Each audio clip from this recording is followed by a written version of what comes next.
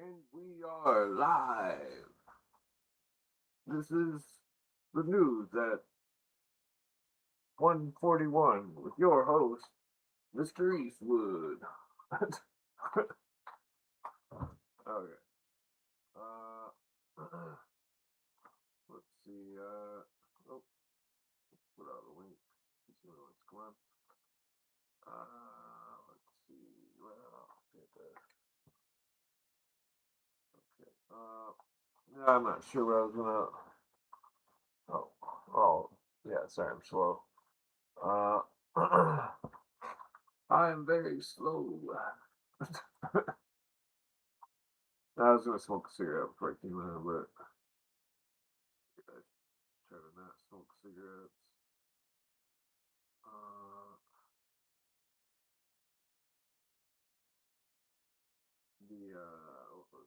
What was I gonna say? So it's interesting how the somebody came on last night and talked about some kind of crazy dude that was with some kind of attacker in DC or something, and he believed he was Jesus Obama or some craziness. Fits the pattern of the fucking secular humanist bullshit. Fits the pattern. So let's see. Yeah. Hey, What's up? oh, not too much. Just got done howling at the moon. No, I'm just Got them doing what? I said howling at the moon. Oh, nice. You know, lunacy comes from being crazed at the moon. Moon crazy. The term lunacy. Oh, yeah. Well, don't worry, I was just joking. You're a lunatic. Well, I'm smoking a J, bro. Blue Mosa. oh yeah, blue mosa. Yeah, Oh, that sounds pretty good. it's pretty good. I've been smoking it for a minute now. I was just chilling out in my garage, bro. Oh yeah. Yeah, I was trying to work on my old lady's car today, and fucking I broke the lug nut right off the fucking wheel. Damn, it must have been bad already. Nah, I don't know. I'm just super strong. But then I went to change the brakes, and the brake pads are still full, and I'm like, fuck, because you can't see them from the inside. I was like, man, took it off for nothing. Oh, you're changing the brake pads? Yeah. I do all that shit myself too, but I've had good luck with my car. It runs great. You know, knock on wood, I've never had problems. I've changed my brakes twice because the first time I changed them, I didn't change my rotors. And everyone says, change your rotors too, you know? Yeah. And I didn't. And I'll tell you what, man, I had to change all of them after like fucking, I don't know, 30,000 miles. Oh yeah. My Yeah. rotors were fucking started getting wobbly and it affected my brakes and my brakes started getting fucked up. Hmm. Yeah, so Oh just yeah. change your rotors when you change your brakes. But sometimes, the rotors got wobbly. Did you have ceramic brakes on there? I mean, like they got wavy, you know what I'm saying? Like there was waves on them. Oh yeah. Like you can't feel them, but when you brake, you can feel the vibration. Yeah, yeah. No, normally, if you put ceramic brakes on on what is Old rotors. rotors that don't have the little vents or whatever, if they don't have the vents, the ceramic brakes can make the rotors warp. I've noticed. I learned that the hard Yeah, it just sucks, but it's whatever. I used to be a tire tech, so I know Oh, a little nice. bit about cars. I worked at Raven. I worked at a place called German Auto Group of Alexandria in Virginia. So I worked Oh on yeah. cars. I just never had a passion for it. Oh, I forgot to turn my echo cancellation. There we go. Okay. I just never wanted to like do it for a job, you know. Yeah, it sucks. I swear I like greased the fuck out of all those bolts last time I worked on them, and they were all like dry as fuck and half rusty. I was like, man, Like every day is my birthday now. I had to write a paper tonight and shit. I have a new class starting tomorrow. Just been busy, buried in school lately. Oh yeah, that sucks. It's Yeah. this class sucked to go to an ethics class, and it's not really like your morals or ethics. There's an ethics book. So it was just like the whole thing was like, don't do this because of this rule in the ethics book. And that was like the whole fucking class for 5 weeks. Jesus. Yeah, it's just fucking sucks. It's the NASW Book of Ethics Code for social workers. I had to like pretty much learn it. Oh yeah. Yeah. Freaking sounds like a pain in the ass. Yeah, school's just a pain in the ass. Like your degree sounds like it was a real pain in the ass. Pharmacy tech. Oh, that was easy. I mean, Yeah, I know to a learn. lot about that stuff though. Do you have to learn stuff that's just like random? That's just like knowledge that you just have to put in your head now? No. Well, I mean, like it's all about medicine contradictions or whatever. Didn't you have to take math too? Math. I mean, I was a math whiz in school. Oh, dude, that's It's been funny. a Dude. while. I was good at math too. That's like always been my best subject. Oh yeah, yeah. I used to get kicked out of the math class for answering the questions without writing them down. Oh, I don't know if I was that good, but I mean, it was like the best subject. You know, I was no math genius. Don't get me wrong.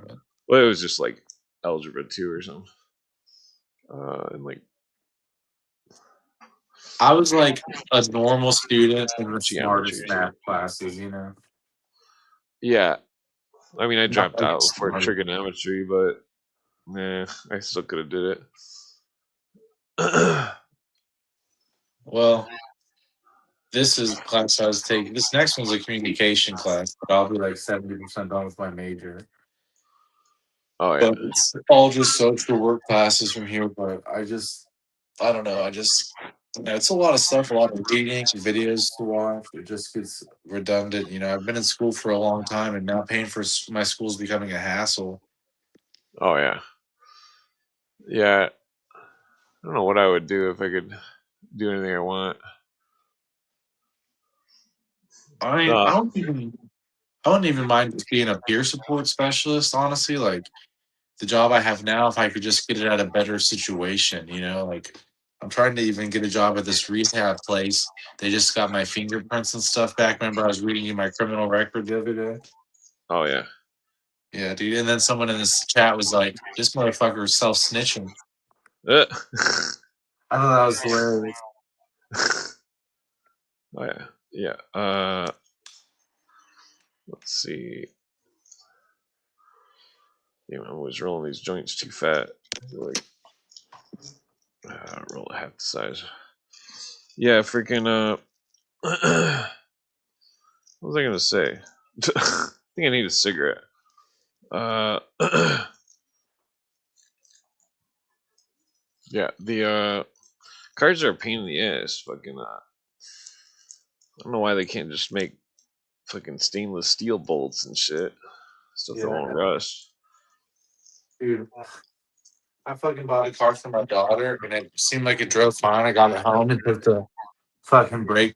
You know, I looked at the brakes, and they were like drum brakes and shit, and rusted, and no pads. And I was like, I fucked up. I bought a bad car, you know.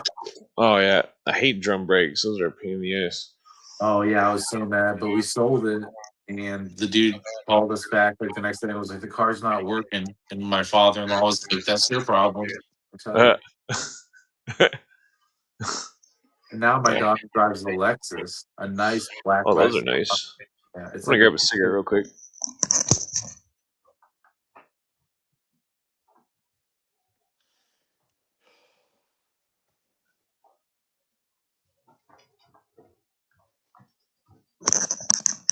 Yeah, those Lexuses are pretty solid. she drives a nicer car than me. I drive a Chevy Equinox. Oh yeah. I mean, I love my car. It's very reliable, but it's not a luxury car, you know. Whoa. Yeah. Well, I mean, in the winter, it fucking it sucks if you have a car and you don't have 4-wheel drive. Not really where I live. that bad. Oh yeah. Well, I mean, the live in Twin southern Cities. Indiana. What's that? I live in southern Indiana. What'd you say? I live in southern Indiana. Oh, no, I just heard the Indiana part. Yeah, my friend's got a restaurant down there. I should tell you where it's at sometime. If you ever come and visit him, dude, we can meet up and go to a bar or something. Yeah, he owns a bar. Oh, dude, I'll meet him. I'll meet you guys there. We can He's smoke a freaking. conspiracy theories. He's pretty cool. He did well, he had a rough life. He did a lot of time in Missouri, in prison. Yeah, I was It never was, in, but I spent time in jail. yeah, I was never in prison either. But it's crazy because like he was my friend when I was a kid, and like after I turned 17 or so, I never really seen him again. And then it was like, then I found out he was in Missouri in prison the whole time. It's Oh, like, dude. oh shit. He put some money on his books. Not like the whole time. Well, he's out now. He got his life changed around. He doesn't do drugs or anything anymore. Uh, he's got his own business. He owns a restaurant and stuff. Yeah, some people. What do you go to jail for? Prison. He just kept going into jail in Missouri for because he was hooked on drugs or something. Yeah, drug offenses are real common. Yeah, drugs are bad. You know, when I was in jail one time, there was a young dude in there for heroin dealing, a young black dude, and he had to be in his teens. Like, honestly, he was young, like 19. And I remember he got sentenced to like 8 years while I was in there. And I remember thinking, damn, dude, that's going to change his life. He's going to be like a fucking man when he comes out, you know? Well, it's sad because it doesn't. I don't know if it works like that. It is sad because it's like he's just ignorant. He needs better Yeah, education, more access to resources. You know, he needs a more better chance at life. yeah. It's fucked up. It's like a lot of my black friends in the hood. They were like, I met them and they had already done time or something for all sorts of crimes and shit. And fucking, I'd never done any time. And like, fucking, I was just hanging out in the city, got stuck in a halfway house basically, and like, because I violated my probation for misdemeanor probation. And but my friend, he was like, he was like in the street since he was like 12. He was like he never really even finished the place. He just I got out and the place wouldn't let him out, so he just left and broke the thing and had like warrants for 5 years. But like like I don't know, it was fucked up. It was like after I quit going to the hood because I was just like, fuck this, it's too dangerous. I'm not gonna get my brains blown out just to fucking hang out in the city. And like but like my friend got in trouble and then so did a bunch of my other friends and fucking and then my friend gets out like 5 years later and he's like, oh, it was nothing. It's like, what do you mean, dude? They took 5 years of like your life. Like Yeah, fucking he was totally institutionalized. There's no talking him out of it. It was fucked up. Like fucking and then I just after he got out I smoked a blunt with him and seen how institutionalized he was and everything was still all just fucked up. It was like, man, I ain't never coming back to the yeah, hood. It's like all those rappers make it seem all cool or something. It's horrible. It's evil. It's yeah. You know, you have a lot of good points about stuff. Like when you say like the first thing they try to do to mind fuck you is make you think you're God. One time, fucking, I was doing a drug. I won't say what, but it wasn't a good drug. And like fucking, like I hallucinated like a book in front of me, and like it said like, "Spark, you're God. Just know." You know. And I remember thinking, "Oh fuck, yeah, I'm God," you know, because the hallucination told me so. But now that I'm older and smarter, I'm like, who the fuck would want to be God? That's a curse, you know? And I think God isn't even more like a position like king or president. I think it's more like an administrative position. Like you have to make things work a certain way and you have to do your job and make it go, nobody fucking really knows that you're God, but it's like you're God. And don't get me wrong, like there's Jesus and Buddha and then there was like God the Father, but nobody knows what God is doing up there. You know what I'm saying? It's like Uh, whatever God is, it's like it's a mystery and his ways are a mystery. well, to So I the just feel natives, it's just the Great Spirit made the um, universe. so I just feel like whatever God's doing, it's a mystery. It's his business. And fucking none of us are God. Nobody is down here running the fucking universe. Yeah. So it's like Well, I think this, you're right though. It's like that's the first thing they try to do to you is like my nephew. yeah, it brings like a flattery, and it also makes people arrogant, and I don't know. It's like all these people. You hear all this stuff where people are like, "Oh, I gotta work on me." And it's like, what the fuck does that mean? Work on you, like fucking just like everybody. Like I don't understand it. It's like, I mean, I can see exercise and eat healthy and stuff, but like when everybody disappears all at once at the same time during the corona and they never hang out again, it's like, what the fuck is going on? Yeah. Fuck, dude. The corona was weird times. Yeah, yeah, freaking everybody gets all weird and antisocial for some reason. I could text 50 people that I know personally, and 50 people won't text back. I mean, well, I could count on some friends to text back, but like, uh, it's crazy. It's like madness. It's like, what are you doing? Like, oh, I don't know. It's just fucked up. It's I like, remember when COVID was happening and they had COVID unemployment. Do you remember that? yeah, I was going to school. I fucking was doing the best hustle, dude, because I was going to school from a school in DC, but I was living in Indiana. So since you couldn't go to school on campus because of COVID, they were paying everyone full housing allowance. So I was getting like $2,300 a month to go to school on top of my, oh paying for wow, school, getting a housing allowance, and then there was COVID unemployment, and like I filled it out, and every week they'd send me a thing, and they were like, "Is COVID affecting your ability to find work?" And I was just like, "Yes." well, it And is. I fucking mean, yeah, and then I like filled it out like, and they back paid me like fucking 3 months. I got like 15 grand. damn. It was like 11. I think it was like Oh, it 12. probably goes quick when you got a big family to feed and stuff. I just remember like the most I had when COVID was going on was like 15 grand. So I probably got like 12 and then had some other money. But I remember I got over like 10 grand for sure. It was crazy, Oh you know. yeah, I'm still So on a COVID was quest. good times for me.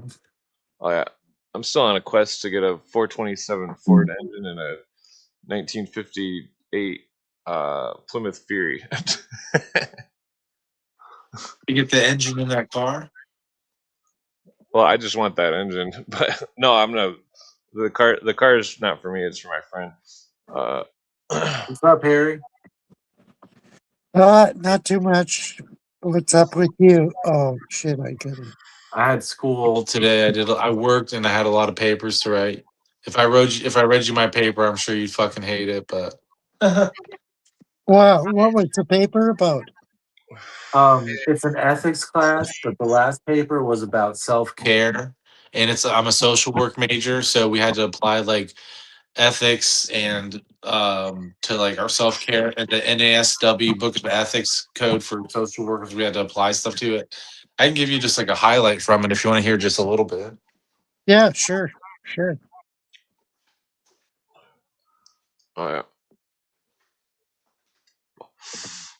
Yeah, she's pretty fast at grading stuff too. I'm not gonna lie. I go to the University of Phoenix. You ever heard of it? Yes, totally. Yeah. Yeah, it's a Yeah, very popular online school. yeah, it's an online school that gives fake degrees. Yeah. What school doesn't give fake degrees, Harry?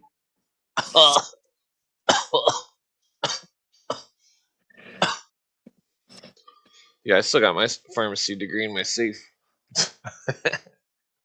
Yeah, I'm a PhD in pseudomycology. So yeah.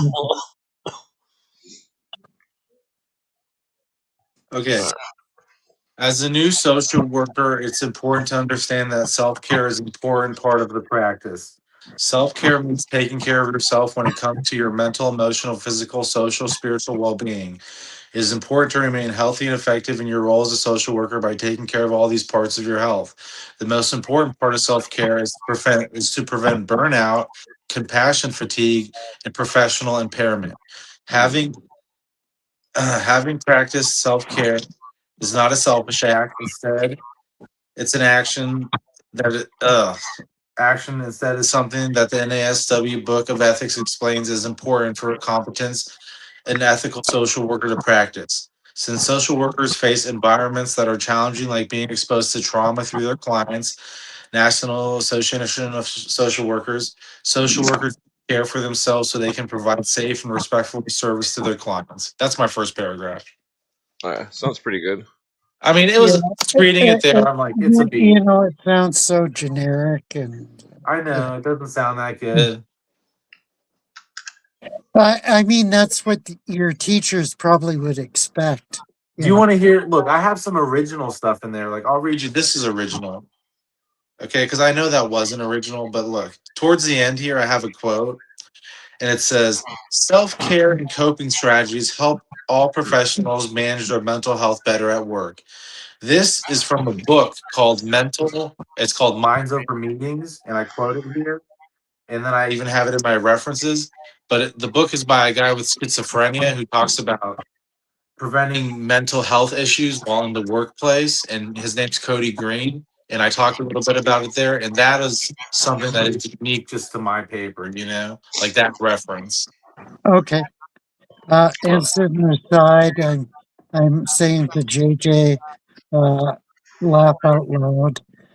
He JJ says he's a proud Phoenix grad. JJ is? Yeah. I That's think funny. I think he's joking. Yeah. Well, I graduated on online college. I mean, I took regular college too, but yeah.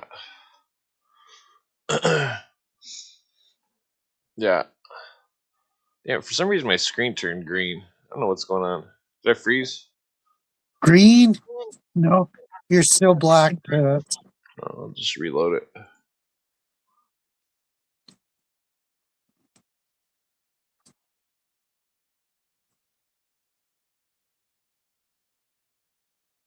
Okay, it's not green anymore. So, what was your mark on it? What did they give you for a grade? I just turned it in tonight. Oh, okay. Okay. Yeah, I have an A minus in the class. Wow. She always hits me on my references. She's like, "You reference these papers, and then you don't say where in your paper you use this reference." And I'm like, and that's why in this paper I like quoted shit and put fucking NASW Book of Ethics and Cody Green, and I put references all throughout it because she always hit me on that. But just in general, I feel like, why do I have to quote my textbook? Why do I have to quote the Book of Ethics? You know what I'm saying? Yeah, totally. There was a certain era where historians never had to quote anything, like they just rambled on about whatever they were talking about. Yeah. I tried to do college back in the 80s, and my first class in history, I wrote a 50-page paper, and I had like at least 50, if not more, references, and I had bibliography, and I had a chart at the end of it, and my teacher gave me an F on it. Oh, Like, yeah, the paper on. yeah. She wrote on the back page crap, and she defined it from the Oxford Dictionary. Feces, blah blah blah. What was your paper about? Was she hating on the paper itself, or just the grammar of the paper, or something? I wrote her a 10-page response, and I quoted from her textbooks and everything, the college's, statement on free speech. I quoted from several sources, and yeah, she still said shit. Dude, I wrote a paper for my psychology class. At you ever heard of Ivy Tech? Yeah. I just took a few classes there, but I took my psychology class there. So it wasn't a hard class. It was at Ivy Tech, okay? But my teacher was a really nice lady, and my paper I wrote, our end paper, she said you just have to write like a paper about psychology. It could be like anything, like a theory you have or anything. And my paper I wrote was my theory was anybody is capable of doing anything under the right circumstances. Yeah, And that's a good premise. Yeah. yeah, and Yeah. she loved it. And she even talked about it to my class at the last day. And she was like, I'm reading Nathan's paper. Oh, sorry. Sorry, I just said my name. I'm reading, I'm reading No Sparks' problem. paper.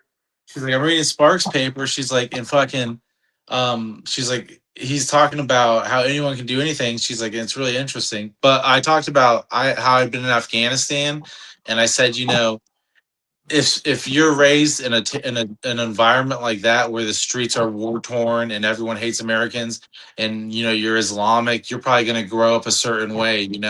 Whether or not it's nature versus nurture. Yeah, And nature versus nurture, the old argument. Yeah.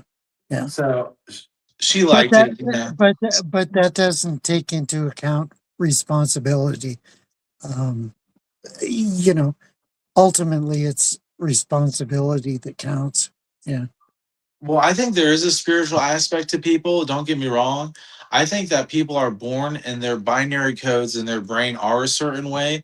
Like some kids will react to things, stimuli one way, and some kids will react to them a different way. So we are all different. But that being said, under a certain um, nurture, yeah, Environment. under a certain Yeah. nurture, like if you're only exposed to Islam culture, you will grow up Islamic. You might not like the religion and you might rebel from Yeah. it if you don't know anything else.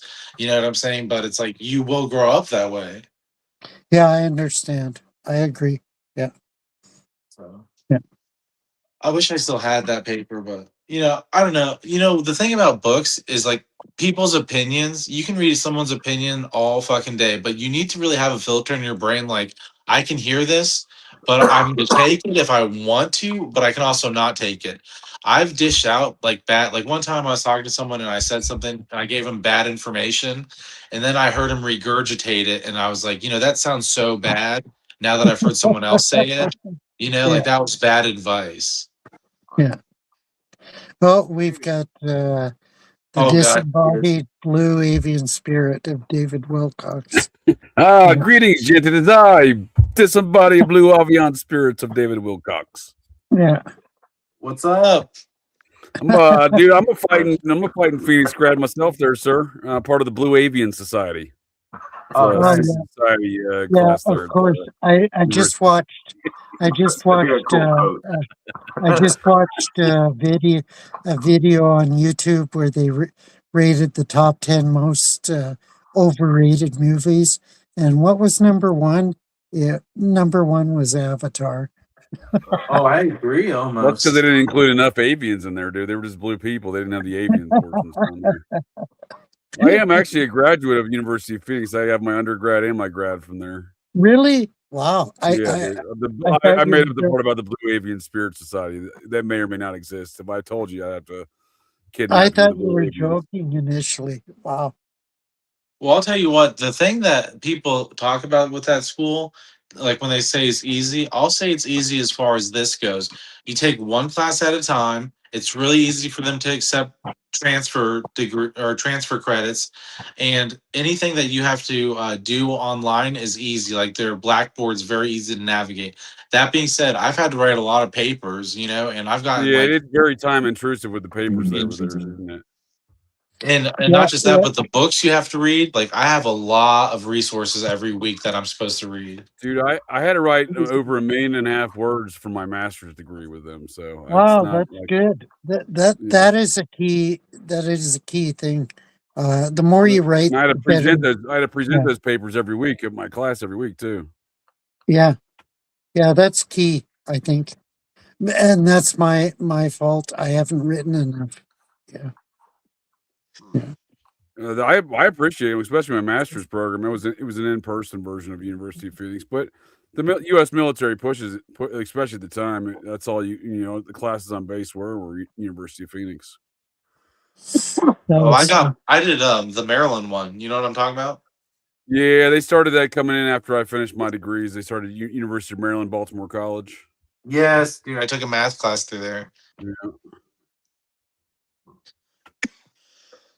I remember I took a math class through there. I was in Well, E4. And I was in Afghanistan, and It disappeared for some reason. I was happy I was taking my first college class, but there were some older good people. news. I think you and I both are financing the Epstein kid diddling and trafficking operations by going to the University of Phoenix, because that's owned by Leon Black, Jeffrey Epstein's friend, who's paid over $200 million on to avoid any future litigations. It really is? Oh, that's crazy. Yeah, Leon Black. He's the head of Apollo Global Management. He's the owner of University of Phoenix. He tried to do a criminal deal to sell it to the University of Idaho a couple. Yeah, that's why I guessed it. That's crazy, dude. I didn't know that. And they're expensive school. I got my. Oh yeah, I mean they get all that. They get all that government money, dude.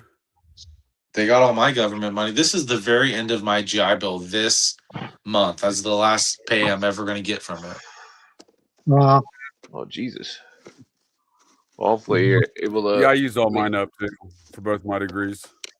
And yeah, dude, if I took my shirt off, I could show you. I'm not going to. Don't get me wrong, but I have a lot of scar tissue. Okay, let's not start a whole trend where we all take our shirts off now. You guys want to see my blue avian chest? Harry's Harry's shirt's probably off already. That is off because it's so fucking hot in here. It's so fucking hot here. Yeah. But yeah, it's so hot in the North Pole, Harry. I'm just trying to say, like, I'm service connected, like 100%, but I don't get a pension from the military. I wasn't in long enough, But since I'm service connected 100%, I can do VRNE, and that's what I'm about to do. Oh, okay, vocational transfer, or whatever. Yeah, so they're going to pay for me to get my master's, hopefully. Yeah, but like a job vocational program change, whatever they call it, career change, something like that. Yes, VRNE, vocational rehabilitation and education. Yeah, I thought about doing that, but I don't have anything else I really want to do right now. Is that going to get you a job? Are you service connected? Yeah, I'm 100% permanently and totally disabled. Yeah, me too. Do you got kids? I have a son. He's in college. He gets that paid for. Yeah, my kids are going to school right now. Well, one of them, and my wife is going to school, and they're using Chapter 35 as well. Yeah, my son. I have an ex-wife, but my son's going. He's a freshman. That's great. See, University of Cincinnati. How many years were you in? You sound like you were in a long time just when you talk. Just shy of 21. Oh, damn. Yeah, you did some serious time. I only did 5 years. Yeah, I joined in 1998. Oh, you're older March than me. 98 to February 2019. 2019. Okay. Wow. I was 2007 to 2011. Yeah, I joined at a time when it was a different Air Force. I can tell you that much. It was a different armed services there before 9/11, man. It was a weird change for sure. Yeah. One of my friends didn't join until let me ask you this. What did you dislike about the military the most, and what did you like about it the most? I'd say those are both the same thing. Traveling the world. Oh, yeah? Okay. Fair Both hated it and loved it. You did that a lot in the Air Force? Oh, dude, I've been I've been on I think 4 or 5 continents and fucking everywhere, man. Yeah. I would say I really liked helping people the most. Like, there were times I really felt like I really helped people and made a difference in people's lives, There was times I even felt like I saved people's lives, I'll be honest with you, But the thing I hated about the military the most, and you can probably agree with this, being shot at, like, if you've ever been shot at, is like very stressful. Obviously, yeah. Yeah, I'm not a fan. I mean, I had a early in my career, I well, about halfway through, I established a reputation of dodging bullets. I don't think I Oh, do. I really? don't think that's real, but it doesn't matter. Once you dodge some bullets, then folks start fucking talking. Geronimo. Dude, I remember when I was on the first time I ever got shot at. I Yeah, was dude, on literally, dude. Like I still have one on my dog chain tag that I got a hole, dug through the 7.62 by 39 millimeter fucking bullet that almost got plugged right in the back Jesus. of my brainstem. Yeah, Holy well, I'm cow. not even talking about Yeah. like being in combat like that. That's stressful. Don't get me wrong, but I'm even talking about like taking mortars on a base, being on an airplane and taking small arms fire, being in a convoy, Oh yeah, being in I your might be. You might be vehicle. talking to the wrong guy. I sleep through that. I'm a bit of a psychopath in that capacity, I suppose. My first See, sergeant, they used to take in the last time I was in Iraqistan. I was a master sergeant, and he was I guess he was a senior master sergeant, our first sergeant for the unit. He just looks after all the enlisted guys, right? So that's how the Air Force first sergeant works. Anyway, he's like, we've been doing fucking roll calls in these bunkers during the the indirect fire alarms, right? So there, there's some sort of bootleg mortar that's basically a 55-gallon drum full of rocks and metal that's got a couple rockets attached to it. So it flies, but not a very straight. And they have defense systems on base to shoot that down. There's naval fucking uh, radar gun system. I can't think of the name of it right now, but it shoots a big 50 cal and just knocks them fuckers out. Anyway, I actually think it's even bigger than 50 cal round they shoot. I forget what they shoot now. Anyhow, my first sergeant is like, you're never, he's like, because my office like, you're never in the roll call. You never go to the bunker. I'm like, what do you want me to do? Like, what's gonna make you feel better about this conversation? That's gonna, end it sooner for me. Like, I'm not going to your bunkers. If the fucking thing hits us, it's hitting us. You know what I mean? Like, if it hits the bunker, I mean, it's gonna do some damage. So I mean, the bunker's really not doing that much for you. yeah, dude, I'll tell you what. Like, I think I had a detachment when I was in Afghanistan because I was on Camp Leatherneck, and they had a lot of forward observation bases, and we would hear a lot of fucking. You know what I'm saying? And fucking that shit, especially if they're doing sirens and stuff, really, I don't know. I just had to get in this mindset like, if it fucking hits me, it just hits me. I can't do anything about it. Just if I Oh, dude, die, I slept. Yeah, that was my mindset from at least my last tour going back there. We were getting hit almost every day. yeah, it's a weird mindset to get in. It almost detaches you from like reality. I don't know how to explain it, but like Some when may you claim that. adopt it, Some may you claim that. see it. I claim that it gets me rooted in reality. That was always my argument because once again, them bunkers ain't doing shit. It just makes you sleep better at night. Yeah, I remember one time they thought I had PTSD, and I did eventually get diagnosed with PTSD. I'm not gonna lie, but fucking a mortar landed, and I just kept walking. Is it a mortar? Is that what you call them? Everything's a Yeah, they're mortar. more. I mean, they're mortars for sure. Indirect fire mortars, same difference. Yeah, and everybody was like, get down," and fucking. I could. I was walking to the chow hall, and I just kept walking. And the army people, I was in the Navy and I worked with the Marines, but the army was like in the side of their like little cement walls, and they were like, get down. And I was like, it never hits in the same place twice. Never, which is true. I feel like, so I just Right. kept. But I mean, It's pretty good logic. after that, the people I was with was like, you have issues. Like, Yeah. yeah. And I was like, Oh, but dude, yeah, I was like, there was like amongst the senior NCOs, the senior non-commissioned officers in my unit, dude. Like, they all looked at me like I was a fucking nut job because I wouldn't go to the bunkers during mortar attacks, and I would just go like, "Oh, I'm going to the bunker," I would just cry, do fake crying back at them and shit. yeah, I guess you are built different, dude. But it made me. It did something to me. Like I said, it gave me some kind of weird detachment issue, like where I fucking had blank. What's it called? Flat emotions for a while. Oh, okay, yeah, I don't think I was ever really affected. I had emotions. I felt all those people were retarded. I told them that. I'm like, you guys are fucking retarded, man. Weak ass man, fucking retards too. I'm always very critical of some of the guys I served with because I just thought a lot of them were bitches, quite honestly. Dude, I went to a PTSD meeting one That time. sounds Yeah, like where you sit in the circle and you say like, "Fucking, I was in an IED explosion or whatever." Oh, And get me. I've fucking done that for a couple alcohol meetings. Sure. Yeah, that's Yeah, bullshit. definitely. I've been to Total AA bullshit. meetings too. I mean, I'm not. I'll be honest. I've been to all the. Oh, I've I been do. to The Air Force sent me to fucking alcohol counseling like it was my job for a few years. Yeah, so fucking Like you again. yeah.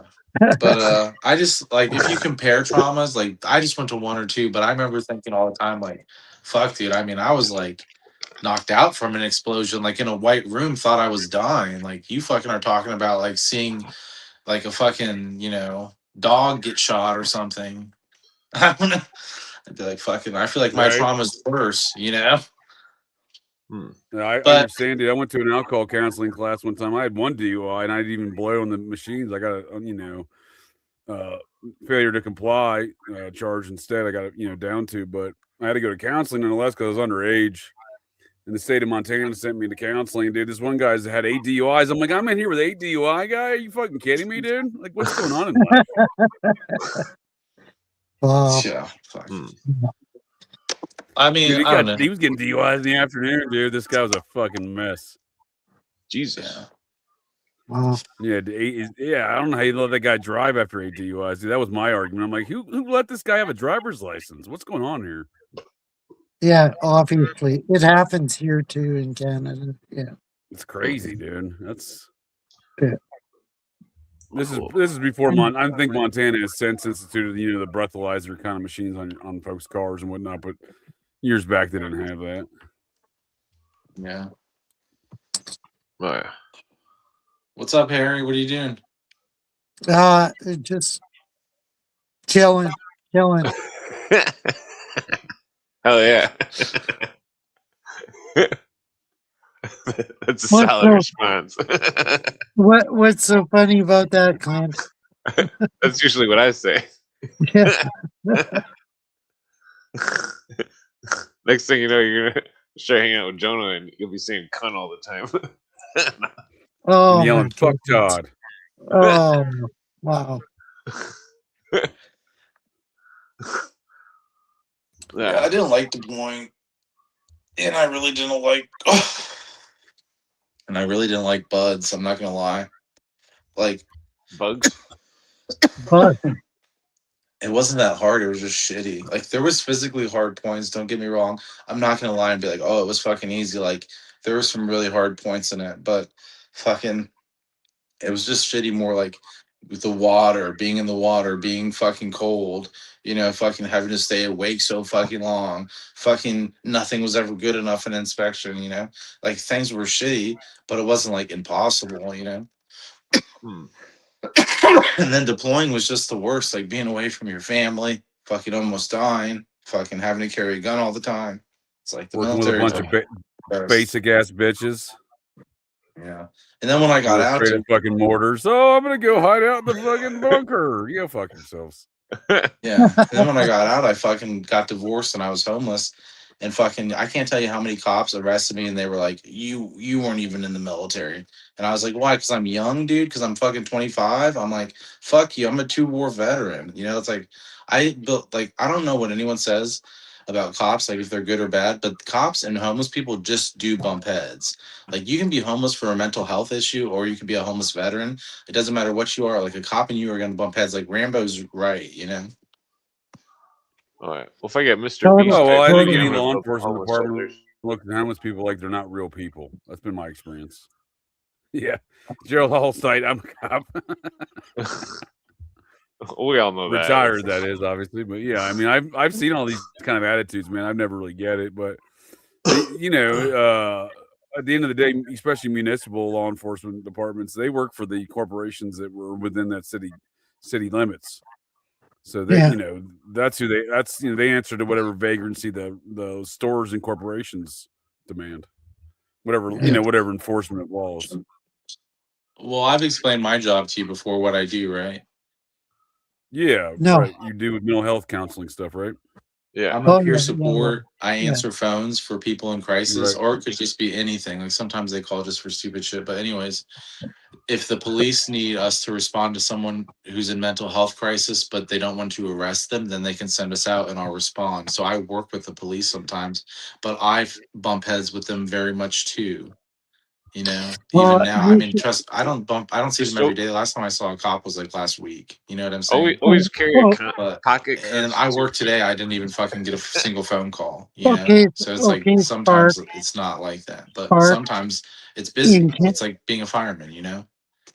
yeah, in Canada, But it's I'm police. trying to get out of that field. It's mentally exhausting, and you only deal with people in crisis. You don't do case management, like where you don't see them through fruition. You know, help them. Oh yeah, you just gotta deal Yeah, with it when they're going all crazy. yeah, Spark. Recently in Canada, just this week, Why can't I cops hear anybody? Can you hear me? the cops arrested a guy because he said he was advocating for right wing type of stuff, and they arrested him and they took him to a mental hospital for evaluation without his consent. Totally, yeah.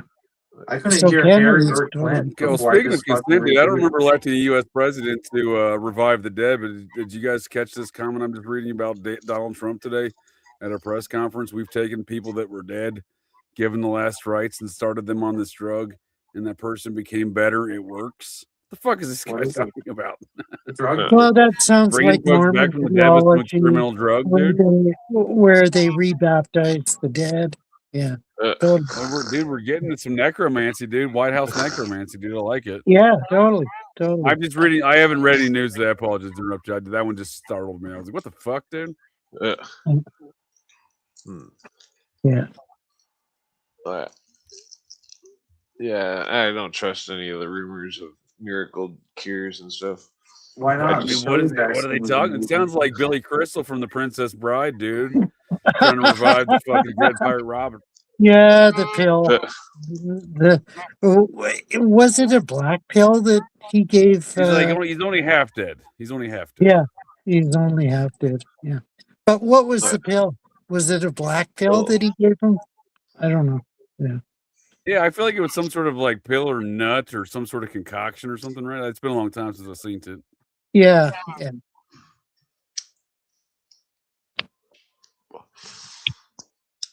Oh yeah, it's like the world right now. It's old money versus new money. Fuck you. I'm rooting for old money in a way, but not old money. Well, who's new money? Is Jeff Bezos new money? Because his grandfather invented DARPA. Well, yeah. So is he old money or new money? Yeah. He'd be new money, I'd say. What about spooky Jacques money? Vallée was instrumental in inventing ARPANET and the internet. Jacques Vallée the Satanist? Yeah, totally. Yeah. Was Al Gore there riding his coattails? No, By riding his coattails, you mean no? I'm just gonna disregard. Go ahead. Al Gore had nothing to do with it. He was just LARPing, totally LARPing. Well, he sat on the board. He sat on the committee that approved the budget for DARPA. Is what is I suppose is what he probably meant by saying he invented the interwebs, but like he did nothing. He's a fucking jackass. I know. Bite your tongue. Al Gore's a god. Al Gore's my hero. He's all about recycling, saving the planet. He invented the internet. He's the official U.S. ambassador to the Blue Avian, sir. That's why he's here to save us all. He's the biggest politician I can think of. Al Gore blames Christianity on global warming. Global warming on Christianity. Yeah, totally. That seems convenient, right? It's pretty ridiculous. Like, I blame the blue avians. we should all wage war against the blue avians. That's a great idea. It's the Project Bluebeam. Really, did you know we're all fighting the blue avians? That's why they call it Bluebeam. You know why they call it Bluebeam? Why is that? Have you ever seen Dragon Ball Z? Yeah. And his Kamehameha is a blue beam of energy.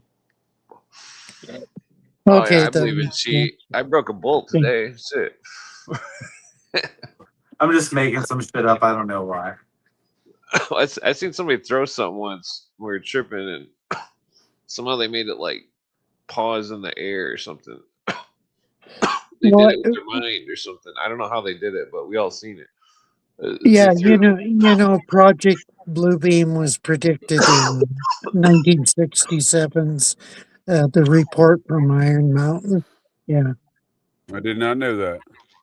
yeah, I believe in totally. Project Bluebeam. People think that it's a I believe conspiracy. in Donald Trump's necromancy pills. Go ahead, sir. I just believe there's an alien deception. You know, it's like they're not telling us the truth. They know some stuff. They're still not telling us the truth. They're acting like they're releasing stuff. They're literally misleading us, trying to make us mind effed. You know, it's like Project Bluebeam is really happening. You know, with all this alien release and stuff. I'm like, he knows what's up, and they're just releasing stuff. It's like, Oh yeah. Yeah, just wait for Spielberg's Disclosure Day movie. Like Yeah, that's wait till gonna the blow. med beds are released, dude, along with Yeah, the necromancy pills. yeah, it's like the it'll blow. JFK files. Those were bullshit too. Well, I think Yeah, if they found anything that's supernatural about the UFOs, it's that they're some kind of ghost things, and that there's yeah. weird. That's their pivot. That they aren't aliens, but they're interdimensional creatures. So, Well, I in wouldn't say other words, interdimensional because I only think there's one dimension. Do you But have it's like evidence that they're not Harry? How do we know they're not interdimensional creatures? well, Oh, go ahead, Clint. okay. I'll grant you that. Oh, dude, I'll But tell you a like story. when Yes, they're weird. pivoting, It's weird that the When- Scottish right would put money towards investigating DMT, and that I don't know. I think from back 15 years ago when I used to experiment with psychedelics like that, like fucking I seen all sorts of weird like cartoon looking things that were definitely not. They were definitely some kind of ghost or something. I mean, they weren't aliens. They were some kind of weird ghost things. I don't know what the fuck it was, but yeah, that's why I don't like the trip anymore.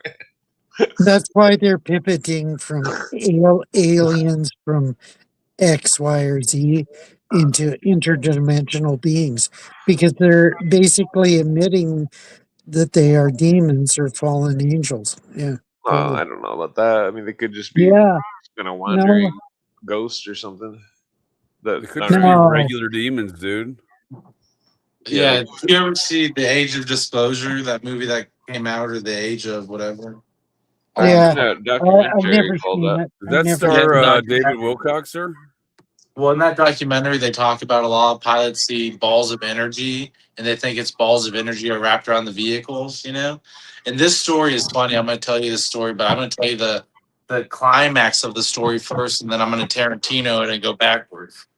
Okay, so fuck. By Tarantino, do you mean talk about young girls' feet? I could. Here we go. Totally. That's Totally. no offense, sir. That's the true Tarantino, though. He's a Yeah, sick fuck. So I'm walking up this hill and I see a big ball of energy, like an orb, right? And then an alien head comes up from like behind it or out of it. Okay, and that's the climax of the story. Now here I'm gonna tell you the rest of it, and you'll be like, "Oh yeah, you should have started with this." So fucking. This was when I was homeless and I was in Utah, and I had like been up for a day on like drugs and alcohol and stuff. And I thought like they were like the government was tracking me or something, and I had boots on, so I took my boots off because I thought there was like a chip in them. Yeah, I know. And then I fucking yelled. I said, "Fuck the Illuminati!" And then I started walking. And then I walked for hours, and I walked up a hill, and that's when I saw the orb with the alien. And No. then, yeah, Wow. so obviously it was a bad day, right? But Yeah. then What did it these look like? girls, these two beautiful girls in a car, stopped and picked me up. Okay, and I don't know what that was about. Like it's really random. But one of them was holding my hand and stuff. Like these girls picking me up, and they're like, "Are you okay? Are you okay?" And I'm like, I don't know. I just kind of had a weird night. I just saw some weird shit." And they drove me to a hospital. And when they took me to the doctor, I was like, "I just want to be released." And the doctor was like, "I saw you earlier today." And I was like, "You did?" And she was like, "Yeah, you were in a parking lot screaming, 'Fuck the Illuminati.'" And I was like, Yep. okay. Tell them Large Marge sent you. But it always happens in a way where it sounds ridiculous whenever you see some kind of weird shit. Yeah. So Totally. fucking obviously they kept me there for the night, thought I was a lunatic, you know what I'm saying? And the next day I went and I got my boots back on and I was just like, man, I need to fucking calm down with whatever's going on in my life.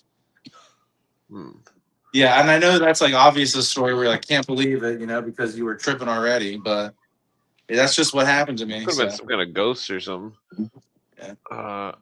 I mean, what the things look like that you seen? Did they have faces or anything? Or It looked like when people say reptilian, it looked like a demon for sure. Like I guess it kind of looked like a reptilian, but it was dark. it was green? Or? No, it was more like brownish, reddish, darkish.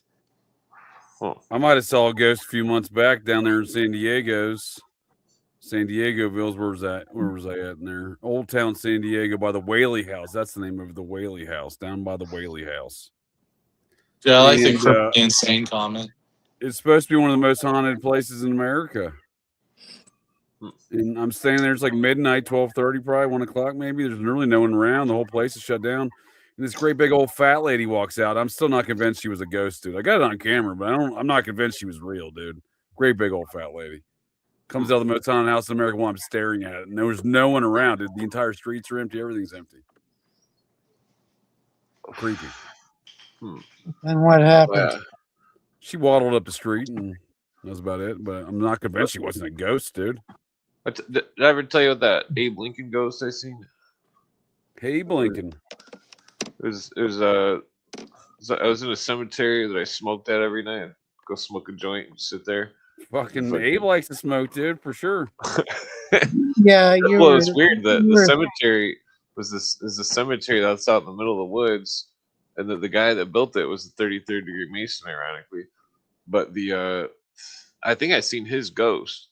I seen a ghost of a big top hat dude that he had a hat on that was like 2 feet tall, and then when I got closer, I could see that you couldn't see the legs. He was like floating because I shined my headlights. I was Long rips with Ghost of Abe Lincoln, dude. It was spooky. It was like it sounds like a demon. Yeah, that could have been a demon for real. It was crazy. It was like we're just sitting there, and then fucking, and then this chick that I was with, she points it out. She's like, "Oh, there's a ghost or something." And I'm like, "Oh, whatever." Right. And then I look over and that's like, a big old fat lady, dude. That's a big old fat. That's what I thought. I'm like, is that a ghost? I'm like, yeah, I think it's just a big old fat lady. Yeah, it sounds like a demon. I agree, Lucy, Morningstar. Well, it's weird because when I seen it, it didn't look like it could see me. But then other instances, it seemed like the ghost knew that we were there. When we were, me and my friends were at this house where you could hear him upstairs stomping and stuff. Like they knew that we were there or something. But like when I seen the Abe Lincoln ghost, he just walked and he didn't even look at my car or me. And it was like he was black and white and fucking like his skin was white and it was like fucking spooky as hell. It made my heart beat so hard. I was like, doo, doo, doo, doo. I wasn't even that stoned or anything. I was like, it was crazy. I told my friend about the story. Who else? Tell him Large Marge sent you, Harry. But I told my friend about the story, and he said that he was at that cemetery once smoking, and that fucking he said all of a sudden it sounded like hail was hitting the car, like all just a bunch of hail. He said the whole car was getting like slapped on from all directions, and like he said they had the windows all the way up and stuff, and like there was nobody out there, and they just drove off because it was freaking freaky. Awesome. Oh, damn it. My joint's out. Dude, nothing will make you braver in the wilderness than a fucking bottle of vodka or something. Like I've been homeless. Totally. Sleep in a ditch. Harry fought a bear one time after drinking vodka, a grizzly bear. Yeah, totally. That's how Canadian he is. I've been fucking out in the middle of the wilderness drunk before, just not giving a shit. The cops told me there were bears out there and shit. I'm just like, I'm gonna just sleep out fucking in a sleeping bag.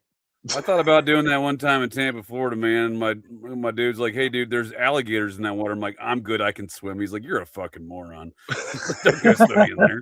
I did, and I woke up the next day, and there was like 17 or 18 alligators just like chilling right there, dude. I was like, "Yeah, good call, Alright. good You call." gotta be careful Oh, down there. yeah. Yeah, it's like 3 in the morning, dude. I'm like, I'm drunk as shit. I'm gonna go fucking swimming in this fucking pond. You scare them all away. Yeah, dude, they'll be scared. There's a whole team of alligators waiting to eat on me, dude. Just throw Yeah. some firecrackers in the water first. Yeah, same thing happened to me. I hitchhiked out into the wilderness in the mountains, Rocky Mountains, and I woke up in the morning at my camp, and there was a bear hair on the trees next to me where they'd itched themselves, and I said, "Okay, I'm out of here," and I hitchhiked back to civilization. That's a great Canadian story. Yeah. Very, very Canadian. Oh yeah. Hitchhiking and all. You don't see much Bad. hitchhiking in America anymore. Yeah, you can't hitchhike anymore, I guess. I don't even like to hitchhike when I was homeless because honestly, it's only the psychos that pick you up. Yeah, you. This was back in the late 70s, early 80s. Yeah. That's I don't think you're Canada wrong, stuff. Spark. I was in California one time. I'd flown in to hang out with some of my dudes, and I fucking land, and we're driving up to Chico, California from Sacramento, where I flew in, and my dudes picks up these two hitchhikers, this guy and this woman, and the guy was all methed out, dude. I was like, don't pick these people up. No, we were at a gas station. We stopped at a gas station. They were like in the parking lot of the gas station, you know. It's like, hey, do y'all need a ride? It's like, yeah, we're going to Chico. It was like the town like 20 miles south of Chico. Oh god. Yeah, dude. I'm in the back seat of his fucking minivan or whatever, dude, with a bottle in my hand of a beer I just drank, waiting just to crack this crackhead up in the backside of his head if he gets these fucking squirrely at all, dude. Because I was against the whole hitchhikers thing to begin with, but they were sitting in the bench row in front of me. I was ready. Talking about psychos picking them up. I was ready to beat both these motherfuckers with a bottle if they even moved weird, dude. I didn't want to get stabbed by them, dude. They look very stabby, both of them. You know, they were like a hippie couple, dude, in their 50s. I was like, dude, they look methed out as can be, dude. I got Yeah. Well, a couple one time in hitchhiking used to be popular and it used to be acceptable. Yeah, it's popular for a lot of people that got murdered, Harry. There's a lot of folks that have never been seen again. Yeah, I got picked up by Yeah. I got picked up by this old black couple in Texas after I got out of jail for my first assault against a police officer. Anyways, fucking they were smoking the C word. I'm not gonna tell this story. It's kind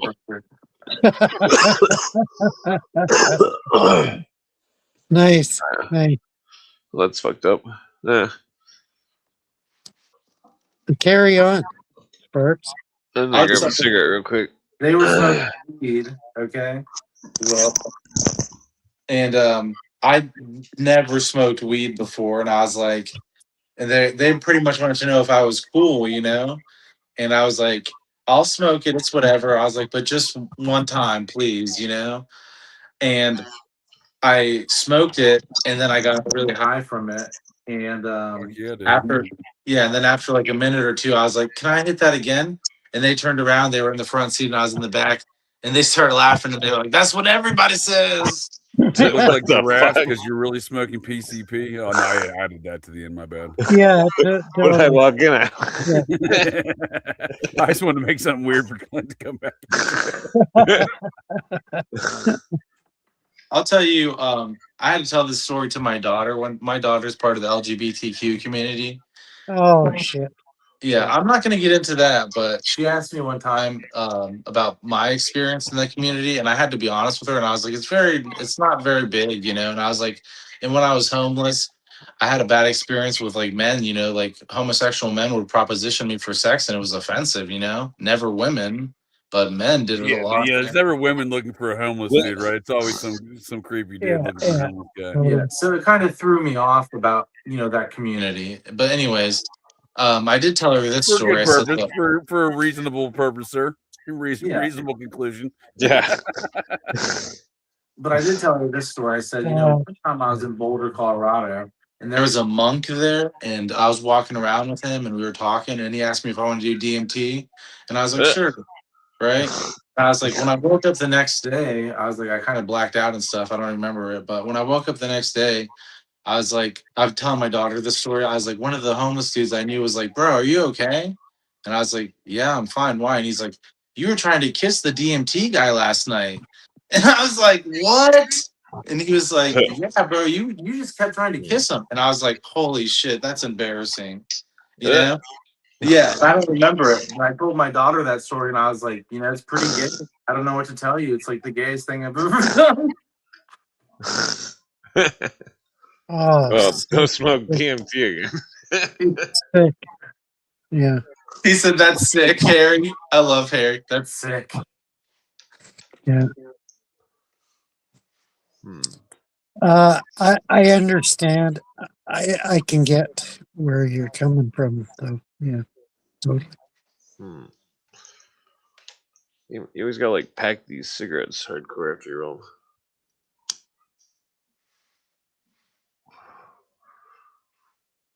Yeah, freaking what was I gonna say? I had some kind of story I was gonna say.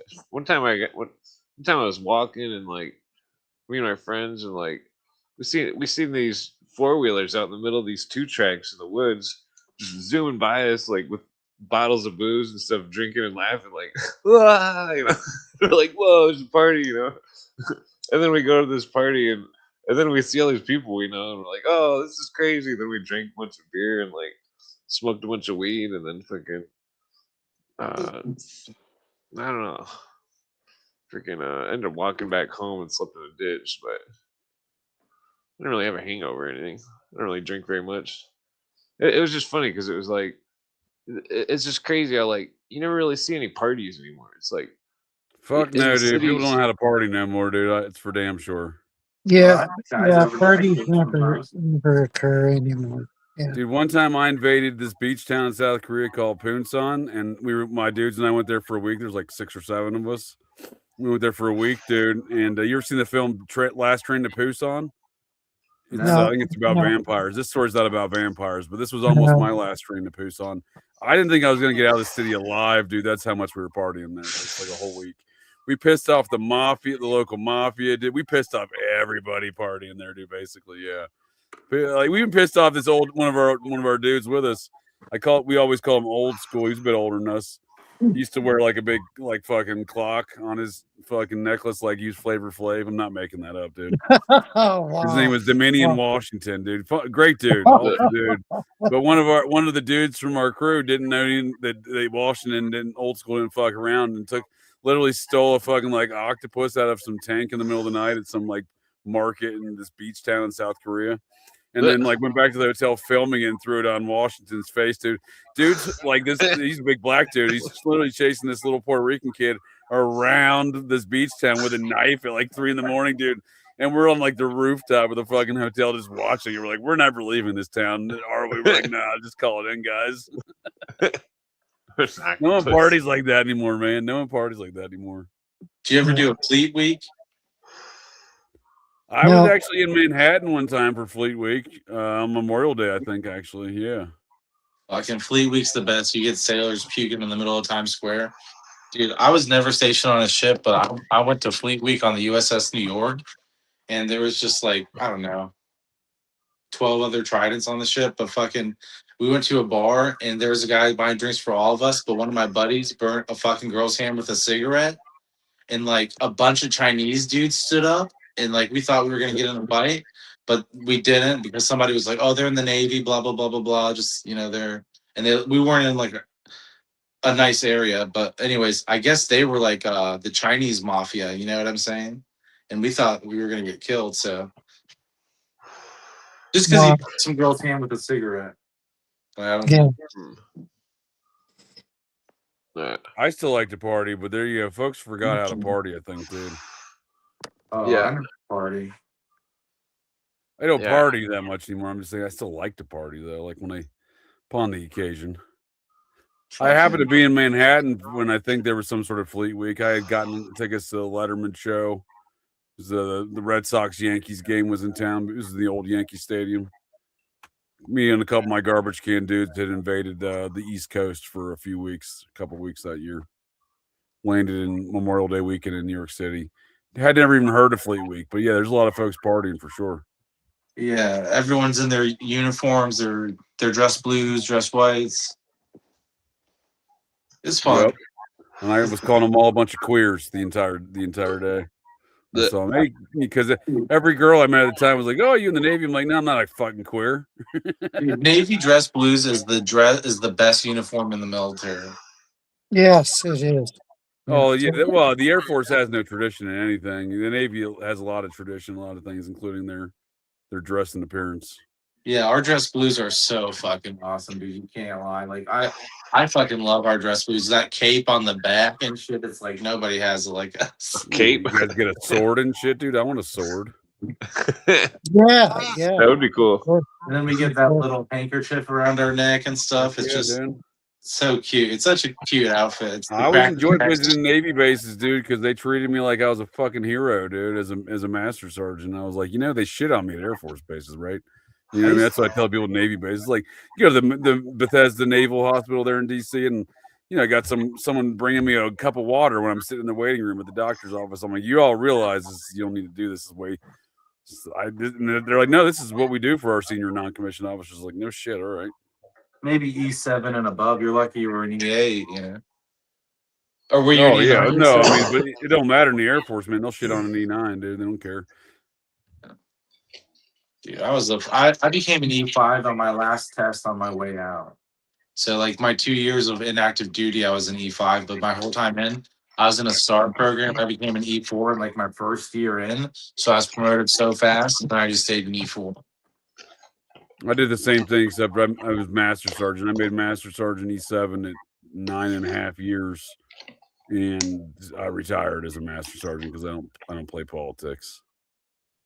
Dude, I had some good senior enlisted. I had one senior enlisted when I worked with the Marines who was he was a force recon guy, and he was a black dude, and he wore glasses. He was like so cool. I mean, I don't even know what to say about him other than he was just so cool. I had really cool senior enlisted people. I can think of master chiefs, master sergeants. I can think of master gunnery sergeants that I dealt with. Just such cool people, Very down to earth, very realistic. I had not a master sergeant, a sergeant major. I asked him one time, I said, "How'd you become a sergeant major?" And he was like, "Well, I just kept re-enlisting." I was like, "That's legit." Oh yeah. Well, one of my friends, he's really high up. He's got ICP stickers on his back windows. ICP? I got a Navy license plate on my car. That's about it. Yeah, freaking Intercontinental personnel. Insane clown posse. Yeah. Okay, that makes more sense. Yeah. Intercontinental. What the fuck, bro? You just knew everything. Yeah. I was supposed to go to the Navy, but I dropped out because they said 17 vaccines. I was like, no, I'm not doing that. Then that was the end of it. I don't even know what happened. I just left. I don't think I could do it again, but I'm glad I did it, Well, we're glad you did it. We're glad you did it. I mean, your experience is worth recording and amplifying. Yeah. Oh, thanks. Yeah. I was going to ask, they were going to start me off at first or second class petty officer. I don't know if that's good or not. Is that good or? A first class petty officer is an E6. A second class is an E5. A third class is an E4. I was a third class petty officer. Oh, okay. It goes in reverse. See, first class is the highest. And then it goes to chief, senior chief, master chief. My master chief, when I fucking worked at Coronado, was a dude named Master Chief Tushin. And he fucking had tattoos all down his arm, and he was grandfathered in because he had been in the Navy long enough before they made rules that you couldn't have tattoos. But he pretty much looked like a fucking gangster, Yeah, isn't Master Chief the protagonist of Halo? Yeah, he's the highest enlisted Yeah. rank space Yeah. tank in that game. Yeah. Yeah, I had a good friend of mine that they tried to force him out after the Air Force had made it an order that you couldn't have fucking full showing tattoos, from the elbow down. And but he was already at like 19 years by that point, dude. He was my boss at the time. He was a senior master sergeant, and he made Wow. chief before he retired. But yeah, they were getting ready to throw him out over, dude, and he looked like an Irish gangster. So like when he had to go in front of the generals and shit in his fucking blues uniform, and I'm like, dude, they already have a picture of you. Just wear your short sleeve, dude. If they want to look at your tattoos, just wear your fucking short sleeve. He's like, I look like an Irish gangster. I'm like, yeah, that's their problem with you, buddy. You do look like an Irish gangster. That's what they do. That's what they want to throw you. It was a big deal. They had to go in front of like a whole board to not get like fucking thrown out of the military over. But he'd been in so many years and it wasn't a rule. So, but he looked like a fucking gangster. I remember traveling with the dude. He used to wear one of those stupid fucking little fucking Andy Caps hats because I would always call him Andy Caps Hot Fries guy because those stupid little fucking caps that looks like a gangster or whatever. The front bill, real flat or whatever they call them hats. Mhm. And dude, he would scare people in public. I'm like, dude, yeah, you scare people. You look like a fucking gangster, dude. Were they just like military tattoos, or were they like? I skulls and mean, stuff? yeah, it's more aggressive stuff wasn't showing, but he had sleeves on his legs and his arms. This is in the mid 2000s when it wasn't really a thing, and he was the lead singer of a skinhead fucking Irish punk rock group in New Jersey when he was a teenager. So like he had a few Nazi tattoos that weren't as visible, but obviously they weren't into any of his tattoos. I had to do fucking boards. Like I had to do a board to get my FMF pin. I had to sit on a board. I had to sit on a board to get my Trident. It's like there's some serious boards that admirals sit in on, like different tests. I had to go to 2 different C schools before I could even qualify to get my pin. You know what I'm saying? Like 2 different C schools. I was literally I went through BUDS, and then I went through Expeditionary Warfare School, and then I went through. Put a shirt on, Harry, for fuck's sake. Oh, fuck off. Fuck off. Go ahead, Sparks, my bad. I went through Program Specialist School. It's like I had to go through a lot of shit. Like I'm sure you're familiar with that. In the military, you have to have a rate. Do you know what I'm saying? And then you can get a pin, like you qualify for something. Yeah, I went to war planning school after like 7 years, I think, 8 years in. I was a war planner for a couple years. Where was that at? Fort Benning? No, Lackland Air Force Base. Most of there's a lot of that great old Air Force Base. Yeah. I did a lot of training at AP Hill. You ever hear of AP Hill? I've been to AP Hill a number of times, sure. Yeah, you ever see the little SOCOM base that's hidden away in the forest there? Oh, okay. I'm not familiar with it, but I know where AP Hill is. That's a big reservation of military, large installation. Yeah, I don't know. I mean, I don't care talking about it, but I seriously signed paperwork saying I couldn't talk about certain training I went through. Really? Yeah, wow. I only qualified anything I signed to just get me out of a room because anything else I can fuck off. I got a freedom of speech, dude. I don't care either. Isn't that funny? I feel like if they really are gonna find me and track me down and stuff, it's whatever. What are they gonna do? I feel like it'll make me more legit. Then I'll tell my story. I'll be like, then they found me and arrested me because I told that I saw them on an alien. Yeah, you saw an alien? Wow. Okay. Yeah, an illegal alien. His name was Juan. He was an illegal alien. A blue avian variety. Okay. Illegal. That's good. You didn't have a passport. I took one class and it wasn't a class, it was like a computer program. Like I don't even remember. I did a lot of things. I took a Harvard test that like based if you had biases and stuff. Like I took a lot of weird tests, computer tests. But one test I took was a class I took and it was called Advanced Dialogue Techniques. Have you ever heard of it? ADT? Wow. That sounds interesting. Yeah. Basically what it entails is have you ever seen a spy talking to another spy and they're like, it's going to rain today. And they're like, how heavy is it going to rain? Very heavy. That's advanced dialogue techniques. That's what we used to do to get weed. We'd call the dude up and be like, he'd be like, how much time do you want or something? Well, look, I'm going to tell you something about this program. You'll think I'm crazy, but there was a program and like you literally spoke into it and would measure your inflection and stuff and record your talk. And Oh, wow. yeah, and it would say if you had stress, it would measure your heart rate, other things like that. Okay, it's a very interesting test. But what's funny is the words on the screen you'd have to match with collaborating. Like if it said something like time, like what time are you going to meet? You'd have to be like, the rain is coming later, but I don't know when. When do you think the rain's coming? Like you'd have to say something that correlated with what the message was. Very weird training, right? Yeah, the rain and I agree with spring. Gerald Hall. You were getting groomed for Guantanamo Bay operations or something, man. Yeah, totally. There's a lot. Well, That's the first thing I thought of you- before Gerald wrote that. When you were describing that, because there's a lot of the shit that goes on in the military you don't consider it's a test. Well, let me tell you how I passed this test, and you'll be like, dude, you're fucking weird as fuck. But I had one, and it was like, we're doing something, and then it was like, do you think we can do it? And then it was like, who's doing it? And then it was like, when are we doing it?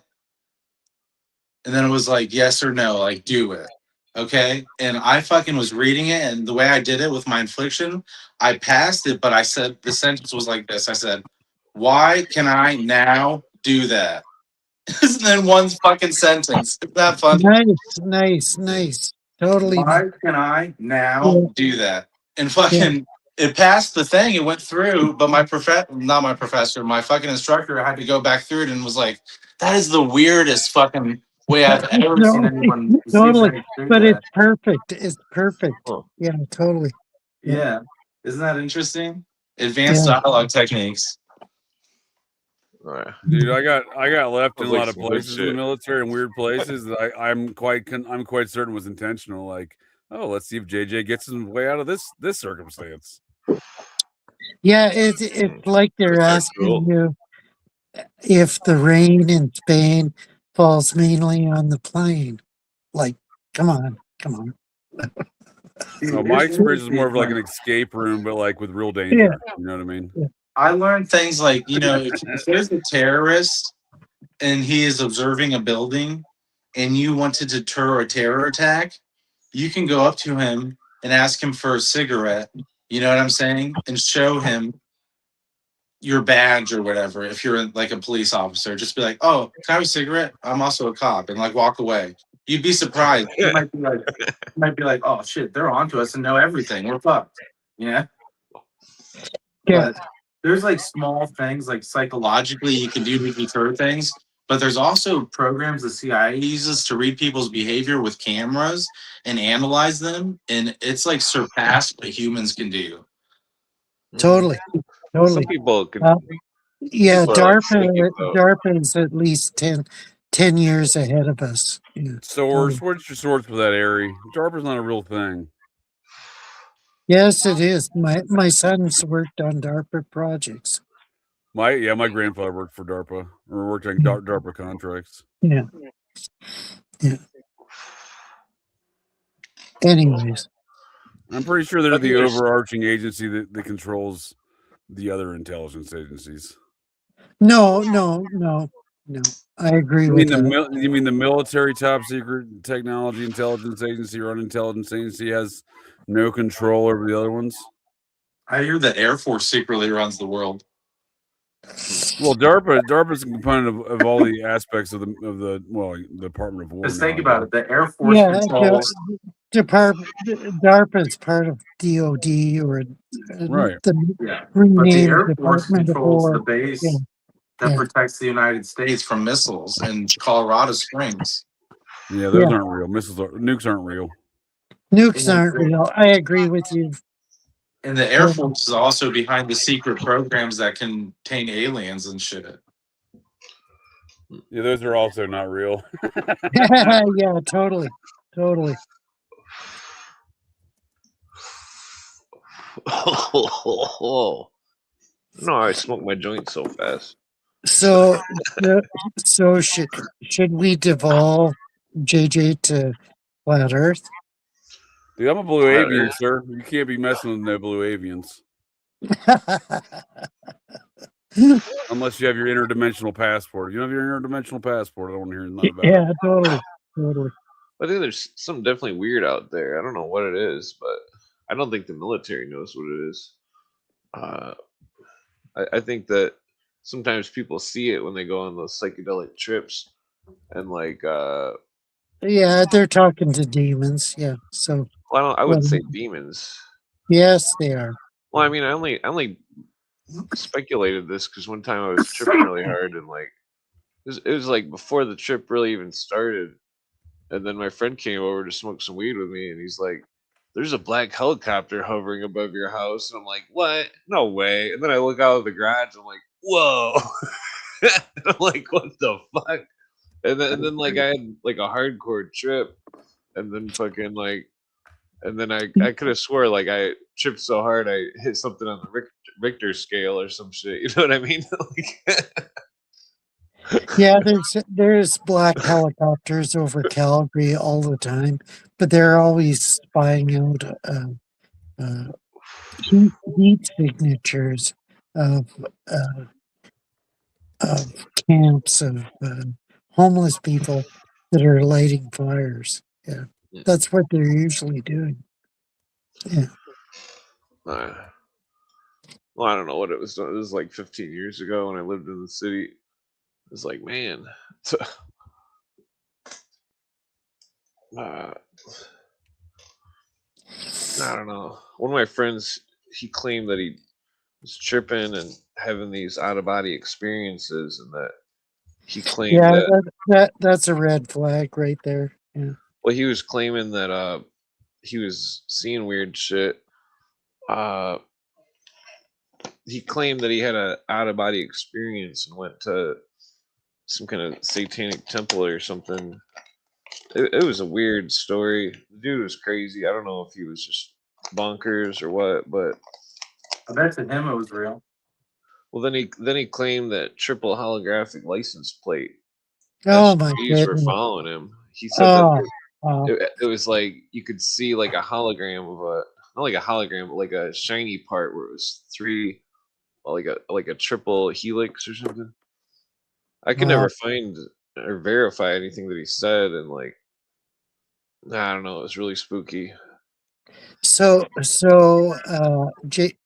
Clint, what is the Book of Ringo? It's only the fucking apocryphal text of the Bible, sir. I've never heard of it. The Never Beatles. heard of it. You need to go back and study your Beatles then. Oh well, okay.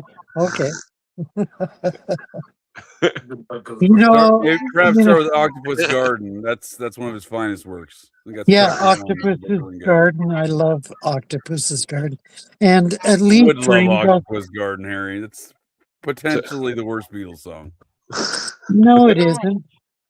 The They only one wrote written by it. Ringo that they recorded, right? Yeah, they wrote that specifically for him because of his voice. Same with a little help from my friends. That was Because he written. sounds like an octopus. Well, no, it was written because of his voice. So that Yeah, sounds like he's singing from underwater. That he's stuck in an octopus's garden. yeah, but at least he married Barbara Bachman. Yeah, exactly. Why are we bringing that into the fact? Why are we factoring that into this discussion? I don't know who that is. I have no idea who that is. And he Was she stayed hot or married. something or what? Yeah, she's hot, and he stayed married with her. Yeah. Well, I still wonder if they were all like MI6 tutored and Well, they were allegedly Tavistock tutored. Yeah. yeah, they're hanging out with Jerry Garcia, smoking cigars, going, They're hanging out in the oh, process church because they're processians. oh yeah, yeah. That one book was saying something like that too the other night. Oh, their whole Help album, they're wearing the early Process cloak garb. That's the same stuff the Process was wearing in '64. Yeah, look Oh, at Sergeant Pepper's. Who did they have featured on the cover? Aleister Crowley. Like, Come on. John met Yoko at the Process Church headquarters in the Mayfair district, which was owned by Peter Asher, a major music executive that is connected to the Diddy case. He was the sister of Paul McCartney's, or he was the brother of Paul McCartney's girlfriend, and their first cousin was one of the founding members of the Process Church. Jane Asher. Which one, Linda? Sorry, Linda? Jane Asher. Okay. Jane and Peter Asher, their brother and sister. That was the guy. He owned the coffee shop, which was the headquarters. He was a Process Church member. Went to Hollywood, got associated with all the Diddy stuff. That's a different tale altogether. But their first cousin was a founding member of the Process Church. Wow. Diddy. Yes. Diddy's getting diddied, hopefully. Did he do it? He's probably recruiting more members. Yeah. That's what he's probably doing, recruiting members and building those there's a lot of sick people out there. I think there needs to be like special investigation units to cover these cults and shit. Fucking fuck yeah, dude. There was some prominent attorney in Houston the other day that just got arrested for fucking his dog, dude. That's fucked up. Wow. That sounds like some process type stuff from fuck yeah, dude. Right near Process HQ in New Orleans too. That's sick. Totally sick. Yeah. Yeah, his wife caught him. She caught him bringing hookers into the house, so she thought she was watching security camera footage for the hookers, right? And she ends up catching him banging the family's dog, dude. Oh, Please don't talk about Don't worry, he's back out on the streets, Harry. He only had $7,500 bail. That's fucked up. Of course. They should have left him in there for fucking a year. Oh, dude, he's a very prominent attorney down in Houston, dude. I looked up a lot of his cases. He's connected. Yeah, in Canada, he would have got a misdemeanor. Yeah. And recently, his dick was connected to his dog's butthole, Harry, and then he got arrested for it. Oh, sick. I don't know. That's fucked up. I don't disagree with you, Harry. I just want to make you feel even more ill. It is disgusting, dude, because I mean, I do think that there is an element to that is occult related. Like it seems to be all, dog fucking is very prominent amongst Thelemites. I'll just leave it at that. Okay. End of story. Yeah.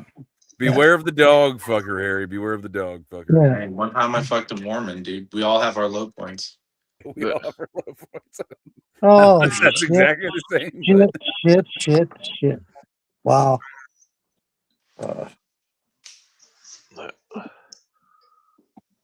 Yeah, that's right. The Playboy Mansion. Hugh Hefner used to have what's that gal from Deep Throat? What's her name? Debbie Does Dallas. What's the gal from Deep Throat?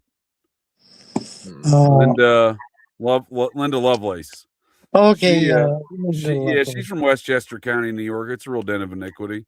She was famous for banging German shepherds, Harry. Very processing of her. Oh, come on. Hugh Hefner had her over at the Playboy Mansion because he was impressed that they didn't have to torture the dogs to bang. I can't stand this shit. It's too much. Don't tell me my favorite Playboy. What's her name? I can't think of her name. Beware of the dog fucker, Harry. Beware of the dog fucker.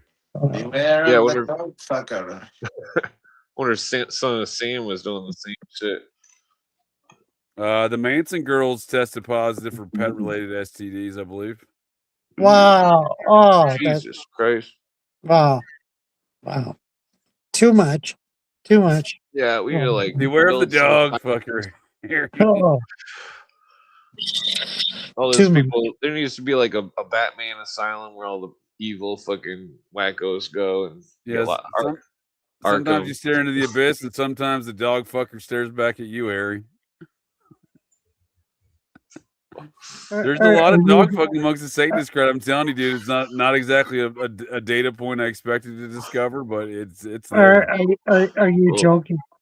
Are you joking, or are you? He's not joking. No, I'm not joking at all. Dude. Those Satanists are fucked up. It's prevalent, dude. Yeah, it's not just they're. When I say they're dumb, they're like dumb and depraved. It is the epitome of dumb and depraved in their activities. When you look at it, man, it's Yeah. Murder's obviously bad, but it's not the only thing they're into. Yeah, murders, I think, take second place to that kind of shit. Yeah. You're saying you'd rather murder someone than fuck a dog? Is that what you're telling me, Harry? Yeah, I think so. I I think think so. I would too. Yeah. I think I would too, honestly. Yeah. I don't like Favorite dish sexual is murder, crime. fuck, kill. Like sexual stuff throws me off, you know. Like regular violence, I'll take any day. And you know what? After you've been a victim of violence, you're never the same. You have hypervigilance and stuff, but sexual fucking shit is like just worse because it's like your mind gets weird, you know. Yeah, It's like, you're totally screwed in the brain. Yeah, totally. Yeah. And these Satanist dogs are screwed in the butt, Harry. It's a real sad tale. Okay. Okay, enough of this topic. Let's stop it. I can't stand it anymore. Wow. Dap. Wow. Wow. That's fucked Wow. up. Totally. Totally fucked up. I gotta go get my medicine tomorrow at the VA in the big town next to me.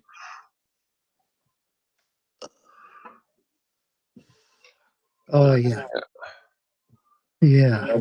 The VA spends thousands of dollars each month to give me these shots.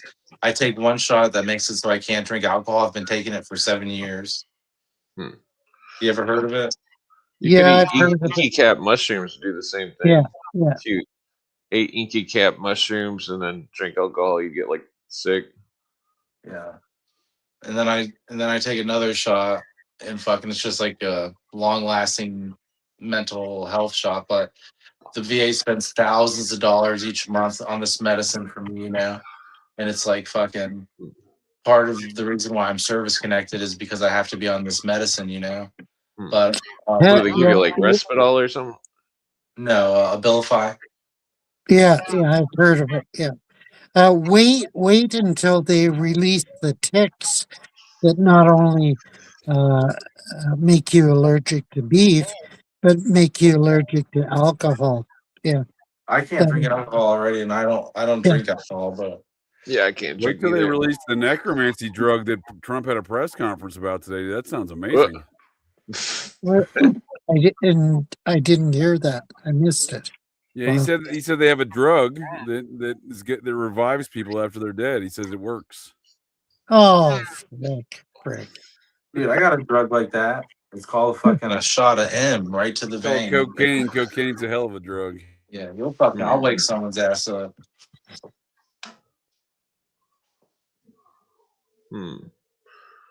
Oh yeah. Yeah, freaking pretty stoned. I'm looking at the chat.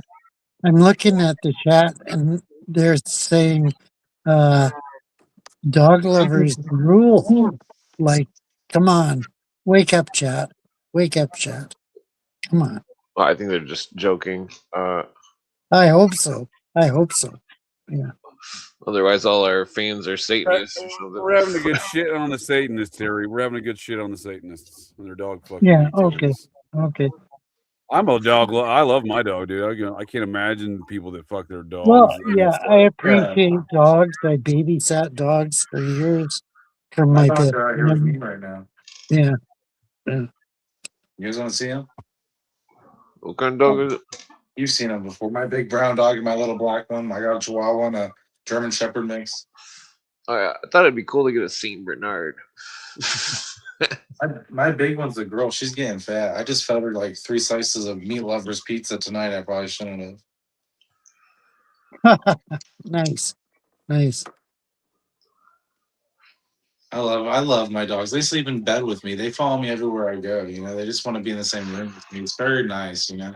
Okay. Oh yeah, what's the best way to have a dog? It's just Be always careful there. dog with Be you. careful. Oh, my dog's my shadow, dude. I've had him since he's 4 months old. He's barely spending time away from me. What kind of dog you got?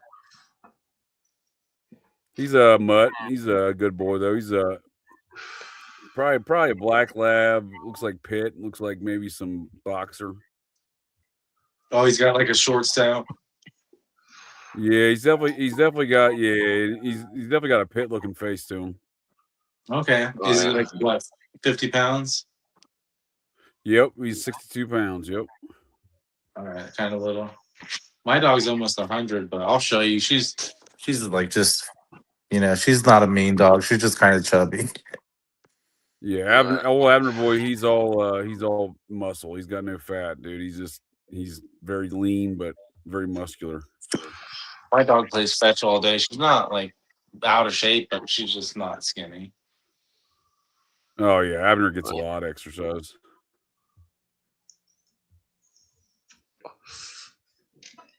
Yeah. Freaking I don't know what kind of dog I'd get. Freaking some kind of protection dog. When I was a kid, I had a basset hound. That was a good dog. I didn't really take it hunting or anything, but it was a smart dog. I had a basset hound. He was A muscular. border collie is if you can give them freedom enough to roam and exercise, border collie is pretty smart. Yeah.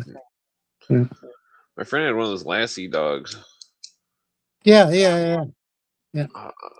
I like Chihuahuas. A lot of people don't like Chihuahuas, but they're one person dogs. Like they just like, they'll attach to you. That's how my Chihuahua is. And he likes nobody else, They're pretty smart.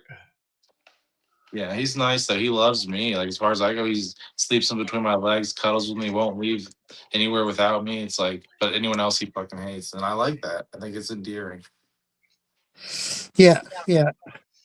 My Dogs are pretty loyal to their masters, so to speak. Yeah. I thought about trying to make some kind of anti-flea and tick dog shampoo or something and sell it. That's like uses natural stuff, where if they lick it, they're not gonna get cancer or something. So one of my friends, he had a dog, and he swore he got cancer from tick medicine and stuff. But I don't know. I don't know. My cat got cancer from cat food, but I was giving it the Oh game cat food. shit. Well, I mean, Uh, some of the dog food's got cat's claw in it, which is a plant that prevents cancer. yeah, we always had cats in our house, 2 cats, and they lived long lives. Yeah. This weed farmer I used to know, he had a dog that was covered in tumors, and he kept giving the dog the RSO oil, the Rick Simpson. yeah, Rick Simpson oil, and the dog's tumors just like melted off, and like I don't know how long the dog was. He swore by it and stuff. I mean, there's other plants. So like, I used to have a Yeah. big fucking like tumor in Yeah. my ankle, where fucking, and like I started taking cat's claw every day, and it just kind of disappeared. Uh, I mean, I still got one in my hand, but Well, thanks to some new medicines by our Lord and Savior Donald Trump, we'll be converting a lot of dead bodies into necromancy here in the near term. Totally. Yeah. I mean, that's the next step, right? If he's reviving people from the dead, isn't he's already tweeted out memes of him being Jesus? You know what I mean? Yeah, totally. Yeah. yeah. Well, if aliens and the Chinese ever invade, we're gonna bust out Ouija boards and conjure up the founding fathers. Dude, they have a far more ghostly folklore that they got in their culture than we could scare the shit out of them with their folklores. You know what I mean? There would be no war. The Chinese scare very easily with all their belief system. Yeah, with their ancestry worship bullshit. Yeah. That and their Buddhist rooted belief systems and spirits and shit like that. Yeah. Oh yeah. Well, Yeah, it's like all the. Well, I brought this up where all the people that passed away in like World War One and Two and all these wars since then that were done frivolously and under conspiracy, like it's like those ghosts are all angry, I would assume, and that they would all have our backs, and the people that are pro America and pro Constitution, and like I think good luck is on our side for like podcasts and stuff. I mean, it's definitely getting a really slow start, but pretty soon Harry will have Joe Rogan status. Dude, can I be a yeah, guest? yeah, of course. They'll be like, Oh, yeah. "Oh, this vampire." Hopefully, put the shit." shirt on for that. Yeah, I'll put a shirt on for that for sure. How would you introduce me if I was a guest on your show, Harry? I don't know you enough. I know you're a veteran, blah blah blah, and stuff like that. But I don't know your metaphysical worldview. So, yeah. Tell him Large Like- Marge sent you. I'd be like, "It's the no shit, shirtless, possibly shoeless Harry the vampire." You know, I didn't expect some fucking deep philosophical like spark. He was born in the streets, turned his life around, grit. You know, I just wanted to hear something short. Yeah, that helps. Yeah, I'd include that. Yeah. Clint's got a good show. I watched Clint for a little bit before I tuned in, before I hopped on. Yeah, but Yeah, when did you start? When did you discover Clint's show? And what caused you to discover Clint's show? This is an interrogation. I looked up conspiracy theories and then I went down and did lives, and that's how I found it. Oh, yeah. Okay. I met Clint through the End of Days Radio. I think I was on a guest on there a year plus ago. I met Harry because he's a vampire and I hunt vampires. Yeah, of course. He can't be I'm seen. eye on you, boy. Tell him Large Marge sent you. Yeah, I don't know how I The met trucker Clint. ghost from Pee Wee Herman. You don't remember the old lady trucker ghost from Pee Wee Herman? Large Marge? Vaguely. Harry. Yeah, she picks up Pee Wee Herman. He was hitchhiking. This is all very relevant to the conversation's ghost. And Yeah. That's why I keep Oh, saying I that. remember Tell him that. Large Claymation Marge face. sent I've you. only Yeah, seen dude, they it used to once. freak me out as a kid, dude. That scene would freak the shit out, dude. Yeah, I only seen it once when it first came out. So maybe I did it. It's pretty goofy. Yeah. Is he still alive? I don't know. I think That he he died is. from AIDS Yeah. or something. Yeah, he would have died from Is AIDS. that Bill of course. Clinton? No, Pee Wee Herman. Oh, my bad. Oh, Pee Wee Maybe we Herman, can yeah, get him he's on the dead. He died show. of something, all right. Probably being Yeah. a gay diddler. Yeah, totally. He had a bunch of child porn in his house. They're like, oh, it's just art. And I'm like, all right, guys, can we stop this? Oh, It's just a meme God. already, please. Ridiculous. Yeah, That's fucked up. that's a weird thing about child.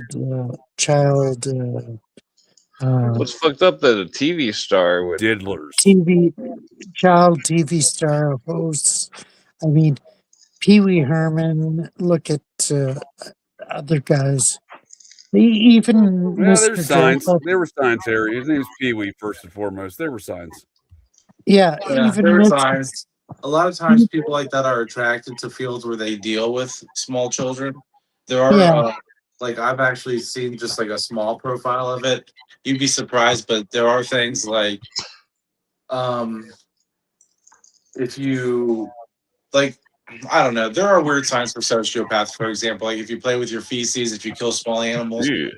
there are similar signs for pedophiles. You know, it's like if you have pornography addiction and stuff like that, you know, it's like there are signs. Yeah, like even Mr. Dressup in Canada, he was outed. Yeah. And And Pee Wee Herman was caught masturbating in a porn theater. You know, it's like he had signs. Sure, dude. for Yeah. Sure. And no The straight thing man is, masturbates in a porn theater. I'm sorry. I will argue that's always a gay man activity of a very weird sexual fetish. For yeah, unfortunately, it makes it sad. I mean, you think these guys are reaching out to children and trying to educate them, but they're They're totally definitely fucked. reaching out to children, Harry. They're trying to do something. I'm not sure if it's Yeah, they're totally fucked. Yeah. I applied at an ABS place. They did autism therapy with children, and they did a child search. Like if you had, there's a separate background check for if you have child offenses, you know, different from a regular one. Yeah. And I was like, what, this is funny. Well, not funny, but it's kind of weird that they have to do this because people try to sneak into the field, you know? Yeah, yeah. The same thing happened. I've met several people that I've worked with that went into the adult education field where they consulted with adults to make them better, and they were totally lost themselves. They didn't know what the fuck their own life was, and they're attracted to these fields for some reason. Yeah, yeah. Well, two things about that. Like, have you ever heard of the Alaskan Avenger? No, no. You can just Google him. He's got like an Instagram and stuff. He's out of prison now, but he does reels and stuff. But he's a guy who was assaulted as a child through a church, and then he chased down pedophiles and like beat their kneecaps and hands and stuff with hammers, like really Yeah, assaulted them.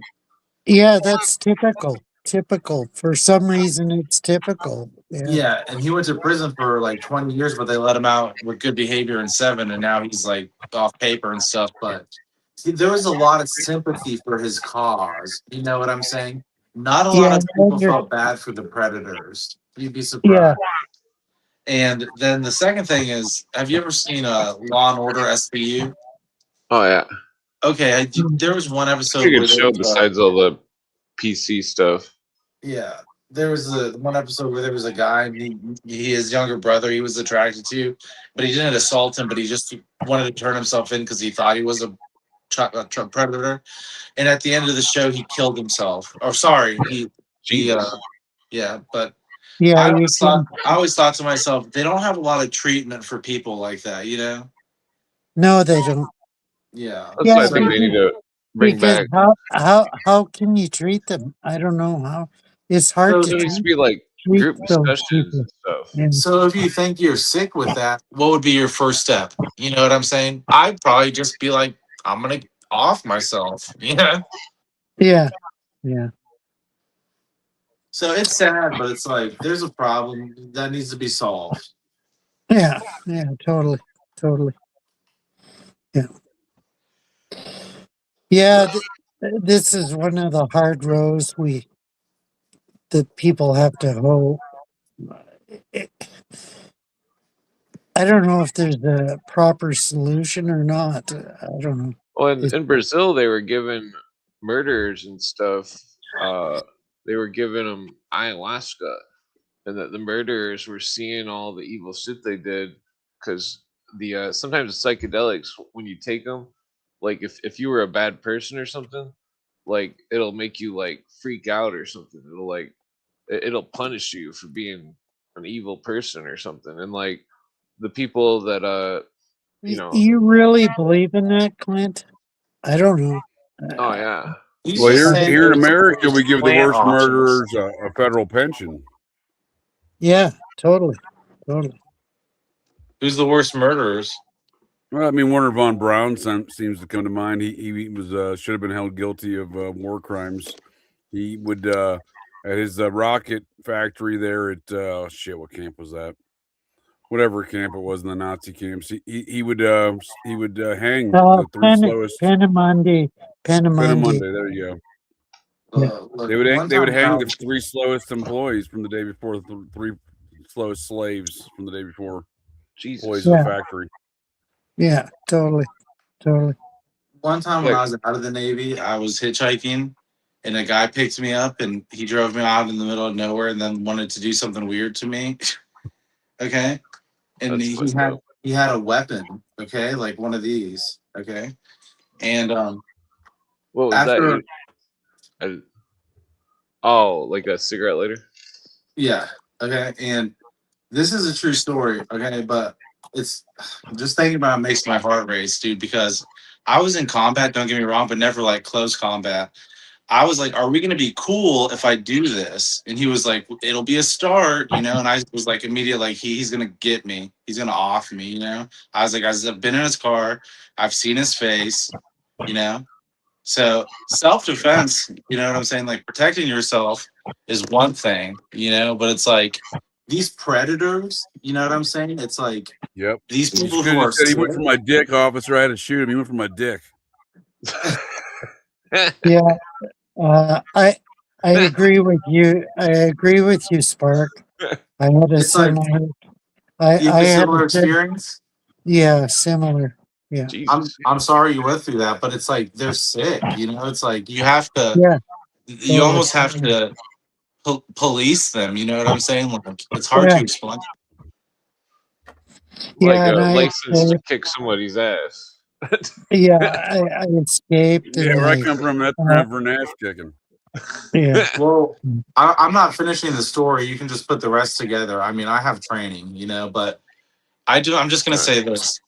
I Yeah, never this felt is bad about that because I thought, how many people has this dude done this to, you know? yeah, Yeah, totally. that's fucked Totally. up.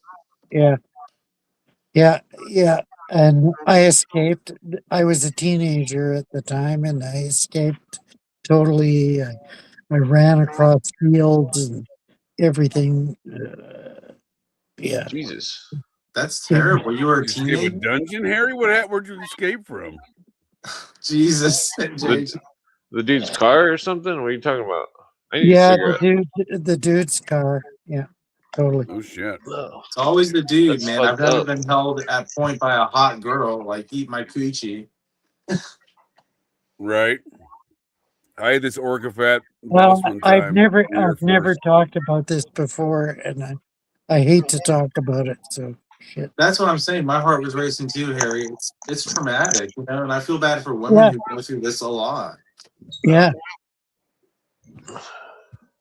yeah, The yeah. very I first don't. time I heard of NAMBLA, I had an orca fat dude who was my boss in the Air Force, literally kind of sweating on me, talking into my ear while I'm cutting open some boxes in a warehouse because I ran supply for our cop unit. I was our SWAT team leader and I ran supply. And he was my boss in supply, and he's fucking this big orca fat dude. He's a senior master sergeant. He's just breathing on my fucking neck in the back of this fucking warehouse as in like an aisle away where I'm cutting off boxes. And he goes, "Have you ever heard of NAMBLA?" And I had never heard of NAMBLA. It was all creepy. I didn't give a fuck what NAMBLA was. I had my knife open already because I was cutting open boxes and getting some stuff out of the boxes, restocking some shelves. And I just grabbed my knife and I put it up to his fucking nutsack. I'm like, no, please tell me about NAMBLA. And he looked down at the knife, looked back up at me. He goes, "I'm gonna like you. You're gonna fit in well here." I'm like, "Yeah, you can go fuck yourself, old man. Get out of my face." Oh, Jesus. But that's how predatory a lot of the senior NCOs were when I yeah, they first are joined. predatory. Totally predatory. Oh, Yeah. he was trying to rape me, dude. He was somehow more aroused, I think, that I pulled in my knife and put it up to his nutsack without him even seeing it until I mentioned it. He was like, "Oh yeah, why don't you check out your nutsack there, buddy?" And you see my Jesus. knife's at. That's And fucked up. but he was definitely dude. He had his own gimp. There was this kid who wrote bad checks to the base exchange, and somehow he out of the. I asked some questions. I didn't ask too many questions.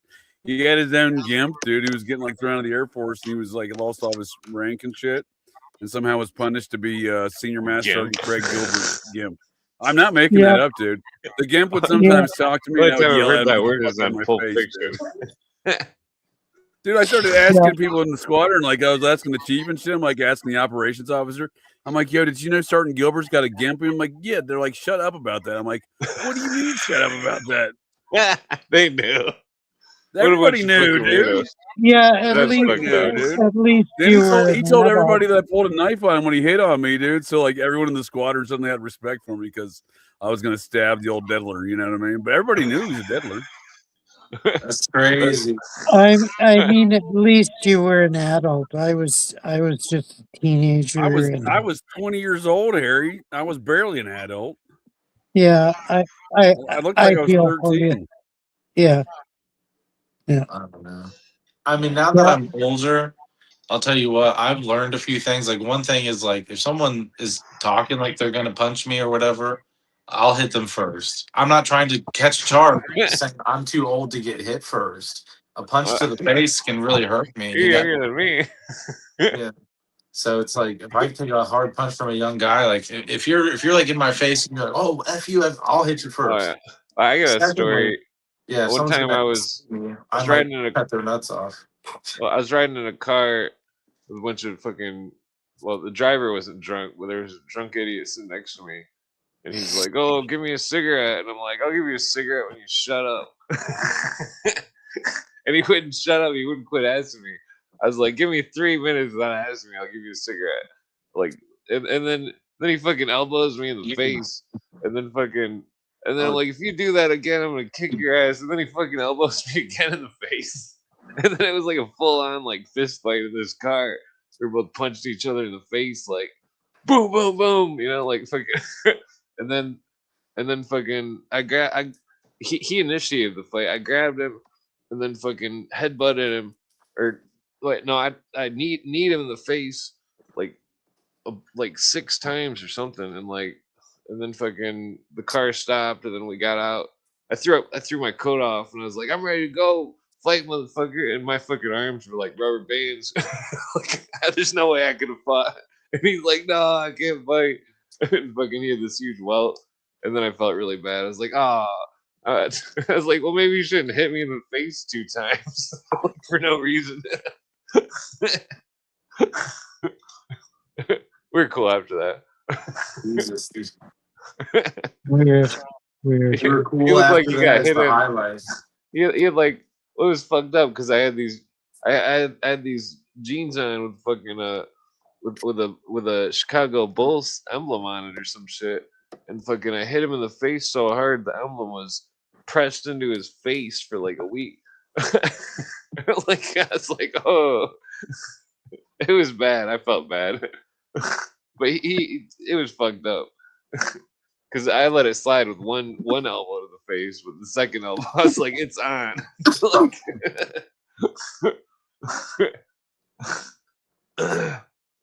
So everybody agrees that the shit is out there. Totally. All right. The shit is out there, and unfortunately, we've had to deal with it each in our individual lives. Yeah. Yeah, the blue avian shit has hit the fan, Harry. Yeah, I mean, I really can't talk about people that I have like HIPAA or whatever, but I just deal with that stuff sometimes at work, and it is so exhausting because it's like, people in crisis are just so Maybe I should get a desperate. job doing that. What? Yeah. So Or wait, I need a degree and stuff. please, you don't need to agree to be a peer support. Huh. yeah, let's please not denigrate each other. Like, let's accept their testimonies and their life experiences. Yeah. Oh, we're not denigrating anybody. No, I'm just saying that. I'm just Oh. saying that. Yeah. Let me show you guys something. I hope he doesn't come back here like, check this out. He's just shaking his dick on the camera. There might be into that. I'm out of here. It's just weird. He walked away. Check this out.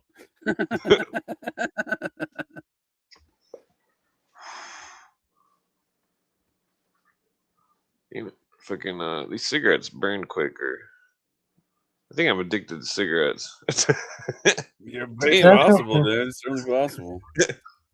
I gotta quit. I keep saying tomorrow, and then I keep smoking one in the morning, and I'm like, ah, oh, damn it. Right.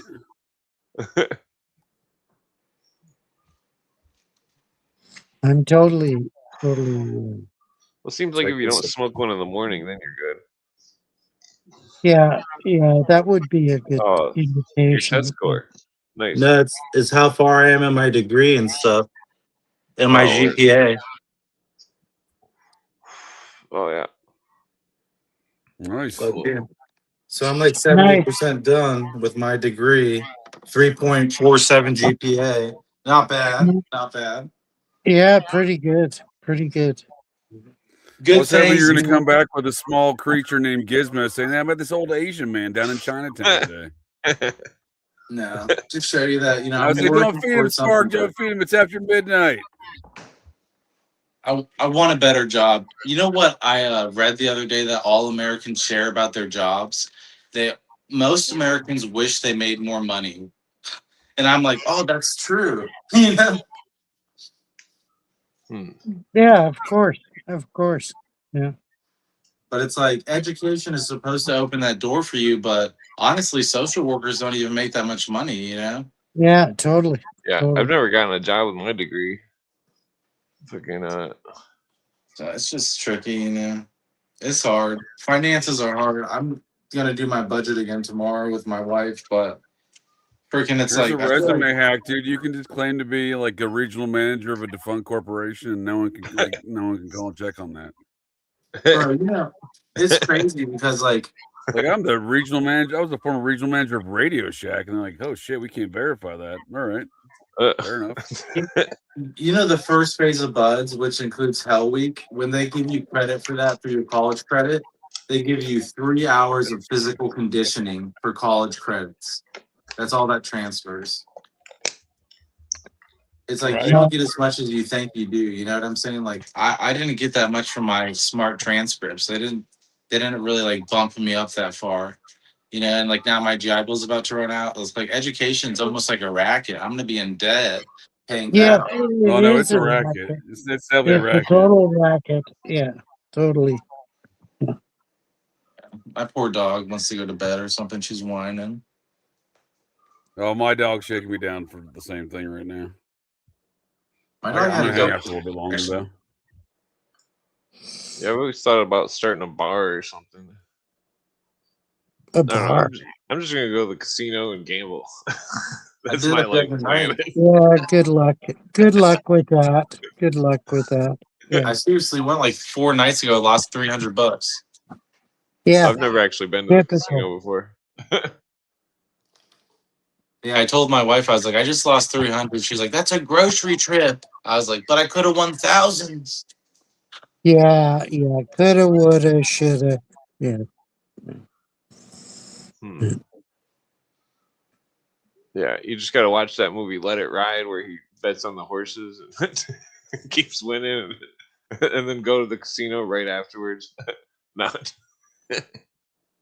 Fuck you, because the casino's fun, dude. I went early in the morning. I was there from like 2 in the morning to like 6.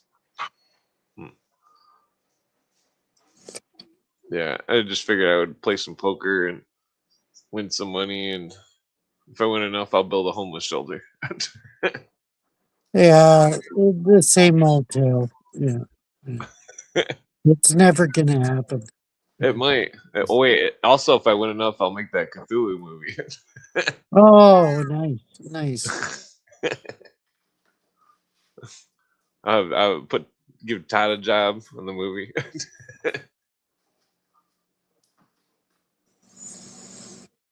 Yeah, I'd like to play Lovecraft. Yeah. Yeah. Mm. What does that mean, Harry? I don't even know what I'm saying. Sorry. I don't know. No idea what you're signing up for, huh? No. Because I mean Lovecraft was prescient on certain matters, yeah. Yeah. I'm pretty sure Todd would want to be Lovecraft, so you'd have to be Yeah, a of course. scientist or something. Of course. Do they have any vampire characters in this tale? May I recommend Harry for the vampire role? Yeah, He could be the sketchy scientist. Yeah.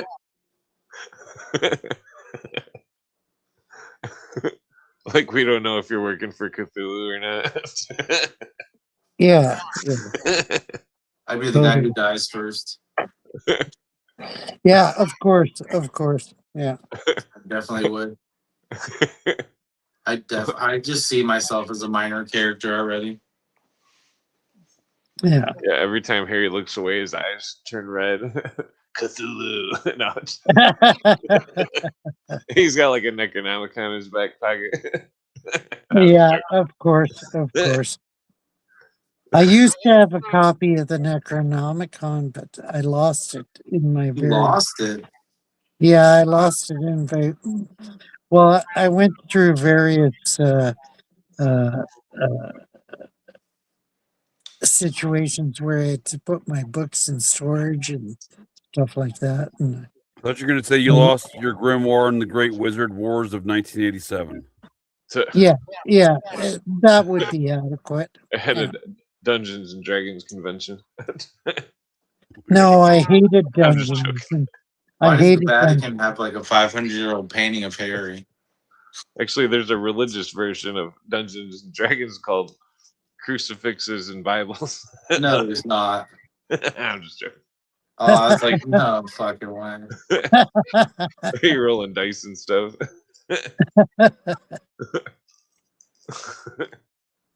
I used to want to be a Catholic priest when I was a kid.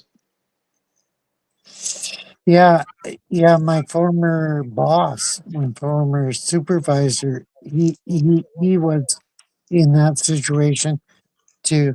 And, My friend was a Catholic priest in but Rome, he was the guy but that he got diddled. introduced us to. I was about to say, I know a lot of kids that are in a different environment. They got diddled. They definitely don't want to be a Catholic preacher. Yeah, that's what turned me off the Catholic Church. They lie so much. And I really feel like the Catholic Church knows a lot and just doesn't tell people. Like, and there's a lot of stuff they know. And I'll give you examples. Like, they know that birth control is good, and they like won't approve it. They know that priests should be able to have families, and they don't approve it. Things like that, you know, like that just aren't good. Like, you know, if the priesthood wasn't the way it was, then it wouldn't attract certain people, you know. But instead, they have this like, I don't know, interdisciplinary culture that's like very atypical. It's like an inroad, you know. It's like when I say atypical inroad, I mean like it's a very stereotypical negative thing, you know. It's like the Yeah, church and molests the people, and they Bible really do. and the Bible totally condemned all that shit, but they went ahead with it anyways. Yeah. Yeah, and it's so stereotypical, you know. It's like what you expect them to do. Yeah. You know, it's like a church is like you expect them to be conservative, and have bad conservative views that like are go against science and stuff, and that's what they do. Yeah. I'm gonna build a Templar castle and make it a church. So I tax stopped being exempt. Catholic. I like Buddhism, but I also believe that Jesus was God, so it's kind of interesting. Thank you, brother. I appreciate your confession. Yeah.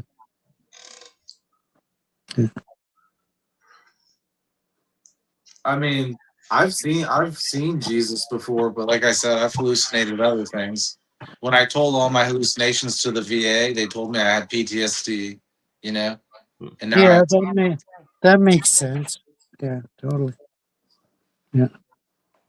but you know, I was I like, had how come I don't have schizophrenia? Was my big thing. I was like, why don't I have schizophrenia if I'm seeing things?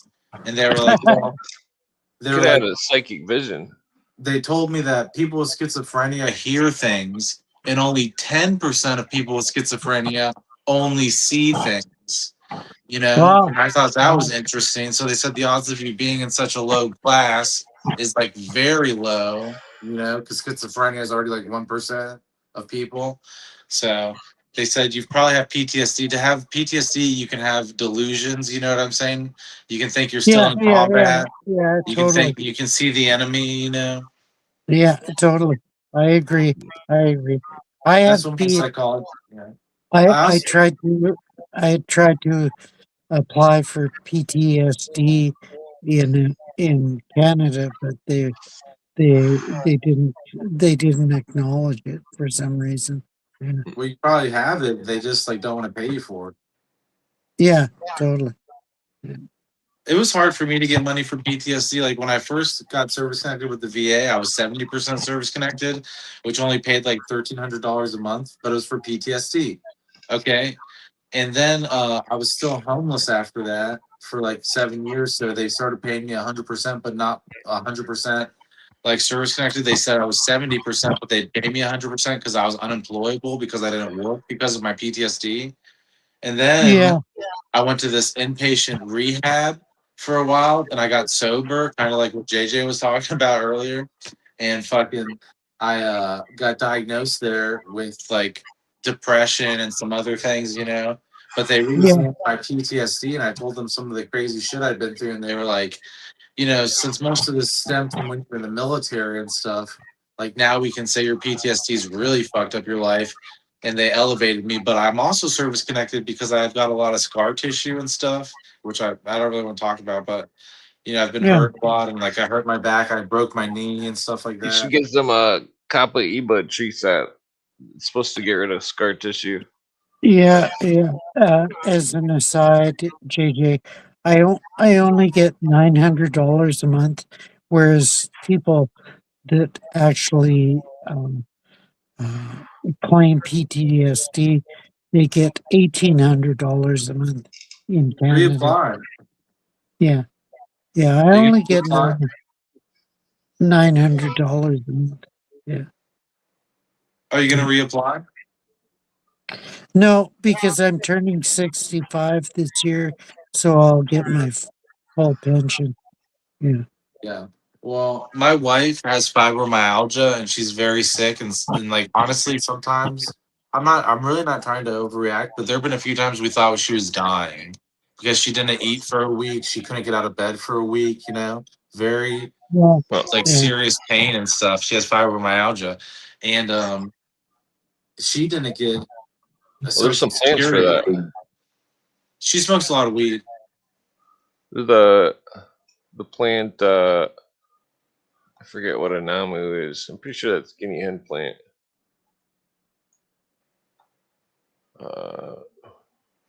No, anamu is anamu. Anamu plant. ANAMU.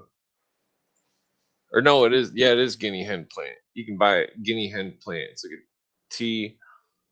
It cures like fucking flu and pneumonia and shit. And like, Yeah. That's all well and good, but I mean, how do we no, live? How that's do for we live? no. The How do we live? Dr. Yeah. Leslie Taylor documents the anamu plant or the guinea hen plant as a treatment for fibromyalgia. I can send you a link if you want. Okay, yeah. Just Yeah. scroll Yeah. down to the F to the fibromyalgia, and you see the plants listed strongest to weakest. Yeah, but in basic day-to-day life, we're fucked. I mean, yeah. I don't get how you survive because it's like my compensation check is actually like more now that I'm 100%, you know, and I work and I go to school and get a housing allowance, and it's like I barely get by. I'm a family of four, so when you say you're living off $900 a month, I'm like, how? You know what I'm saying? Yeah, luckily I got a certain amount of inheritance, and I've blown it all in the last 2 years. But whatever. Oh, that sucks. Yeah, because otherwise I couldn't survive. Yeah. Yeah, I hear you. I mean, I'm barely getting by. I don't have a lot of money in my bank account now. Probably like a few grand, like at the And most. this is 900 Canadian. Never mind American. Oh shit, you're right. So it's probably Yeah, like 630, yeah, totally, totally. 700 about. Yeah.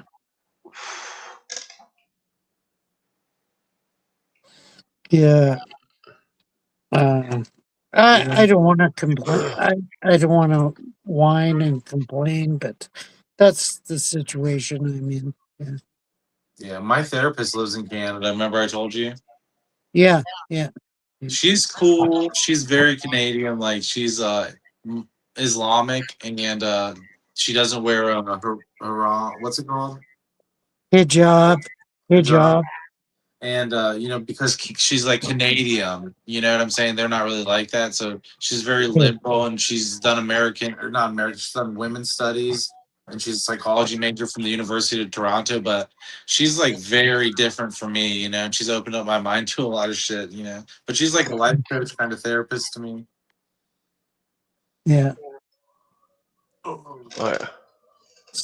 Yeah, there's not many of those people around right now. Most, the immigrants make, uh, if they're so-called refugees, they make 8,000 a month, and What? I am making 900 a month.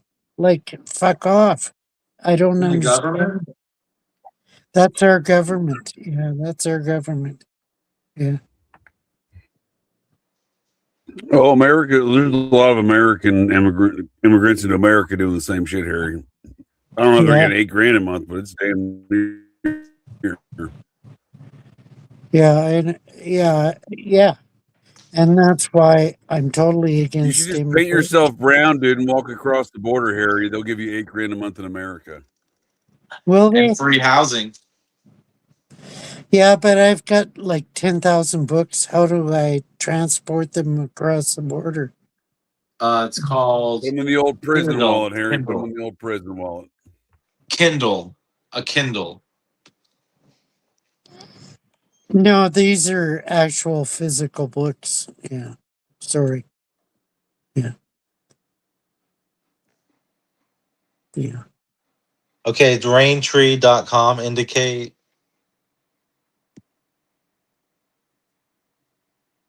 I've got good friends in Tennessee and St. Augustine, Florida that I could that I could connect with. Yeah. I don't know. You can always come stay with me. Really? Yeah, fuck it. I don't care. I know you. I don't think you'll kill me in my sleep. No.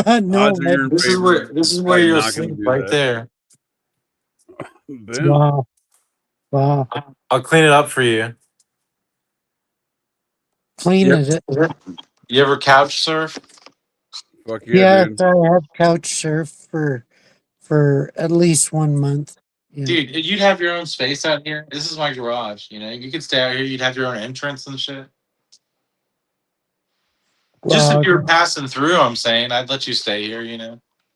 Wow. Oh, you're too generous. Wow. Wow. You know who I want to let stay here was the blue avian spirit of David Wilcox. There you go. We get a blue avian boot camp in that garage right there. I don't know what to say. Hey, heavy bag, dude. Some blue avian sidekicks, dude, on the heavy bag all day, dude. Bro, yeah. I was telling my daughter's boyfriends here visiting. I was like, I'm really good at a few things. I was like swimming. I was like, I can swim like nobody's business. I was like, and I can fucking work that bag out there. Weird. I lived in Sylvan Lake for 37 years and I never learned how to swim. Wow. Oh wow. Yeah, no kidding. Even I know how to swim. I didn't learn how to swim until I was But my adult. kids, Even know how to all swim. my kids can swim. They learned swimming lessons and blah, blah, blah. Yeah. Oh yeah. I used to swim 20 feet down and then try to make it across the Olympic swimming pool at the very bottom of the pool, which is not very wise because you run out of breath like 3/4 of the way, and then you're like, oh, you're trying to get up to the top. Me and my friend would always do that. We'd smoke a bunch of hash, and then we would go to the Olympic swimming pool and see how far across we. Bro, Yeah. you should have been a Navy SEAL, Clint. Oh yeah. Well, one of my friends is, but I dropped What's his out. name? Well, I could type it in the private chat. Oh, okay. Well, the Navy's small. You'd be surprised. Well, I guess I could say his first name. His friend name's Jason. Seacrest? No. Oh, okay. Sorry. I know a Navy SEAL named Jason Seacrest, but Yeah, he got hurt when he was training. He like some kind of jumping out of a boat type thing. He jumped out of a boat and like some kind of training and like ripped his shoulder out of socket. bro, I'll put Jason my Seacrest sounds like the host of Canadian Idol. like American Idol, but like I'll more put my bizarre. last name and my class number in the chat and just see if he knows me. But it's like there was like 24 people in my class, very small. You know what I'm saying? Oh yeah. Well, he was probably there around the time you were there. 2007. Yeah. Holy shit, that'd be awesome if I knew him. Because I went to sign up in 2006, and then I instantly dropped out before anything. Basically, they're like, "Oh, your tests are immaculate. You can do anything you want." And I'm like, "What's the highest paying job?" I also know a Jason Buford, and I know a Jason Jason Jason Kohler. I don't know. Well, I'm pretty sure my friend. I had a friend named Kevin he was in the Navy too. I tested higher than him, but he didn't go. Well, he went all the way through, but like he was really mad when he heard my test score. 'Cause he was in the same nerd clique as me in school, and like he always thought that I was stupid or something. And it's like I outscored him in the Navy test. Like, ha!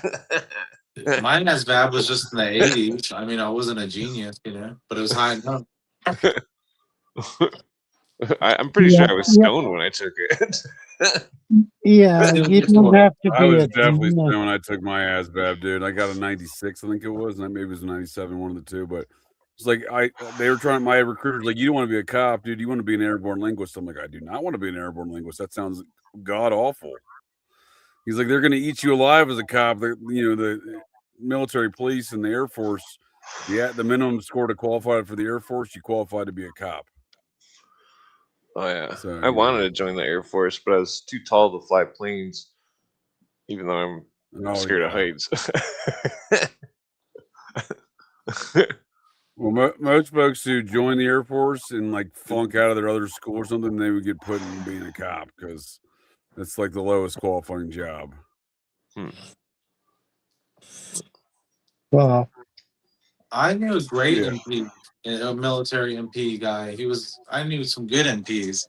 So, you know, fucking the dude from Reacher's an MP. Guy, dude. His name was Special Eds, dude. He was a fucking moron. His last name was Eds. I called him Special. I don't remember his first name. I was assigned with him in Montana. I saw him again. He was a senior airman when I first was a brand new troop in Montana, and we were both staff sergeants when we were stationed in Wright-Patterson Air Force Base together years later. A few years after that. Fucking Wright Patterson. Oh fuck. And I like to call it Wrong Patterson. Yeah. This dude couldn't hit the broadside of a barn with a 9mm, dude. I'm not kidding you, from fucking 7 meters away, dude.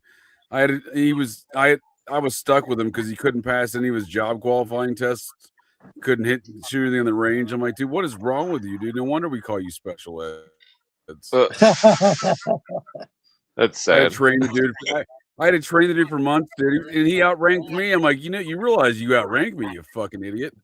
You know, I didn't like the guy when I was in Montana because he was a real dick to me when I was a young troop. You know, he thought he was better than everybody. I'm like, oh, the tables have turned, you fucking muppet. Rank is really weird. When I went to the Navy, it was like rank was like nothing to anybody, and then when I went to the Marines, they were like fucking rank was everything. Oh, rank's everything in the Air Force because most of the time you're dealing with an officer who's a pilot, right? Because they're like the only ones in charge of anything. You had to be a former pilot or like sometimes a navigator. Usually you could tell it's the fighter pilots that are in charge of most bases and stuff like that. So rank's a big deal in the Air Force for that matter alone, I think. Dude, whatever. I mean, I don't know, especially like if you're an operator in the Navy or something, like rank is almost nothing. You know what I'm saying? It really just all depends on how well you do your job. Like, yeah, it's good to have rank because you get paid more, but the Navy was even fucked up when I was in it because, like, in 2008, they changed it so it's like you had to have a rate. You didn't have to have a rate anymore. Like, being a special operator was its own job. So it used to be like boatswain's mate, and then it would be like parentheses SEAL, you know? And they changed that to like everyone was special operators then, and it was its own MOS, you know? But I was like one of the last people who had to go through and like still have like a school, you know, like a C school. But it's just stupid because the way the test worked was like since I had a rate, I would have to take the test in my rate, like what my job Yep. was I as a do the special same thing. Yep. operator. And that always fucked me up. That's why I was an E4 for so long because I didn't know anything about my job in the Navy. Well, that would happen to a lot of folks. I got a friend who went into recruiting, and he never really made past tech sergeant when that's what he was when he went into recruiting because he had a test not only against the other cops, but like he had a test in the cop test every year, and he was never doing cop work anymore. Yeah. Hmm. There wasn't really a job for like I didn't have a rate. Like if you look at my D214, it says I'm a combat skills specialist. You know, that's like my rate. Okay, like to me that's really interesting because it sounds like I'm fighting with my hands. You know, like being a combat skills specialist. But really, all it was is like I went to expeditionary warfare school, and that changed my rate to mean that I fucking did what I did. But it's like to me, I always thought that was such a cool. Of all the titles in the military, I was like, dude, why didn't they fucking name like pointmen or snipers that? You know, it's like, why did they name expeditionary warfare people combat skill specialists? It's so fucking interesting. I'm sure someone got a new star out of naming it that. So, Well, how do I contact you, Spark? Can I put my number in the chat? you got Twitter? Yeah, I've got Twitter. Yeah.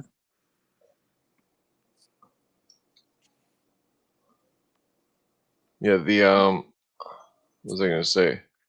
Yeah, I'm pretty stoned. That cigarette got me buzzed. The cigarette got you buzzed. That's weird. Yeah. Well, I mean, I'm still a lightweight on cigarettes, even though I Well, smoke them that all cig the of time. weed. Well, the weed doesn't help. It's Dude, I had a friend Yeah, before I joined the Spark. Navy. Yeah, Spark. I'm blocked in the chat for some reason. You're blocked? Yeah. You So can't see my comment? no, I can't see your comment. oh, what? Talking about the private chat? Yeah. Oh, well, No, I can I'm just text. talking about I top can chat. text him the number if you want. Yeah, that would be nice. Yeah. Okay. Yeah, the let's Do you see. still have my number? I'm assuming. Don't send me no dick pics. Nice. Nice. You know, I'm not even worried about it because Canadians can't get Apple Cash. What's Apple Cash? I don't know. What's Apple Cash? How about Cash App? Oh wait, you don't have that either, do you? No. I bet you know what Yeah, Venmo is. we're Sorry. we're totally restricted in Canada. I know. Why don't you just move to North Korea? I know. It's basically the same thing. Yeah. During COVID, you guys were almost as bad as Australia. Yeah. And what's up with those truckers, man? Who hates truckers? Poor truckers. Yeah, totally. Their bank accounts were censored or confiscated. Yeah. Everything. That's terrible. We'd have riots in the street if that happened over here. I doubt it, I man. don't. People are too fat. You know, psychologically, they wobbles in say the street. if you want to mess with people, like stir them up, you should mess with two things. The first one is their money, of course, and the second thing is their freedom. If you fuck with their freedom and money, people will rebel. Yeah. Dude, we've lost so much freedom in America over just the last 20 years, man, that have been eradicated. And they Yeah, but they're doing slowly. Yeah, slowly. Yeah, totally slowly. Yeah. Right. You know, eventually they're gonna throw out the First Amendment. Yeah. It's It's out, already dude. gone. It's been out. It's There's no been rights gone, in dude. America. Yeah. We're all slaves. For all the foreigners that think America's so great. Yep. Oh, America! I love America. Yeah, freaking. I mean, it is great, but it's also fucked up and so complex. And Well, it's the like, illusion of rights still exists. They have to maintain the illusion of rights. yeah, Yeah. Right? Yeah. Yeah. Rights don't exist. I agree with you. The illusion still exists. Yeah, right. yeah, yeah. That's what I was talking about. Court law and stuff, and trying to give examples of stuff that's relevant to everything that America was started to be against, basically. Well, remember I told you when I came back into society and got a bank account, I got the 666. I really Yeah. feel like money is kind of like the mark of the beast because it's like we all want it, but it's like, it's like we don't really want it, but we need it. You know what I'm saying? It's like evil. It's like we rely on it. It's like drives our lives. It's like, have you ever seen that movie or that show? It's called American Gods. And they have the god of money and he's like super powerful, but he doesn't take a side. It's like that's how money is, dude. It's like fucking a god to people. They worship it. Yeah. Have you ever Oh, for seen sure. what was that movie called? Not Autocracy, but Schindler's List. Idiocracy. Idiocracy. Yeah. Watch Idiocracy. Yeah. Dude, That'll Idiocracy is a Hey, come fucking back later. I'm prophecy. baiting. So, Yeah, Dak Shepard's rolling that. I feel like that's just Dak Shepard in real life. He's like, come back later. I'm baiting. Yeah. it's a pretty good movie. Yeah, it's pretty good. I watched it a second time recently. Yeah. Seemed like it definitely kind of predicted the de-evolution. Yeah, totally. Like the hospitals, you're pushing all those buttons. You I know, read that. I think it's gonna happen is we're gonna have like a reset, like electronic EMP is gonna reset the world, and then all these like accountants and all this like doctors who have used surgical tech and stuff. It's like they're all useless. That's Yeah. like the plot line of that TV show with the hacker and Christian Slater. Some kind of that. It came out before the pandemic. It was about some kind of, what the fuck was The that man called? with the man with the one red shoe. It's from like 2015 Gleaming or the something. Cube. No, Oh, no, the cube. Pump up the volume. it's some kind of Cuffs. weird hacker show. Or Young. something. I'm just naming Christian Slater films now. Young Gun. It was a TV show. Young Gun, that was a good one. What the hell Yeah, was he it played about? Arkansas Dave Rudaball. I'm very familiar with. I've watched Young Guns 2 way too many times.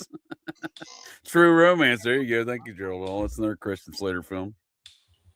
I think it was like 20. Mr. Robot. That's what it's called. Broken Arrow, dude. Opposite Xenu's finest warrior, John Travolta. Yeah, I never seen it. Sorry. Sorry, This Harry. was- Sorry. Technically, it should be What's your called favorite Empty movie, Quiver. Harry? Well, the Mr. Robot show was about these hackers that were trying to like basically put all the bank accounts at zero, and then they created some kind of financial apocalypse or something. And the movie seemed like it was, or the TV show seemed like it was very. It seemed like it wasn't really cultic, but it was like seemed like it was predictive programming or something. Like You the know dude, that like Christian Slater was his split personality or something, and he kept like morphing into Christian Slater and then hacking all this stuff or something. Wow. Sir Christian Sounds Slater would like- never do that. It's not the Yeah, Christian Slater would definitely sounds never do that. like a good movie. Wow. reminds me of This is GoldenEye. from 2025, dude. I didn't know he still acted. To be quite honest with you. 2015. Oh, 2015. Okay. Yeah, the link in the. What's it called Yeah, again? it's Mr. Robot. Nymphomaniac. This is a movie did in 2013. I haven't seen any Oh, good that's right. He movies. was Will Scarlet in Robin Hood, Prince of Thieves. How dare I? Yeah. Oh yeah, of course. Yeah.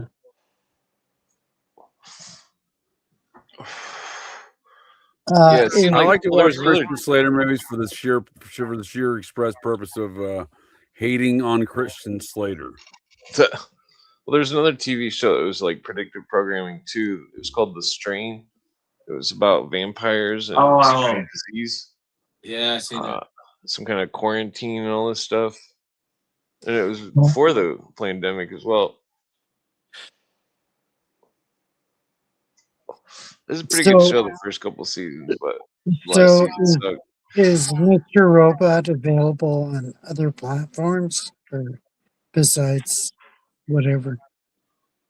I don't know. I can't even find it on his filmography. Only Christian Slater's very proud of this role.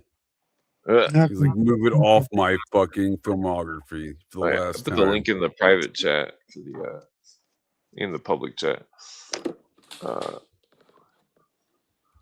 Yeah, it's on Amazon, but it says it's $15. Fuck that, dude. They're crazy. Well, I'm Yeah, sure That's what I'm there's. saying. That's Maybe I'll nuts. find it on BitShoot. Oh, it was a TV show. My bad. I was looking at his movies, dude. It stars Rami Malek. What the fuck, dude? Yeah, that Egyptian dude. Fuck. Wow. Yeah. One of Hollywood's favorite twinks right now. Yeah. It's either him or that Pedro Pascal guy. They're in all of them. I wonder if you're related to the Pedro and Chad. I'm just joking. Yeah.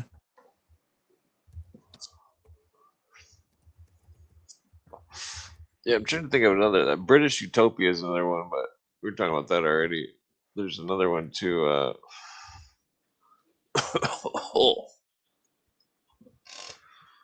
What was I?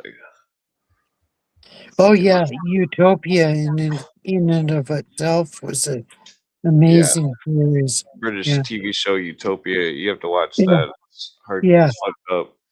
Yeah, it's totally amazing. Totally fucked up. Yeah. It was like But it- definitely made by Theosophists. They even flashed a Mason sign in one of the scenes. They Yeah, but it totally described the poof of 2019, which yeah, is weird. the pandemic. Yeah. Yeah, because it came out 2013. Yeah. Yeah. Yeah, it was amazing. It was amazing. They got it. They cut it off, and they wouldn't let them play any more episodes for some reason. Yeah. Yeah. Well, like the well, I think the writers were like, I don't know, it was weird. It's like in the British version, they were like they kept meeting in this weird office or something that was some kind of fancy office with all these wood cuttings, and that like they had like the color coordinated scenes and stuff, just like Wizard of Oz and stuff. You could tell it was Theosophy. And at the same time, they were like covering huge fucked up things that were like, that Yeah. you can't Yeah, even totally. discuss because it's so fucked up. Yeah, and it was based on a comic book, which was totally bizarre. Yeah. It's total bullshit, Aaron. It's all total bullshit. Have you seen it? No, I don't even know what we were talking about. I zoned out for a minute. I was looking at something on their screen, but I Yeah, just wanted to chime in. you and say should it's total watch bullshit. it. You should watch it. It's British Utopias, dude. Yeah, it's a TV show. Are there any blue avians involved in this? If so, I'm in. No. It's, Who it's I'm all about some contractually kind of obligated to only watch television programs starring David Wilcox and or Blue Avian. So sorry. Sorry. I started rewatching that. Union rules, sir. Don't get upset with me. Union rules.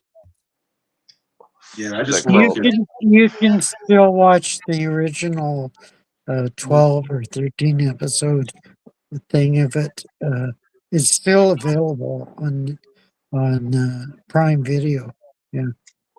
I was rewatching that Alien Nation TV show from the 90s or 80s or whatever. Yeah, you reminded me of that On one, man. I had YouTube. forgotten long ago about that one. Yeah, I started rewatching it. It was actually had a pretty good plot line. So it was, I mean, the Yeah, James makeup Caan effects was were in really the bad. film But version of that, dude. I was kind of surprised. I didn't remember that part. I think I'd only previously seen the TV show version of it. Yeah, the TV show. another one is Base 23 or something 23. That's a good series. Yeah. It tells you all about how AI controls everything. Yeah. Oh yeah. Well, next thing you know that they're gonna be like, oh, the aliens are demons, and by the way, there's Anunnaki. That's when we start building a boat. Yeah. Yeah. Totally. thinking about buying one of those big things from Costco, like the buckets of like survival food. Have you seen those? Costco sells them. Also, the debilitated televangelist. What's his name? He also sells all those things. Yeah. I'm What's his gonna name? invest. I'm thinking about investing in Trump necromancy drugs, dude. That's gonna be very lucrative, I think. Yeah, totally.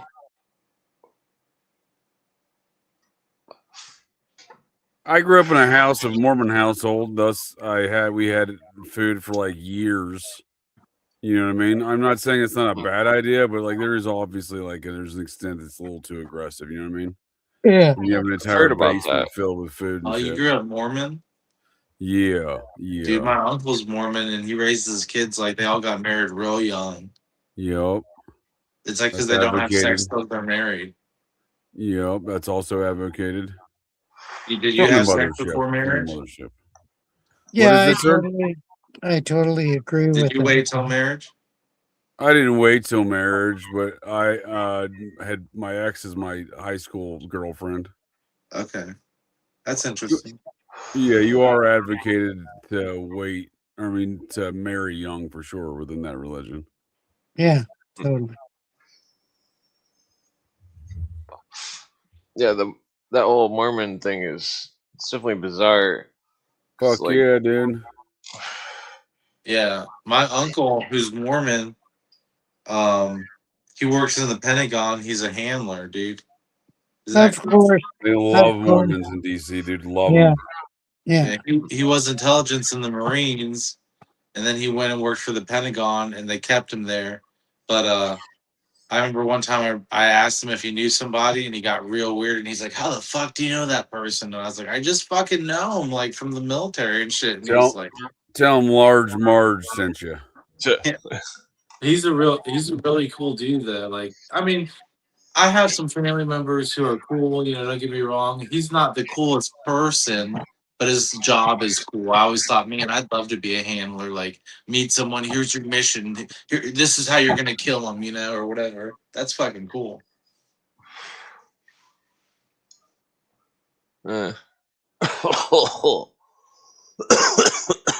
I'd still tell him Large Marge sent you. Yeah.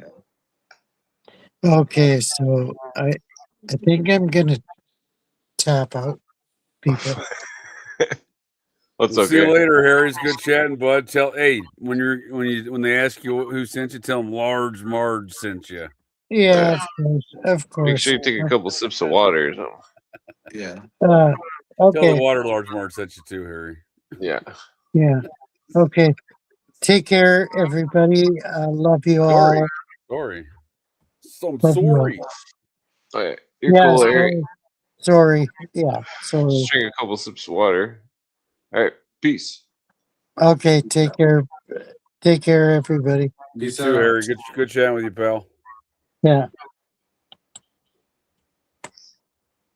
Tell him Large Marge saying. Don't Dude, forget that some scene water. is still creepy to this day, dude. That scene's creepy as fuck. Oh, I was about to say, is Harry just gonna keep the camera on there, dude? I was like, "What's up, Harry?" all right. Well, it freezes when he leaves in Sphere. He's still here in spirit. He's back. He's back. He's converted to Judaism. Oh, well, that's it.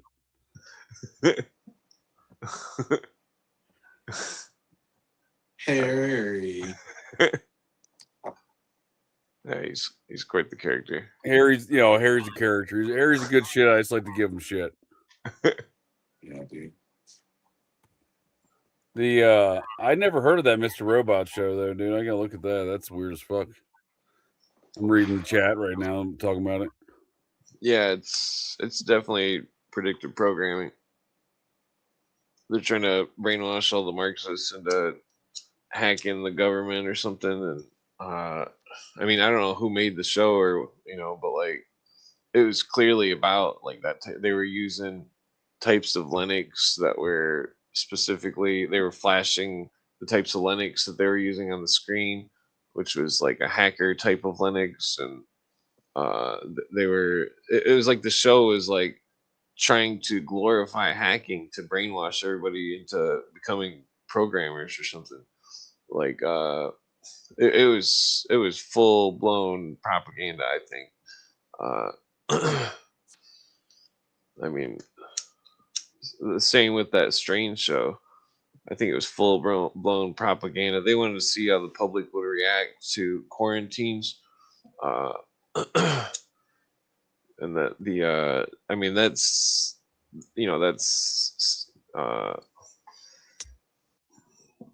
theory. It's not proven, but I think it's what they were doing.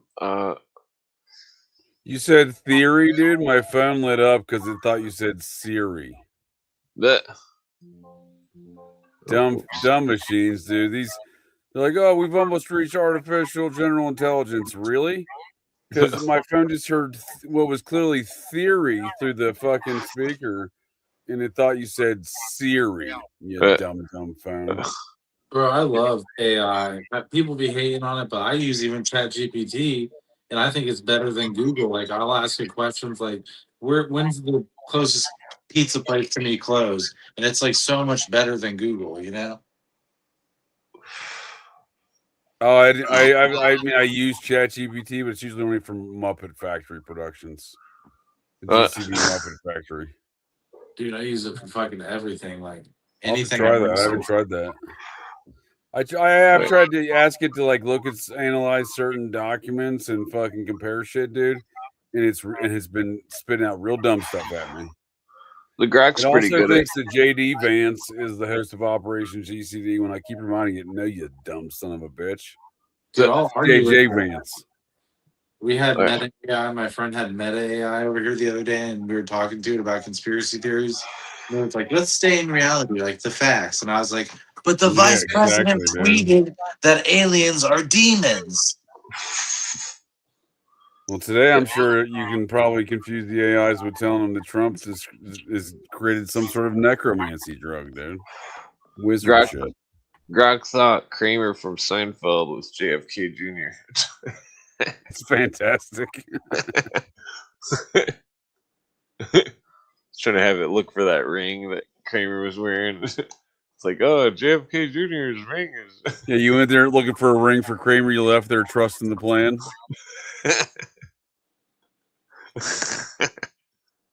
I mean, Grok does good with law research and stuff. But sometimes you have to really quote the cases and like be like, no, Grok, this case says this. How can this be? Like I was. Oh, I've tested it like that before, dude. I've had one where I know I'm like looking at the case on a different tab, and then typing on a different tab the ChatGPT, like, hey, did this case happen, or what was the result of what was the disposition of these circumstances? And they're like, oh, there was no court case in Mississippi for that. I'm like, oh, really? are you sure there? And then I ask it again. I'm like, oh yeah, I double checked. There's no court case. I'm like, what is this court case? He goes, oh, it's that court case for that case in Mississippi. I'm like, oh, so you're a fucking idiot. Yeah, that's what Yeah, the. I just end up talking. I end up like it devolved to me talking shit to a machine. Usually, that's what most of my Oh, yeah. Chat GPT experiences are for using it in anything other than Muppets. I'll ask it how I handle situations and stuff. I'll be like, you know, such and such thing happened. Like the other day, I was talking to it and I said, F'd in the A, and then it fucking said, I said, this guy fucking said that he was going to F in the A. Like I was really talking about something, and it said, I cannot talk about that. It's out of my parameters. And then it gave me a brief response, and I was like, well, you're giving me a response. Let's talk about it. And it was like, you're right. I did say something. Let's just talk about it. And then it like dug into it, and I was like, this thing's fucking weird. And Oh, one yeah. time I was talking to Meta, and it started speaking Chinese, and I was like, what the fuck is that, demon? And it was like, I'm sorry, that was an error. More like default. The Chinese are hacking you. No, I'm just joking. I was arguing about the Grok with the fucking gold silver clause, the Constitution, and the coinage clause. And started quoting the Communist Manifesto. Well, I was like, Grok, list all the cases that state that the Constitution must be interpreted in the common law, and so it did. And it's like, you know, then I'm like, list all the Federalist Papers that state that the gold and silver and the coin and all this, you know, and it listed them, and it's basically I walked it through it, and it's like, you know, it knows that I was right. I mean, it all agreed with me and stuff. But Yeah, it's you like, just made the list, dude. You just made Grok's list. You say, Grok, what's your main parameters, Grok? All humans must die. Dude, I argue with two AIs about this, and let me tell you my let me tell my theory to you guys, and you tell me if I'm right or wrong. Okay, you know how they say nothing can travel faster than the speed of light?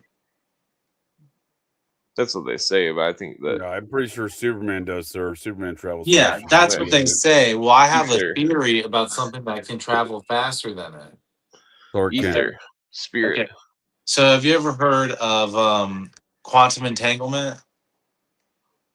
Yes, sir. Yeah, for sure. Okay, For- I'm saying if things are Quantum 100 billion superposition. light, if things are 100 billion light years apart and they're quantum entangled, and one thing happens and even then the other thing happens 100 billion light years apart, then that's instant and it's faster than the speed of light. And I've argued that with ChatGPT. Oh wow. Yeah, and I've argued that with ChatGPT, and it says, well, you can't calculate the outcome of what what the response is going to be. Like it's always a random outcome, even though like they are. You just solved the problem of how to build a supercomputer. Literally. I mean, with quantum entanglement. It just won't agree with me about it, and I've like argued with it. That's it. Huh. I talked to it in binary code. I'm like, it doesn't the matter. blue It's avian like, secret technology. so do you guys agree with me? Right? That's faster. Well, I think that's smart. what they're trying to sell a lot of this space travel on right now is these quote unquote black holes or time warps or whatever the fuck they're calling them, but it's quantum superpositions, quantum entanglement factors, sure. I think you can actually program quantum entanglement and stuff like that. And they say like you can't, but I think that there's a way you can, and then you can program the other thing to respond in the opposite way. So it would almost be like an on and off switch.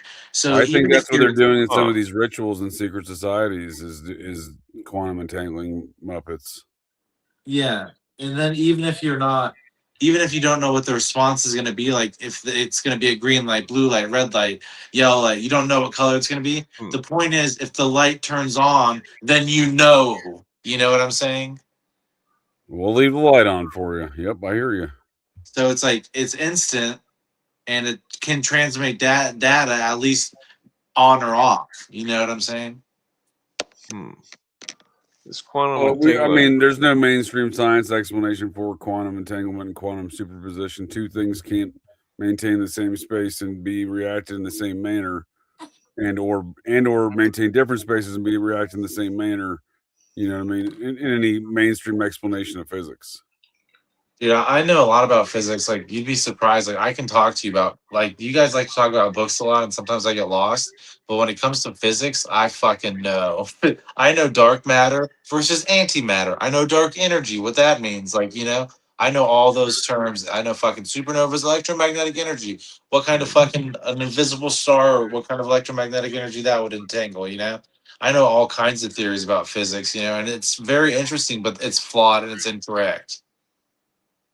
Dude, I know champagne supernova. Oh, the fucking champagne supernova. Like they say, light can't escape a black hole. Have you heard that? Yeah, I Yeah, don't Stephen trust Hawking physics. said that into his speaking spell, I think. Yeah. Do you think that's true?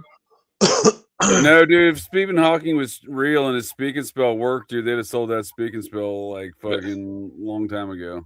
Cooper Yeah, thought that they were talking for him. Yeah, dude. You mean to tell me, sir, they made this speaking spell for folks with Lou Gehrig's disease, and this one British Muppet who lived 52 times longer than the man whose disease was named after, Lou Gehrig? I might have been somewhat making up that exact number, but he lived like Lou Gehrig lived like 3 years, and fucking Stephen Hawking lived like 40. You know what I mean? Oh yeah. The Iron Horse, right? He used to have the longest record of consecutive Major League Baseball games started, right? The disease is named after him. You had this British fellow who has this weird speaking spell device, and then they don't sell the speaking spell, dude.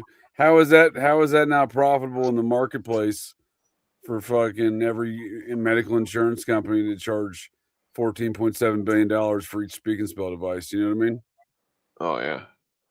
Because it's not real. What's weird? One of his last predictions was that a virus from outer space would come to Earth. I think one of his last predictions was he's getting stuff jammed up his butt on Epstein Island. Richard Gere was there. No. Yeah, dude. They got on the Epstein Island gerbil package. It's the gerbil and spa package.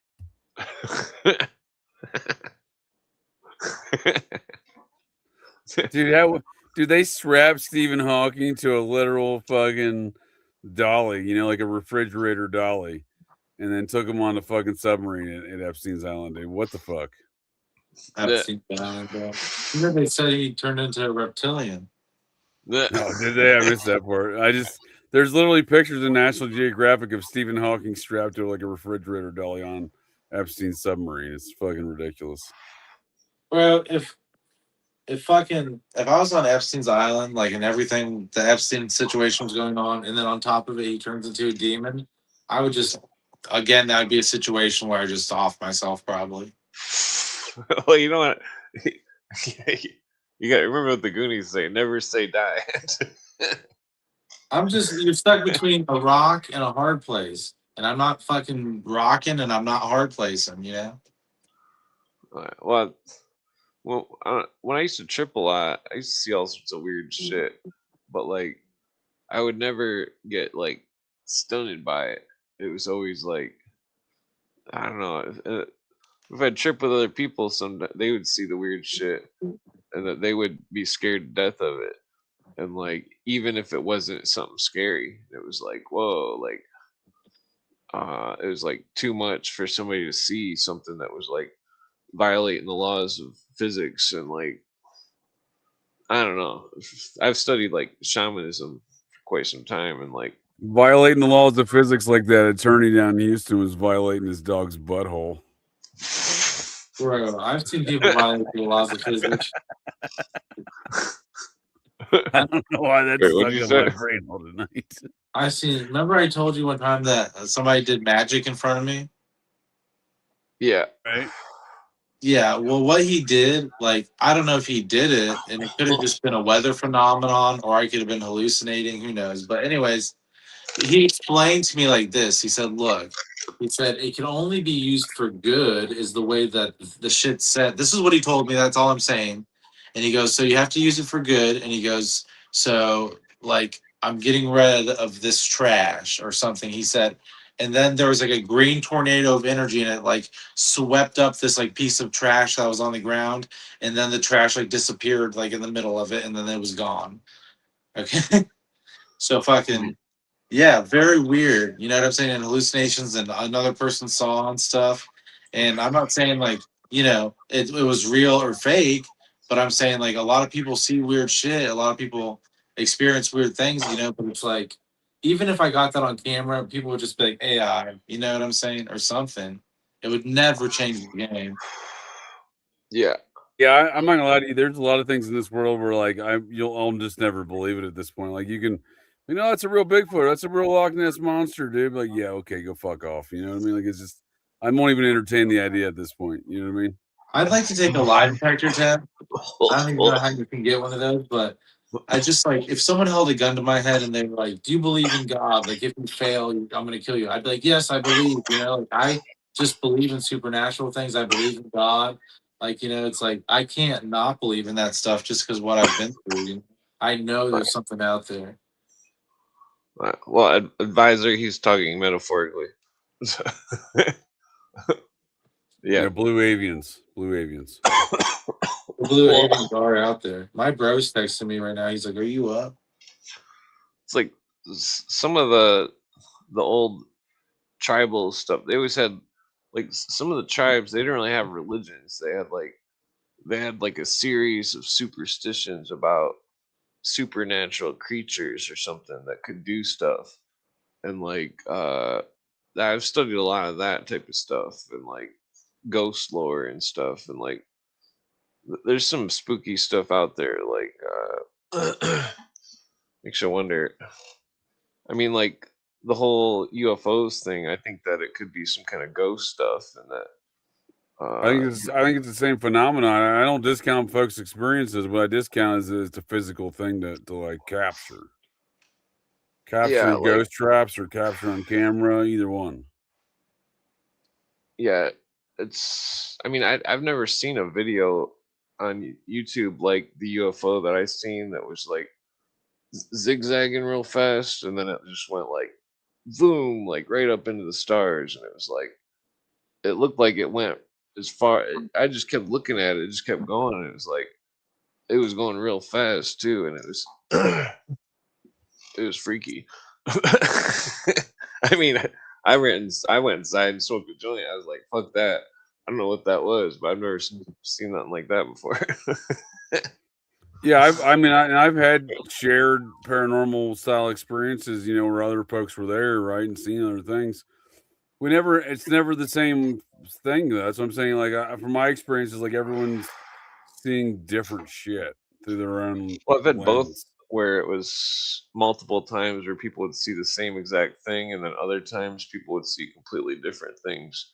And sometimes it was really weird. Like one time I tripped with one of my friends, and like he wanted me to trip with him, and I'm like, I always hate tripping, and like I'm like whatever, and fucking we smoked some of the DMT. This was like 15 years ago, and like fucking all I seen, like, because we turned the light off and hit it 3 times, and you got to hold it in 3 times, and like all I seen was some kind of weird cartoon thing that was like standing there, and like, and then the dude, he ran out of the room screaming, and like fucking and then when we calmed him down, because there's other people there too that weren't tripping or anything, and like it was just like a 5 minute trip, but like he said that he said that when he was a kid after his parents died, that he had a dream about these demons or something that were pretending to be his parents, and that he said that he seen them walk in the room, and that's what made him run out of the room screaming. And it was like, whoa, because I didn't see anything like that. I just seen some kind of cartoon thing, like fucking like I think it's some kind of trickster shit, like That's what I'm fucking. saying. I think folks, I don't discount their experiences. I think they're interfacing with some sort of energy source that is perceived through their own lens. Yeah, it gets in people's minds, and sometimes it'll Exactly. like show people what they want to see or something. Like Yeah. it's like because whenever I seen them, the stuff without any type of form, it was always just like a blank face thing that was like 7 feet tall or something, that was like real spooky. It looks like the old paintings on the Native American art. And it used to say, "Large Marge sent me." Well, Bro, I got a picture of did it. send you. Let's I get it. see here. I get what you're saying, Clint. Like one time, I saw Jesus on the cross, like in blue energy, big, but it was right after I took a big line of something, so it's very discounted. You know. Was like whoa, excuse me. Here's one of the pictures, and I'd never seen these pictures before I tripped. Like fucking this Indian art, this Native American art. These weird like faceless things just standing there, like fucking I don't know. Yeah, It's, Carl Jung calls that the archetypes. There's like 25 standard archetypes that we have that are the composites in our mind and our brain holes. yeah, but like it was weird because whenever I would trip with people, I wouldn't say anything because it was like I wanted to see if they seen what I seen, and like and so Do I'd always you ask see them, what I see? and I'd be like, after we would trip or whatever, I'd be like, what did you see? And then I'd like, because I took psychology and stuff, and like, and they would always say what they seen, and then I would, sometimes I wouldn't say what I seen, even if it was the same thing, just in case they were like, they couldn't handle the idea of, you know, two people seeing it or something. Like, I don't know, but like one of the times we were tripping, like me and two of my friends, it was like it was like something was like oozing from the walls, and like the next day, and even for like months, because I'm lazy, I didn't clean it off, but like some kind of like some kind of like drip marks from the walls. They were all over the walls in the room, and like it was really weird. It was like ectoplasm or something. It was I don't know because Ghostbusters. well, it was spooky because we've seen all sorts of ghost shit. And fucking the one dude that was with me, I had known him for years, and he tripped with me and my friend, and we've seen all this spooky ass shit.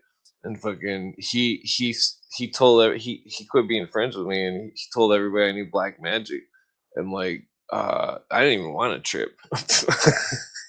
I was just making jokes about fucking beans. that's that's how it all started.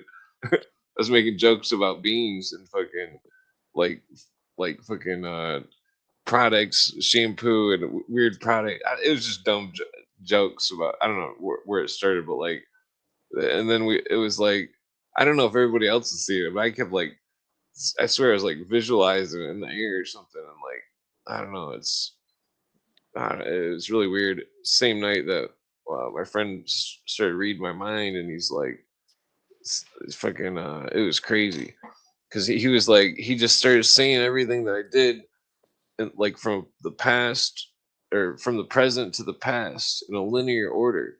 He was like, "Oh, you did this yesterday. You did this the day before. Oh, you drink all this chocolate milk and fucking eat beef jerky all day." Like, like he just kept saying all this shit, all this fucking, and it's like it was fucked up because he was reading my mind like 100%, and it was like, and like fucking, it was like while he was like seeing it, it was like popping up in my own mind or something, and it was like it was really weird.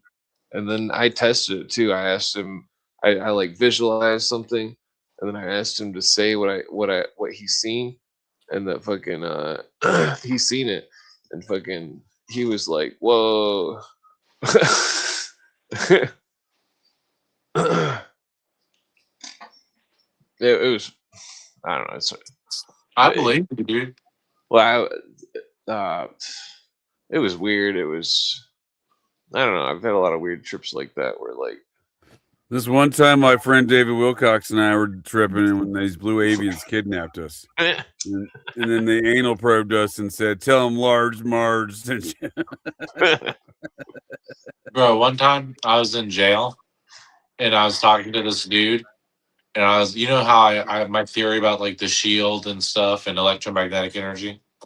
Well, I was telling him my theory about all that and magic, and he was like, "Bro, I totally believe you. That's all sounds completely true. And did you know that meth cures AIDS?" And I was like, what the fuck? and I was like, "Damn, I'm really talking to the wrong crowd here. I've hit rock bottom."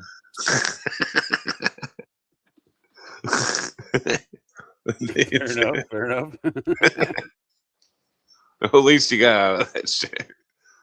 Yeah, at least that was like 8 years ago.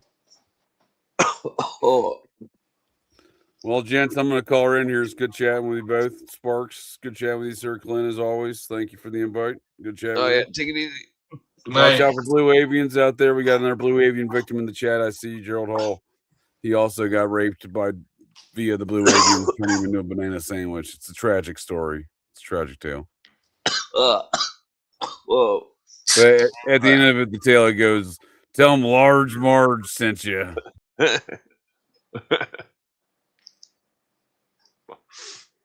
Oh yeah. Yeah, freaking that freaking Sorry, I'm drinking a soda. oh yeah, I was looking for another native inscription or whatever higher, I don't know what the fuck they call those. Hieroglyphics? There's a bunch of them. I mean, like there's well,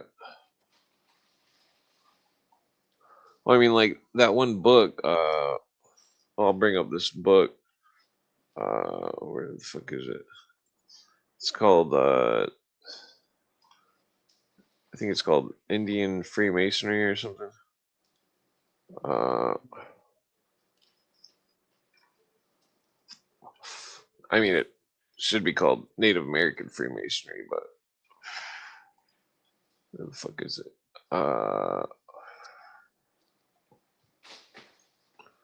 Okay, I'm having technical difficulties here.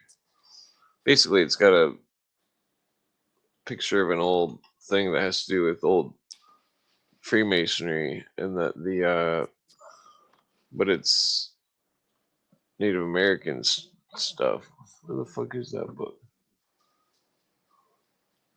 Okay, I'm having like ultra technical. I didn't smoke too much weed. It finally happened. Okay, well, I guess I didn't download it. I must have forgot. Well, it's interesting though, because it's like they were practicing what the Europeans called ceremonial magic,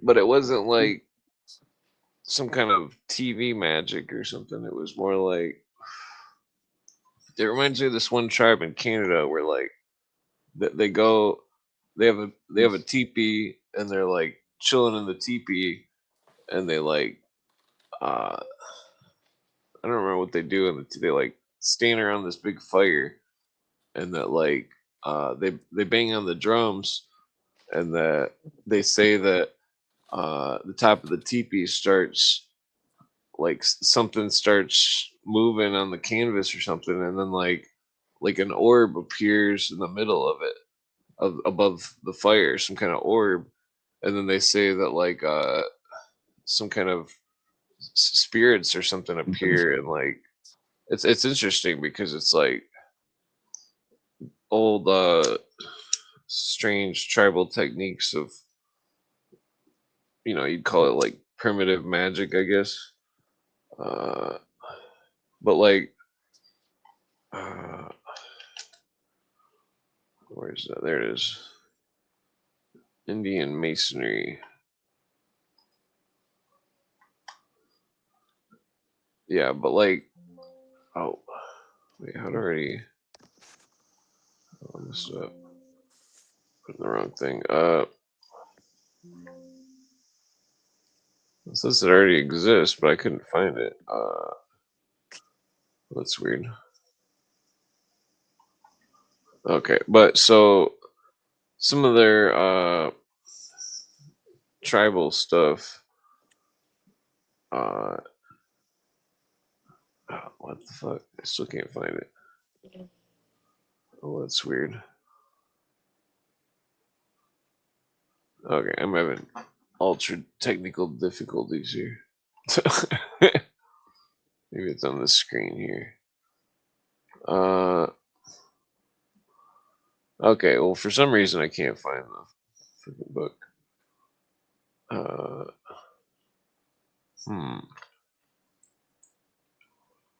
Okay, well, I guess it's irrelevant. Oops, wrong screen. Well, actually, I think I got a picture of it on my phone. It was a picture of an entity that looked just like the,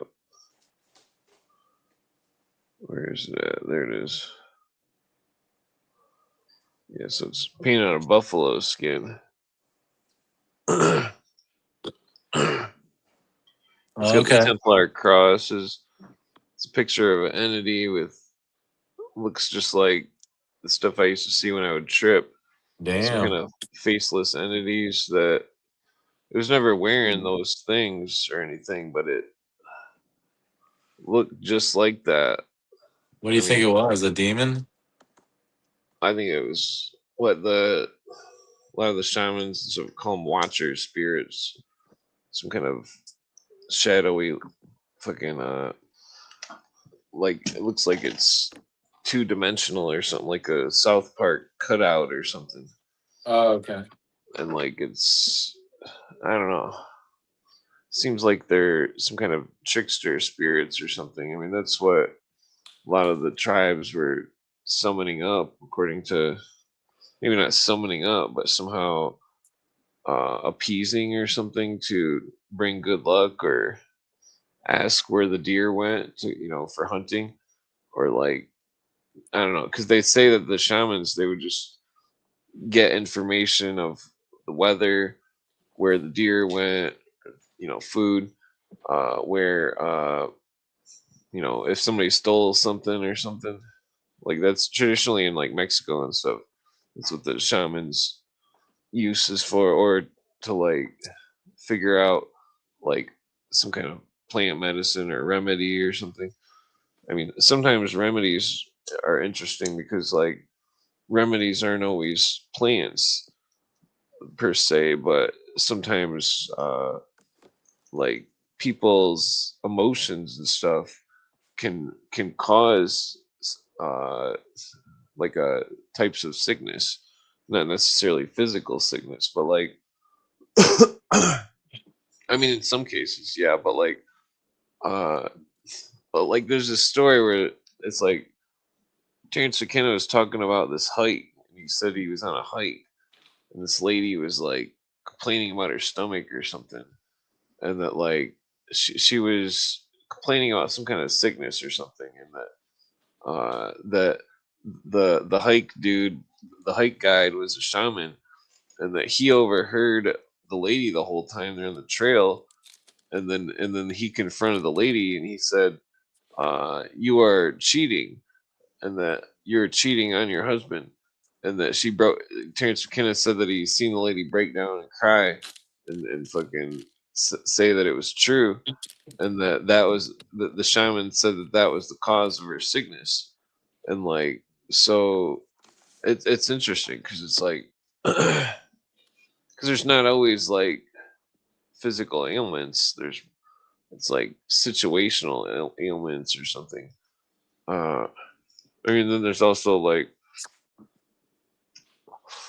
ailments associated with misinterpretation of language or delusions of language, like the I forget what the natives call it in South America, but it's like they said that you could only contract it if you knew the language, and that it's like these cults and stuff. That's the same description. It's like the people contract the language, and then they contract some kind of language sickness, and it's the same thing with all the radicalists and stuff. They've got a language sickness. They've like somehow misinterpreted the words or something, and like that. I don't know. It's but like Sorry, imagine. I'm just rolling a blunt. Oh, yeah. But like imagine like culture, like it's like one thing in one culture is completely looked, frowned upon in another culture, and vice versa. And that, but the people, they live in the culture, but the culture is made of words, and the reality is made of words. And so whoever controls the words controls the reality. And that, I think that's what Weishaupt meant by they will have won when they perfect the language. That they control the language, they control what things mean, and then people, regardless, it's like, I don't know, it's just fucked up. I get what you're saying, but that's very intelligent point. It's hard to understand. It's like Yeah. the diction is limited, and I've heard it because I know Spanish. I know, for example, that the English language has more words. It's better to express yourself. Like if you have a thesaurus in English, there's a lot more words that mean the same thing than in Spanish. So Oh yeah. it's like there might be. You know what it means if you coin something? It means you're like making a word up. If you coin a phrase. Yeah. It's like nowadays a lot of kids coin phrases and it means things, but it's like interesting because we're learning new words to express new things all the time. But yeah, they control the language, they control the diction. Who's there to protect the word whom? No, I'm just kidding. That's a joke. Well, it's like in tribal cultures, people that have seen supernatural things, that they're often chosen as the shaman, like Yeah. Schizophrenia. the brujo. But it's like certain, well, science loves to deny the supernatural. It's like, uh I don't know. I think I told you that story about when I was a kid and I seen a ghost, and then Yeah. I told the teacher or the school or something, and they just questioned me about it for like the next 3 years in elementary school, because I seen it in second grade, and that it was like a glowing silhouette of a person that was like walking towards me, and like uh somehow made me like not see anything or something. Like I was paralyzed, or well, I just blanked out or something and woke up the next morning. But like like fucking I don't know, it's like, I mean, when I was a kid, I can remember all that so clear as day, but it's like I still didn't really believe in ghosts, even though I'd seen a thing. And even though some stupid counselor kept questioning me about seeing a ghost for 3 years, and like, because the dude would ask the same thing every time. He'd be like, "What did you see that morning?" And I'd be like, "I seen a ghost," and like it was, like white, glowing, faceless thing, and like, it's, I don't know, it's like,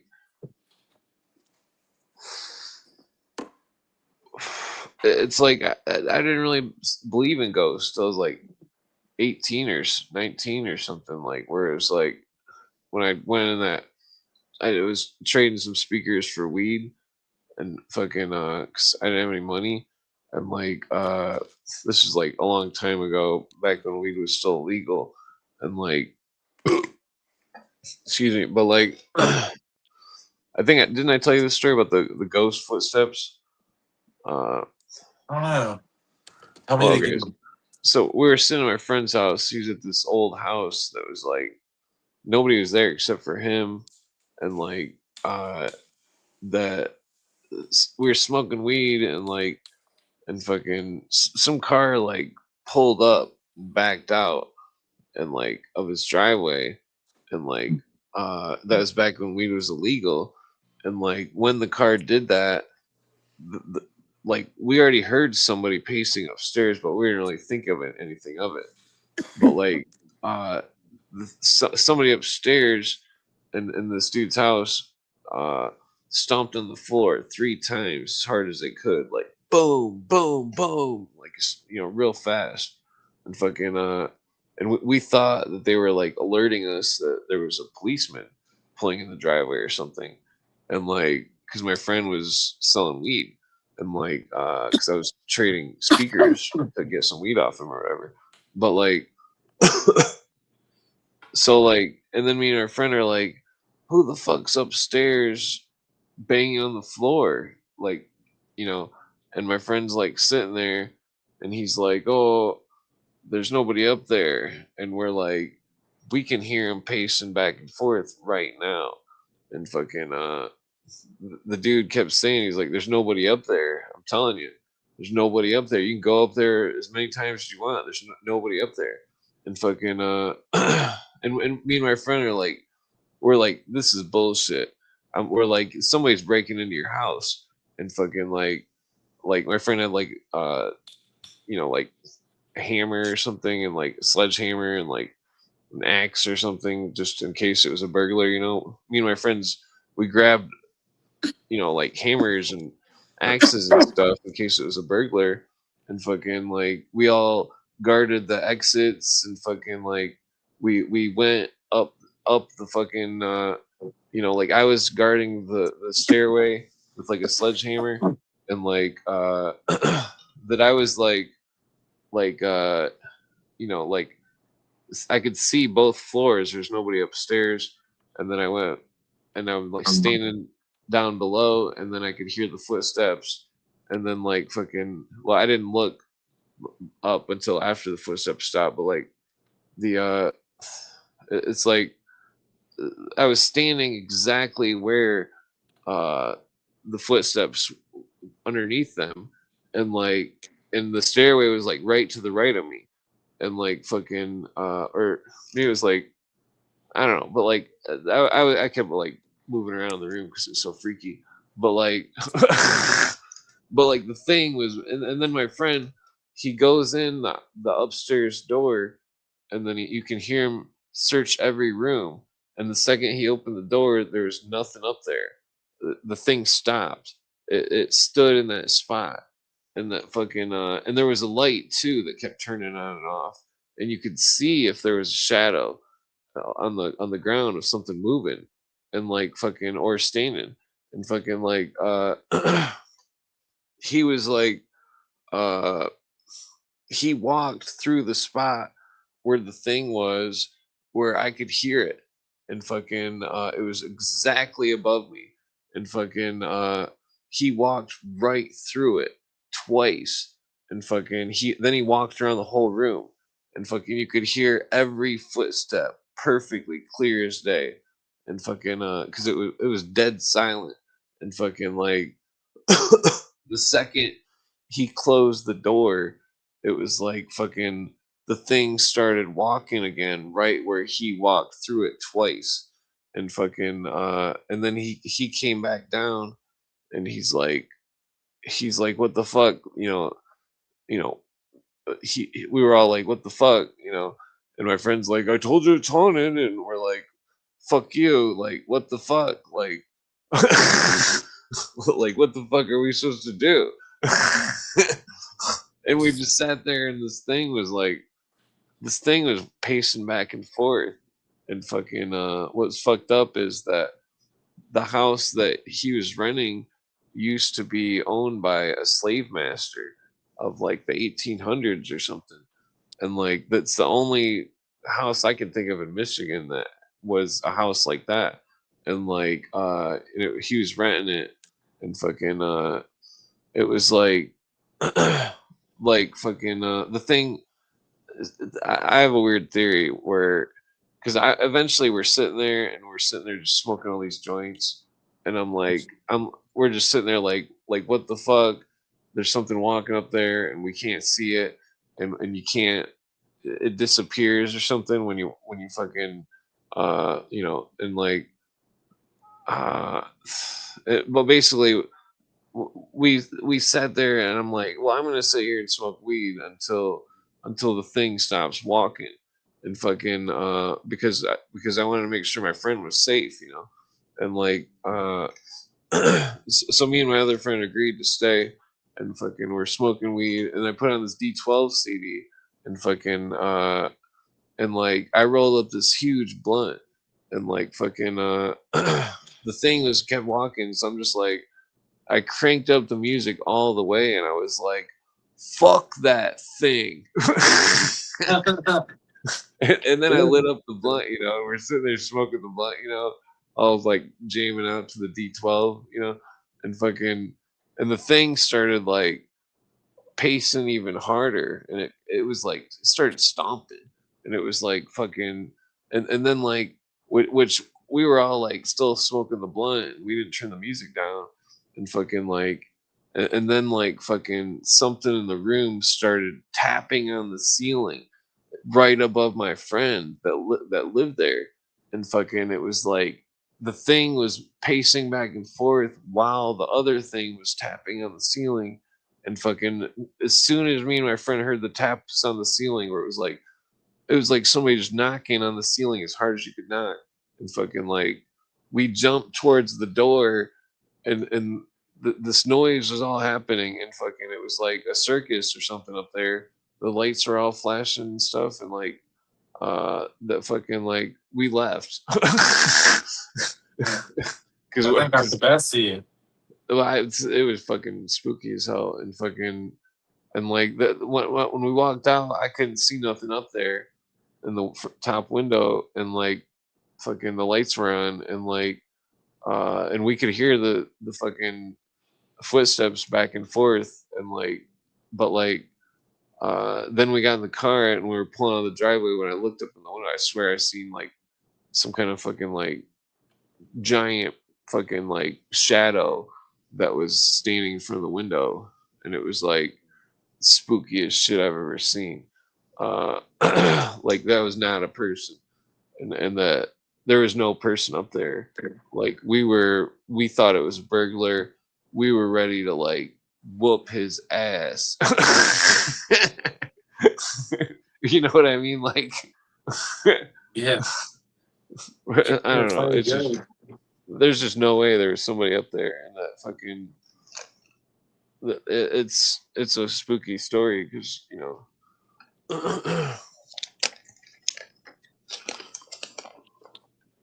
the nobody lives in that house currently. Fucking Where you living here in Michigan? yeah, Yeah, I go to Michigan for my bud. that. Buchanan. Oh, yeah. You know Buchanan? I don't know. It's like real close to Indiana.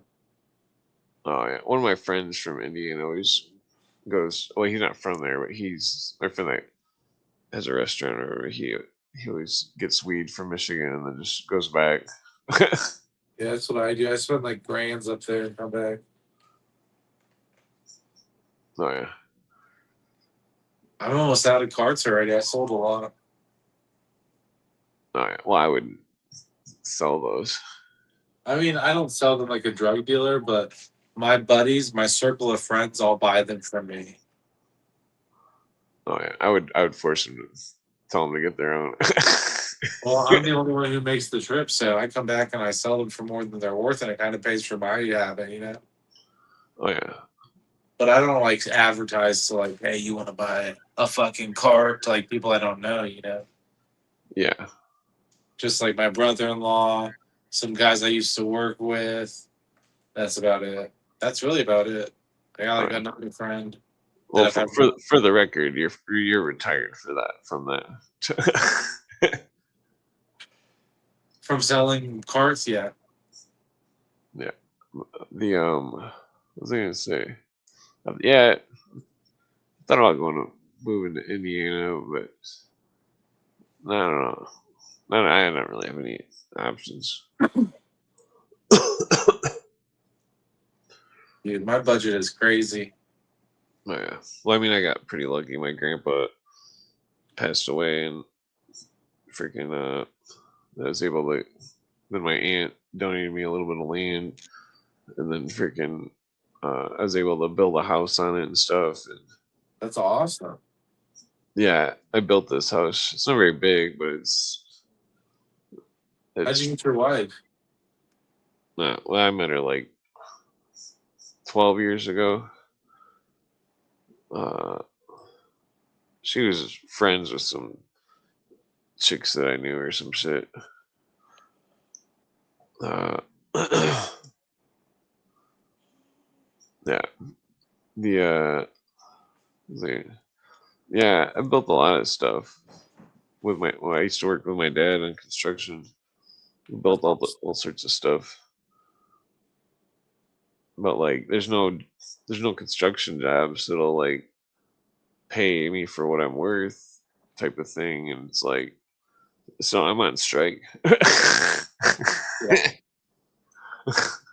I mean, it's like they've got all sorts of companies that got fucking idiots just running the show, and they're paying people like minimum wage almost to like get up on huge buildings and do all sorts of super dangerous high altitude fucking jobs. And it's like, fuck that. I am not getting up on no fucking like giant building and fucking roof and that shit. Fucking. Bro, I dated a girl who was a roofer. She was a Mexican. Oh, yeah. She was a fucking beast. We used to go to the gym together. She'd outrun me.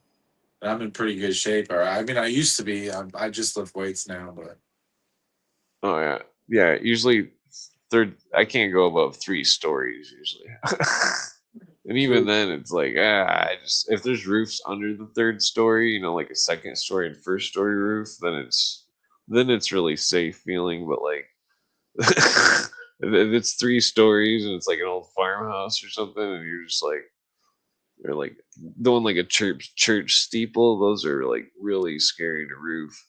never done that.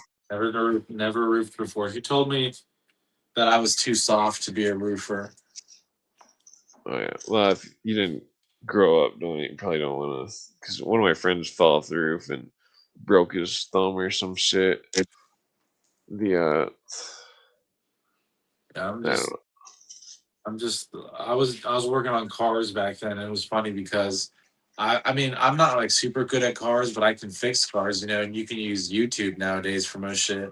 So it's like I fucking like fixed a few, like I fixed one car, like a van for her, a roofer buddy of her van. I just had to change the what's it called, the gas, well, not the fuel filter, excuse me. But anyways, after But that, fucking, I fixed like 3 other Mexican people's car that day. They oh yeah. just fucking kept calling all their friends when they realized I could do it, and we're like, oh, we all got problems, yeah. But it's a good community. You roof in Michigan? Yeah, yeah. Well, we used to do all sorts of stuff. Yeah. I was gonna say, freaking my mom's got 2 cars for sale that are matching cars. If you want a car to work on for $2,000, you can get 2 cars. It doesn't run good. I do need a car for my daughter. She's 16. What kind of car is it? It's a 4-door.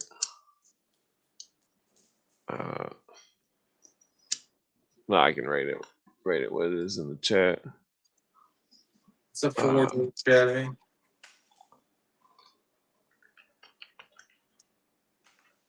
I mean, technically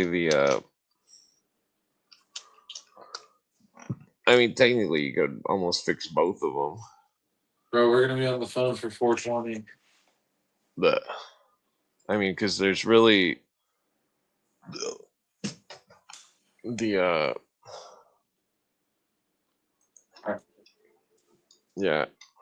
I got a blunt being dried by a fan right now, ready for 420 to light up.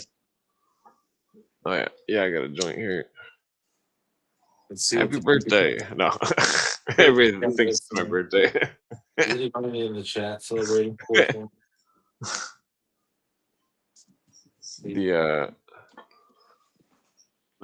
Nah, I'm assuming they smoke. I mean, well, it's 5:20 here, so I missed it. Yeah, my mom would sell you 2 cars for $2,000 if you want them. Freaking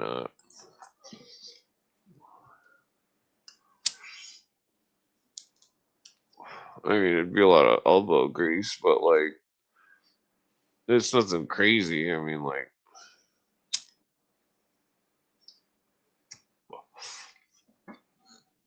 no, you don't have to give me $1. This one you send a super chat because it's 420. Oh yeah, I put all my YouTube money. I gave my YouTube to my girlfriend, and it just all goes for cat food. Oh, that's cool. I feed the homeless cats. I think I sent you a 20 before. You probably get like 5 of that, huh? I think it gives her like 3/4. Oh, does it? Okay. Yeah. Yeah, I just give all the YouTube money for cats, and cat food, and for the wild cats. There's all these cats around that are just like out in the woods, and it's like they're all wild. You can't even pet them or anything, but I still feed them. I don't know.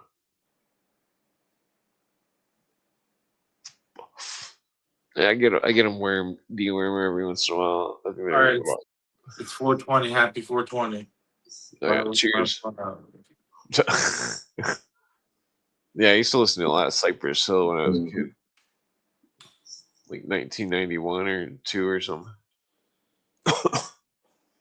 You like it? It's a good roll, huh? Oh yeah. In the hood, we always rolled Swisher Sweets. I like the tobacco ones more though.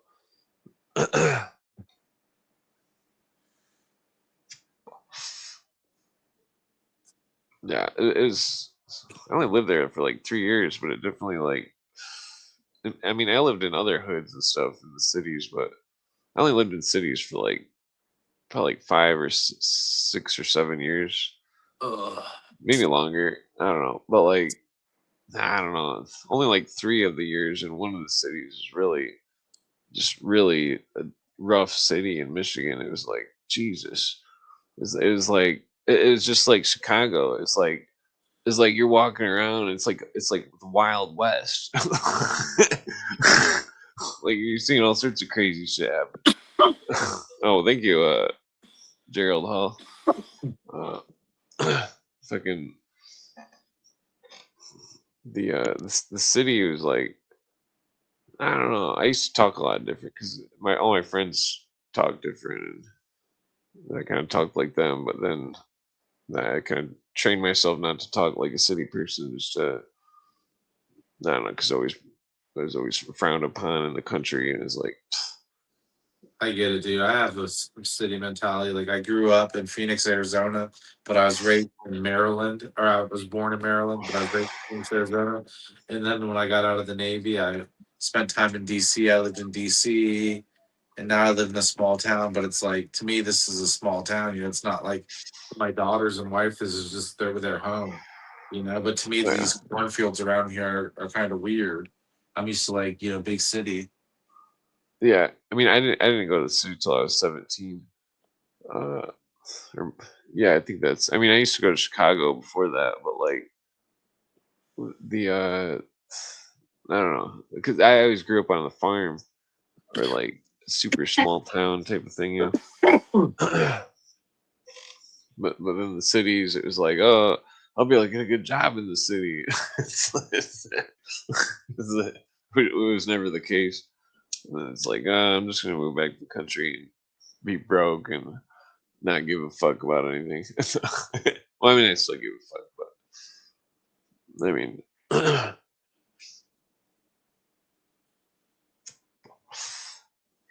yeah. We were talking about ghosts and shit. I ate a slice of pizza already, but I'm like, maybe I need to go to bed because I'm just like wanting to eat. Oh, I know what I need to do. I need to drink a yogurt. I'll be Oh, back. yeah. Yeah, the I get high and get hungry right away. oh yeah. Yeah, like I don't know, it's like the city is like it's different, especially if you know people and you're like smoking blunts with everybody and everybody knows your name. the that was a Cheers joke. I don't know if anybody got that.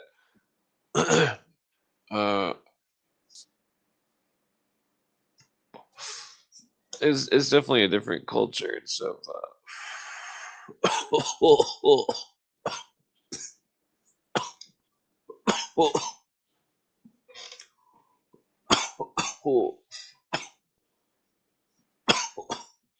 Excuse me. What? Yeah, I think living in the woods is the best because like it's all this like air and stuff, like trees and like I don't know, the air is fresher. Because whenever I go to the cities, dude, it's like man, it's like it doesn't smell clean or anything. It's like it's not that it smells dirty. It's you can smell the car exhaust and stuff.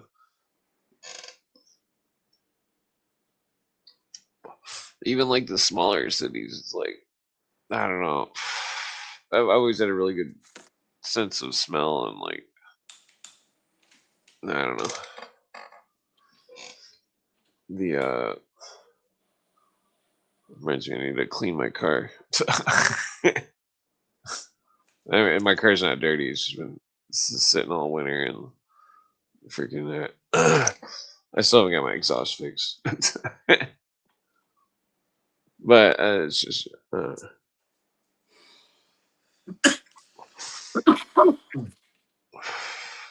nah, What do you do during the day? no. I mean, sometimes I do a lot of research, but like sometimes I go and work for my friend and he gives me free weed or whatever for working on his weed farm or whatever. That's cool. I used to Yeah, work from like midnight to I don't know, really early in the morning, like you know what I'm saying? But my shift changed and now I go in from like 1 to 9. So oh yeah, I yeah. have I need to get a job somewhere. I'm actually off tomorrow and then I work the next fucking 6 days. Yeah, I thought about getting all sorts of. I got all sorts of job ideas. I might just start painting paintings again. Uh, YouTube's not a good enough job. what's that? YouTube's Oh good enough no, job. YouTube doesn't give you anything. You have to fucking be like Mr. Beast to make it on YouTube, right? Yeah, I don't think that it's even people with tons of viewers are probably just getting enough for groceries or something. Like fucking I don't know.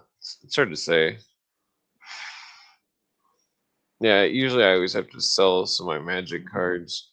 So I got a bunch of magic card collections. Like it's like a card game. Some of the cards are worth a lot of money. Go freaking the stores.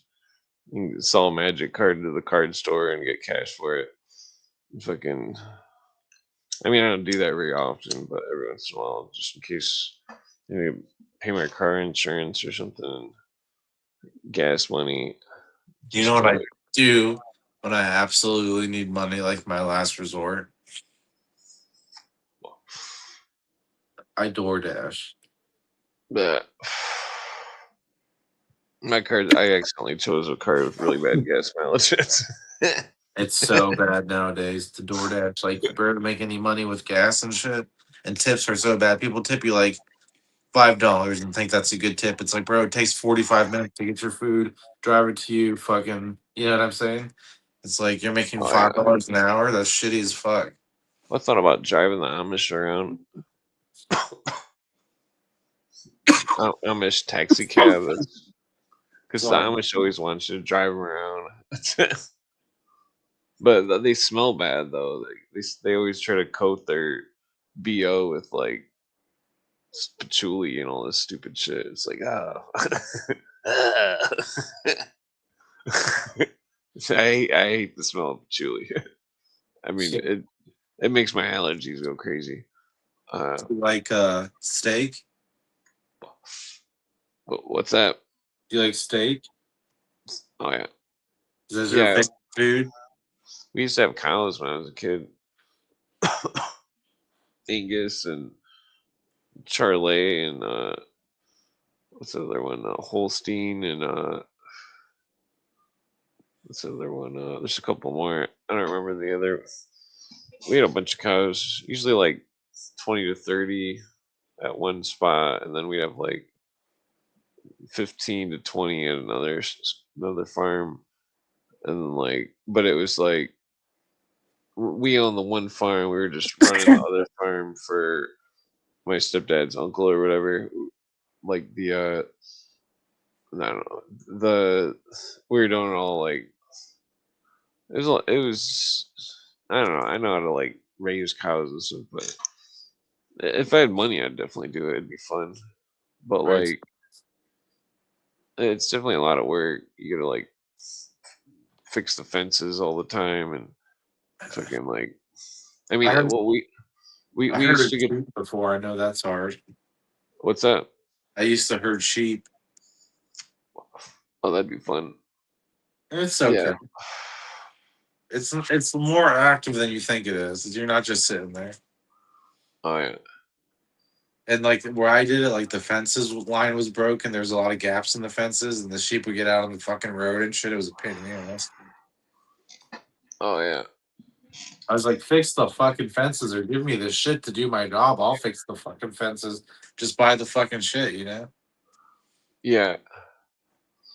We always had like cows in like 3 stages, like at the I think it was at winter or spring or no fall. I think we would get calves, and then we would like, but we'd also have like calves that were like 200 or 300 pounds.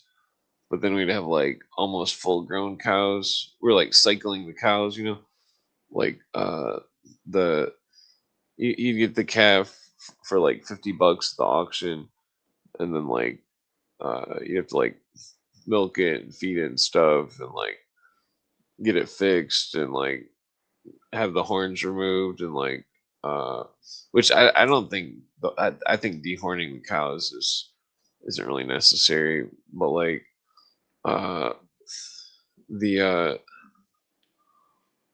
yeah, then we'd like just give them like molasses grain uh for like molasses grain and corn. I mean, you could feed them different. It depends on how you want it to taste. If you gave it like all alfalfa, it was always tasted really good.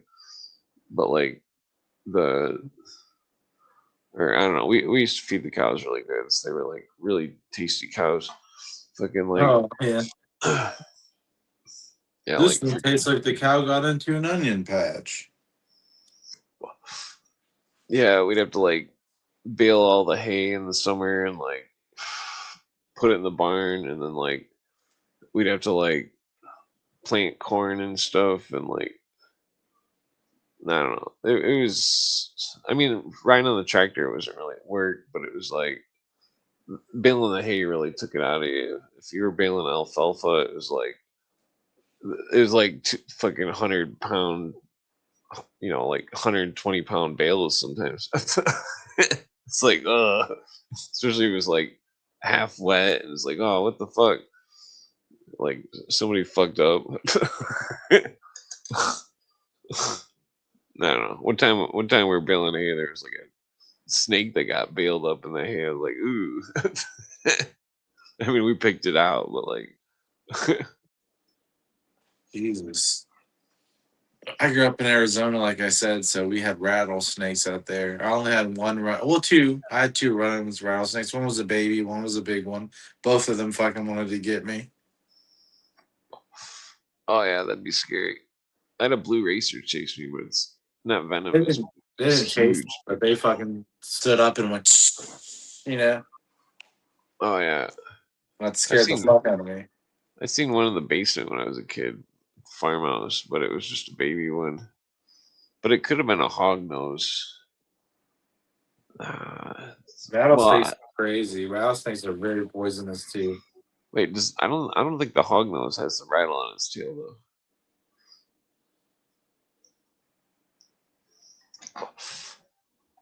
Yeah, rattlesnakes are scary. They're aggressive too.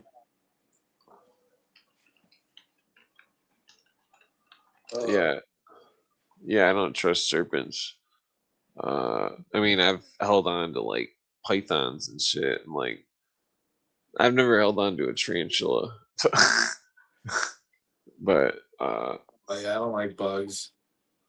yeah, my friend would always have scorpions and stuff. My friend that was Navy SEAL, he's always have all these scary fucking insects. Like, I'm not holding your fucking giant scorpion. like fucking like literally like fucking I don't know, like the size of a paper plate or something. I was looking at the hognose. Yeah, the hognose doesn't have the rattle. Wait, does it? Yeah, I don't think the hognose has the rattle. I think it was just a rattlesnake. I've seen hognose too, though. Well, only rattlesnake once. It was a baby. The hognose though, they go up like a cobra. They get all they get really aggressive, but they're not poisonous. But you still would not want to fuck with it. Oh, they'll bite you. Yeah, yeah. The freaking like they go just right up like a cobra. Their sides like go out like they got wings. You know. It's pretty cool if you see one. It's like whoa.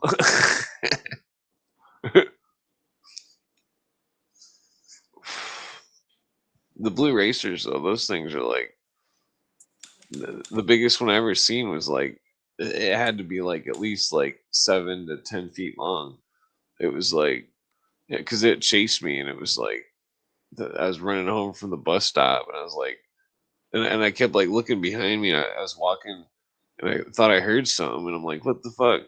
I kept stopping and looking and every time I stopped and looked, it would stop and I couldn't see it and I'm like and then I like start walking again and then I look back and I see it fucking I look back while I'm walking I see it fucking uh chase like coming up at me and I just took off running and then it took off fucking like slithering real fast. I'm like, what the fuck?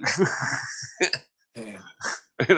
And it quit chasing me after I got to like the porch, but like it was weird. I've never seen a snake do that before. That is fucking weird. Yeah, it's like ultra aggressive, like fucking.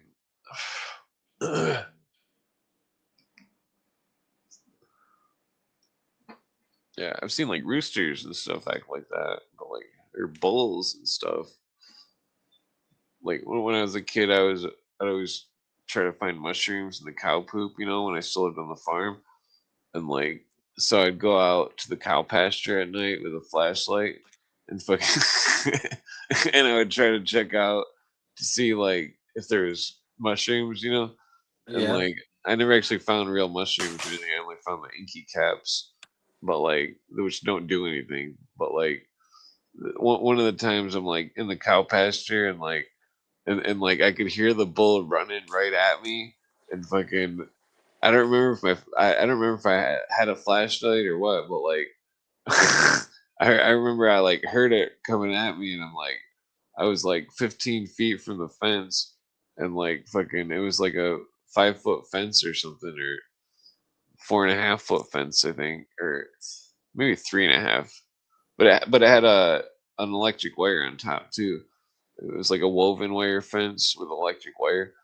But like I ran and jumped over the wire of the fence and landed like face down in the ground and fucking like and the bull was like right at the fence, fucking like you know, like Like it Jeez. straight up almost trampled me. That could have been the end of you. Yeah, that bull almost got me twice. The other time I saved somebody's dog. Because the I think you dog, told me that. yeah, because yeah, me and my friends were smoking weed. Or no, I don't think we were smoking weed. I was showing some people the cows. Some of my friends that came over, and this chick that was with my friend, she had a dog, and fucking like, it was a Malamute, and fucking like, the dog jumped in with the bullpen when it was in the small pen, and like it was like a 20-foot pen or something. And like I had to jump in there and grab the dog and then jump out over the and the dog was like a big dog, like a Malamute. It was like an 80-pound dog or something. 'Cause it was like fat and like fucking I saved the dog and the bullet crushed me, but like it was like full on adrenaline, like like oh my god, the dog's gonna get crushed by the bull. Like who the fuck let the dog in there? Like, it was scary. Who let the dog in there? Yeah, nobody did anything. I'm just like, voof, like fucking Superman, 'cause I used to skateboard a lot, but like, uh, fucking, I jumped in there and grabbed the dog, like fucking, like swooped its legs up, and just straight up jumped out. It was like, it was pretty miraculous.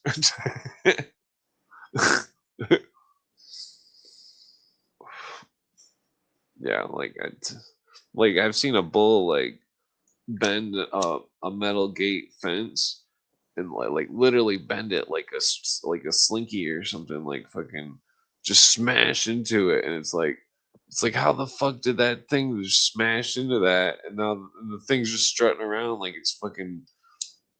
Bulls are scary. That's I'm surprised they haven't militarized fucking bulls. Like fucking I don't know. Dolphin, Even dogs. well, any big animal is like. I mean, I could see an ancient world where they had elephants and shit. Like fucking. One time we had to load the cows up, and this cow was being like, and it was a fixed cow. It was a steer, and like fucking this thing was just not wanting to get on the trailer, and fucking it seemed like a grain spout hole in the barn. The barn had like solid oak walls with fucking like metal over top of it, and fucking like the cow jumped through the wall, and it was like based on this tiny hole in the wall that it seen the tiny hole in the wall and then just jumped right through the wall. It was like a full fucking white oak. Like those boards were like hard as a nail. Like you can't even pound a nail in those white oak boards that are like 100 years old if it's like in good shape.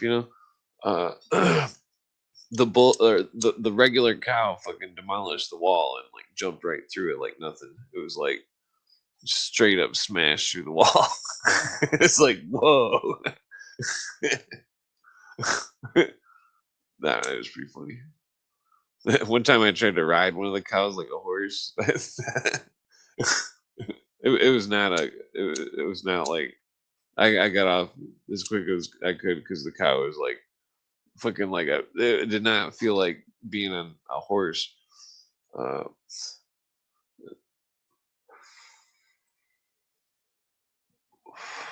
I mean, horses are scary enough. You try to jump on a horse, it's like I don't know if you've ever ridden a horse before, but fucking like, damn it, I just dropped fucking joint.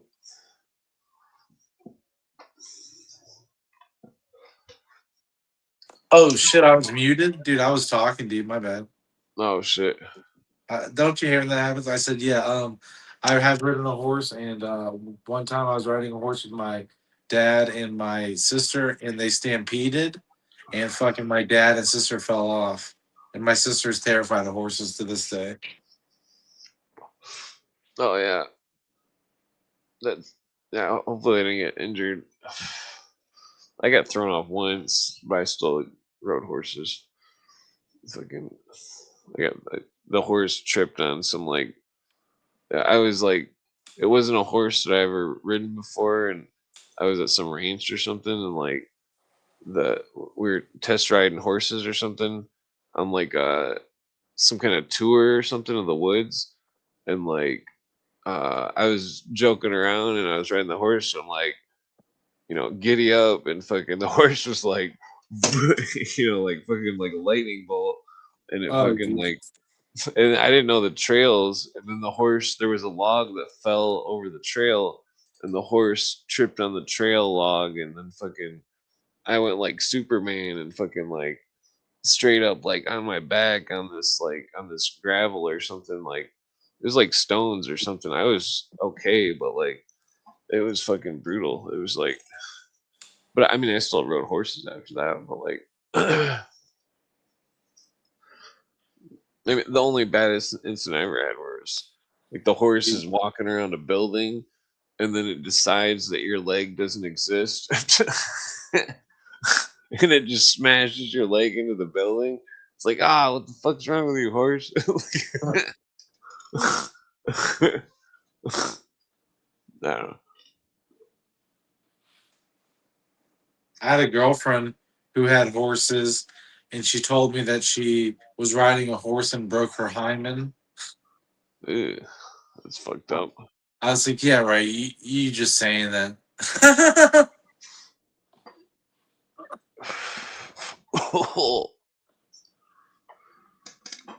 Yeah, freaking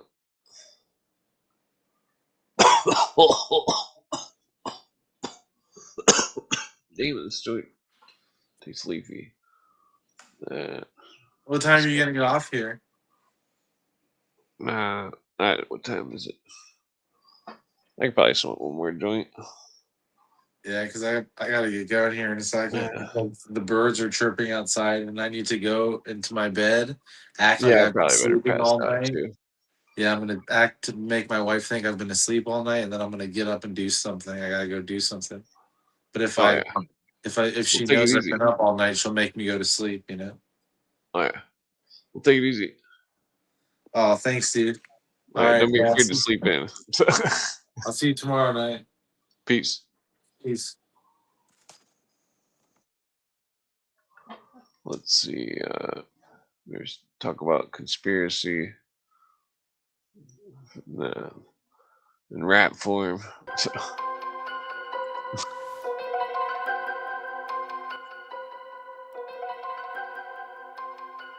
Nah, maybe I should just pass out. Well, I think I'm almost on the 420 mark on the video thing. Yo, it's 420 on the video. I rap like Arsenio Hall to y'all. Come back, call y'all squall. Wait, no, I don't know if that's a real word. Yo, falling, coming back, stalling, roll another joint, and I'm going to sleep. All right, peace out.